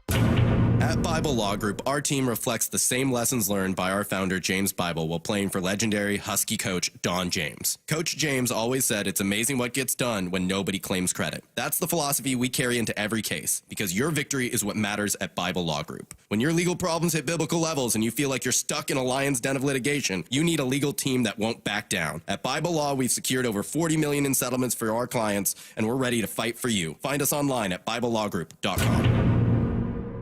Imagine all that could happen in 5 years. Jobs may change, kids will grow, new memes will come out, but also, what if you had reliable, intelligent Wi-Fi and the price didn't change for 5 years? Well, thanks to the Xfinity 5-year price guarantee, you actually don't have to worry about that part of your future. You're guaranteed 5 years of Wi-Fi that boosts speeds to your devices that need them the most, that finds and fixes any issues before you even notice them. It's like a super intelligent Wi-Fi that keeps you protected from threats online. Plus, well, you get incredible gaming speeds on multiple devices with no one battling for bandwidth. And for the next 5 years, all your devices will be working in perfect harmony. And you get our best equipment with no annual contracts, no fees, and no strings. So even though kids will grow up and you still won't understand 6, 7, your internet will stay sharp, reliable, and most importantly, the price will stay put. All with the Xfinity 5-year price guarantee. Lock in your price and unlock the possibilities. Xfinity, imagine that. Restrictions apply. Select plans only. Hey, it's Tim Hunter, former Seattle radio goofball here with 2 words that aren't funny. Prostate cancer. Get your annual checkup. Keep an eye on that PSA number. And if you hear those 2 words like I did, talk to the folks at Swedish Cyberknife. 5 treatments, minimally invasive and technologically advanced over the other options. If you were a friend and I consider you one, I'd highly recommend Swedish Cyberknife. We are so lucky to have them right here in town. Do your research, but definitely visit swedish.org/cyberknife prostate. Saluting the bravest among us, the men and women who've served our country's armed forces. Happy Veterans Day from Seattle Sports. Hey, Mike Salk here for my friends at Snoqualmie Casino and Hotel, and obviously New Year's is coming up. Can you believe it? Book your stay at Snoqualmie Casino and Hotel for an evening of elegance at a night at the Grand Ball. This New Year's Eve celebration includes the legendary DJ Super Sam. And sports fans, you got to check out the Hawks Peak. You're home for game days with great food and drinks, more than 60 TVs, so you won't miss a play, and a heated, covered outdoor deck with those great views of the Snoqualmie Valley. Seattle's closest is now Snoqualmie Casino and Hotel. The LJ way is.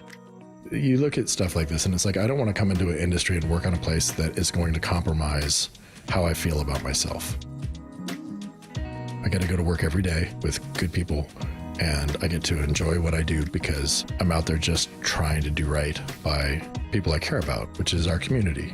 We're going to see them at the grocery store. I'm going to see them at the sports tournaments.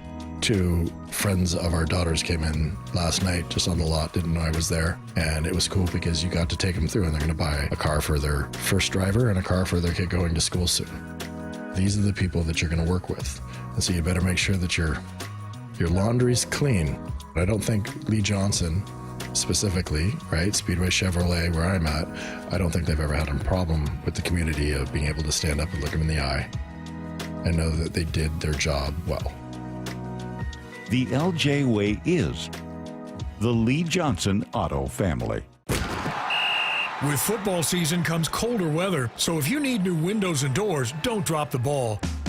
Steve Rabel here with Keith Dashafeet from locally owned Pella Windows and Doors of Western Washington. So Keith, what's your next big play? Well, Steve, right now get 40% off qualifying installs or no payments and no interest for 12 months on approved credit. Schedule a free consultation with Pella Windows and Doors of Western Washington. Go to PellaPNW.com. That's PellaPNW.com.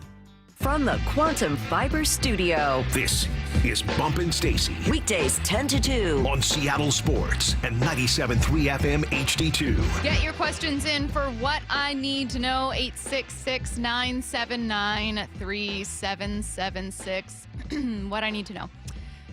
What would be something considered West Coast bias to someone who's on the East Coast? That's a really good question. What? I don't think it exists. I'll tell you what it is. I've actually just remembered this. What game was it? Was it Game 3 of the World Series that would have been in LA that went to 18 innings, yeah. There were people complaining, going, fix this MLB. And it's like, this game started at 5 West Coast time. I'm sorry, but it's not ungodly. That's a prime time start.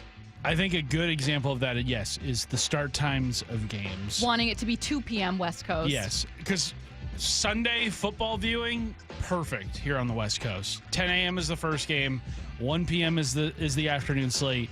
5 p.m. is the night game, and you're done with your entire viewing by about 8:30 p.m., which leaves you a few hours to get the rest of your stuff done on Sunday. Like, it's perfect. And then also baseball, 6:40 p.m. here on the West Coast. I think about every time there's an East Coast team here in Seattle on a road trip, I'm just thinking about their studio crew back home. The game is starting at 10 p.m. The game's starting at 9:30 p.m. Oh. So that's a bummer, but otherwise, East Coast constantly gets preferences for things. Someone said, what I need to know, how did Stacy say Patriots last segment? Oh, well, let's check the tape, shall we? And I believe that Jets Patriots will give us a game for the ages. Patriots. I like that I say game for the ages. What am I saying? The Jets Patriots. And I believe that Jets Patriots will give us a game for the ages. I sound like I'm campaigning to be student body president. And I, Patriots fan, will make sure we have a game for the ages. Vote for me. A vote for me is a vote for Patriots. What I need to know. see. Oh, I had a couple here. Are crazy people fun to be around? I don't mean crazy as in weird or sketchy. I mean high energy, goofy, hyper, impulsive, say anything. And do you know one? Or have you ever known one? I mean, yes, they're fun to be around.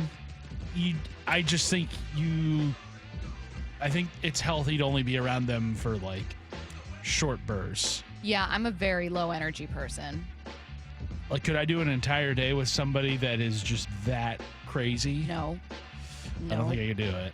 It would drive me nuts. It's too much. I know I talk fast on air because I'm on and very caffeinated, but I am very low energy, and that's stressful. I like those people in small doses. They're great. They say funny things. It's like a kid say the darndest thing. I know someone like that who is the life of the party everywhere she goes. Her, and then another friend, so there's three of us. We all took a plane together to go, I don't know, like Vegas or something. And on the flight back, we hear a bunch of laughing, and we look up, and she's the whole front half of the airplane are like laughing at jokes that she's telling. Wow, just open mic night on the plane? No, literally, I was like, just get this girl a spotlight. Like, but sometimes those people in large doses, you're like, this is overwhelming. Yeah, like, so, you're making me tired. Short answer, yes. Fun to be around. You're looking for the off button at that point, and then there isn't one, and you're just kind of like, okay. It's a lot. What I need to know, let's see. When you drink, this is actually a good question. If you drink before a party or event, do you call it a pre-funk or pre-game? My sister's boyfriend from New York, I just need to call him Dennis from Queens. He thinks it's Sounds like really. A caller. He thinks Dennis from Queens thinks it's really weird that we say pre-funk. He said that's something he's only ever heard here in Washington, and he thinks it's the dumbest thing. And I said, I think it's dumb. You guys say I'm gonna get online for this. But far be it from me to I've always criticize a called New it Yorker. pre-game. I've not said pre-funk. I don't call it pre-funk, but I don't begrudge anyone for doing so. Yeah, I mean, I don't judge pre-game anybody. for my Patriots games. Patriots. The Patriots. Yeah, I wonder if it is a geographic thing, saying pre-funk or pre-game. Oh, it definitely is. He said that he's never heard it anywhere else. Really? Has anyone not from Washington heard pre-funk anywhere? The three of us are from Washington. This is me asking. I mean, I've heard pre-funk. I just feel weird saying it. But I didn't realize it's like pre-function, not like. Yeah, that's we've true. Got the funk. I've always viewed it as like in that way, pre-funk, because you're about to get funky, you're about to let loose. I like this one. Have you ever used a creative excuse to get out of an event that did not appeal to you? Let me tell you something about having children. 425. What's you can what's get the out biggest of anything. lie you've told? Have you ever been like, Willa has chickenpox? No, nothing like that, but definitely like, kids. I think they're coming down with something. We're gonna sit this one out. Yeah. Like, and meanwhile, it's just us eating, chicken nuggets at home. I've definitely used the fact that most of my friends don't watch sports to get out of doing things by saying, I got the game tomorrow. It's really early. It's like a bye week. They'll have no idea.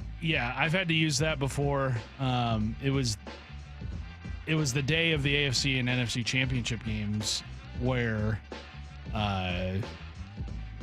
my wife wanted us to get together with cousins. And you didn't want to? Not that I didn't want to, but I was like, I have to watch this. No, you're backing out now. And I don't know if there's a guarantee that there's going to be TV at this place, because I'm really one of the only sports fans in my family on that side of the family. So I was like, I have to watch these for work. Like, I'm not trying to get out of this. Yeah. Like, this is very important to I want to know what I need to do. if anyone else has ever said like the worst excuse you've made. One that I could read on air, or like a funny one.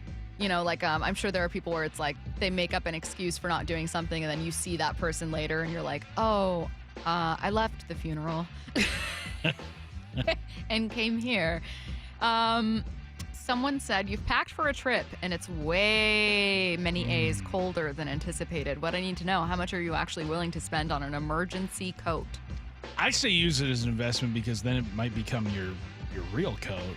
And you do live in Washington. Yeah. So maybe use it as an opportunity to get a real coat. I'm saying In an emergency situation, maybe not more than $100. That seems fair, right? Not more than 100? Yeah. I would spend around 100. Yeah, between... In an emergency situation, like, if it's I don't have a coat, it's cold, 32 degrees outside. Yes, if it's freezing cold, you do want to add a little bit of quality to it. So yeah, you're looking for something that's going to be more than $50, unless it's like you find some crazy discount somewhere. Did I ever tell you about the time we flew to Utah for Thanksgiving? This was probably like 3 or 4 years ago. And we remembered everybody's bag but mine. And so I didn't have any clothing while we got to Utah. This was November, so it's pretty chilly outside. So ended up having to go to Target. When did you realize? Like, as we were unloading the car. And by that time, you can't go home because we live about 30 minutes away from the airport. Yeah. It's like, I'm not going to make this flight if I go home now and come back. So, yeah. Ended up spending a couple $100 that I didn't really want to have to spend, but found a nice coat. Oh, listen to this one. I had 2 friends bail on me because they were studying, so I ended up calling a girl to hang out with. Ran into the 2 friends later on when I was with said girl. Said girl became my wife. There you go. It was worth it. You did it. Well, I mean, 2 friends bailed, then he ran into them, but then they helped you out in a way. They did you a favor. You're welcome. Wyman and Bob coming up next. And I believe that Jets Patriots will give us a game for the ages. Cacophony of noise. The one and only Mark Schlereth. Every Monday at 4 during the NFL season with Wyman and Bob. How we doing, guys? We're good, man. We should be, right? If you look at how Mike McDonald has done there and what he has brought to the table, and then you look at John Schneider, you're talking about potential Coach of the Year candidate and potential GM of the Year or Executive of the Year candidate with where they sit right now. On Seattle Sports, on YouTube, and the Seattle Sports app. John here with Happy Hauler. We want to help get your unwanted items to those in need. Furniture and household items you plan on throwing away? We'll take them and prioritize donating and recycling, keeping items out of the landfill, and giving useful items a second happy home. Happy Hauler is Seattle's eco-friendly junk removal. We work with over 20 nonprofits all over Western Washington to donate used items. Make yourself, your community, and the planet happy. Reclaim your space. HappyHauler.com, hauling with a heart. Hey, Brock Heward here. For my friends at People Come First or PCF Construction Group, are you tired of just grilling in the cold and rain every winter in the Northwest? Well, with a patio cover, heater, and fireplace from PCF, you can enjoy your outdoor deck or patio all year long, staying warm and dry, even in the wintry months. And I have a special offer for you. PCF's Black Friday sale runs through November, and you can get up to 20% off your entire project, plus no payments and no interest until 2027. Most people don't consider building a deck in winter, but if you want yours ready by next spring and summer, then contact PCF right now to start planning. Spend the winter dreaming, designing, and approving your project so you're ready to build by the spring. Remember, planning and permits take time, so get started right now. Find all the offer details, get project ideas, and browse photos at pcfgroup.com or call 425-629-8476. That's 425-629-8476, pcfgroup.com. Yay to Bruce, the streaming king. With quantum fiber internet, he's gonna binge. He wants more, he's got to have more. More bedtime to ride. More podcasts in the shower. Quantum fiber Wi-Fi has the power. More fast internet speed. He's got the geeks to go big, bring him the game. Right now. And his royal we. More sports non-stop. His quantum fiber's on top. Yay to you. Switch today at quantumfiber.com. Limited availability, service and speed in select locations only. I had pain, I had numbness in my feet. That pain and that numbness just got worse and worse and worse as time went on. This is Greg describing life with neuropathy. I went to 5 podiatrists, tried different treatments, tried different orthotics, tried different shoes, had cortisone shots in the tops and the bottoms of my feet. Saw a neurologist. All my medical doctors said, can't help you. Live with the pain. You're not going to be able to sleep. This is your life. And then I just gave up until I found Sound Pain Solutions. I'm Dr. Mark Shelley, a chiropractic physician and board-certified functional neurologist at Sound Pain Solutions. Our neuropathy treatments can rehabilitate damaged nerves. We use FDA-cleared, non-surgical, drug and pain-free procedures that help neuropathy sufferers like Greg find relief. I feel better. I mean, just feeling better is huge. If you experience numbness, shooting or burning pains, or loss of balance, call us. Sound Pain Solutions, 855-996-0025 or click soundpainsolutions.com. You're losing your hair and you simply need a solution that works. You want the best. Modern technology, top-rated physicians, something that's guaranteed to work. Guys, you need world-class Dr. Perungo and his team at Advanced Hair. Advanced Hair has completely redefined hair restoration. From the experience itself to their unmatched results. Receding hairline, bald spot, thinning hair, maybe all three like I had. Get your hair back with Advanced Hair's simple one-day treatment that begins to regrow your own natural hair the very next day. Advanced Hair has changed tens of thousands of lives, including mine. And get this, Advanced Hair is once again the winner of the 425 Business of the Year. For your free consultation, call 425-449-8185. Right now, you'll get $250 off and 250 free hair grafts.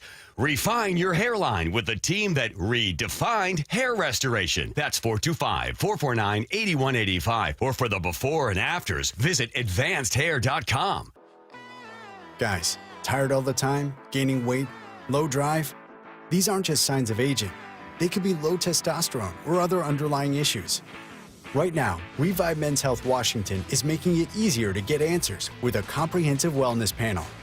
It's not just a lab test. It's where better performance begins. Our providers will check your testosterone, blood sugar, cholesterol, kidney, liver, thyroid, and heart health. A $400 value for just $99, or free if you start treatment. Over 120,000 men have trusted Revive to restore their energy, mood, and confidence. So if you're ready to feel better and live stronger, call 206-529-1111. That's 206-529-1111. Or visit ReviveMen'sHealth.com. Offer ends November 30th. Must medically qualify. Terms apply.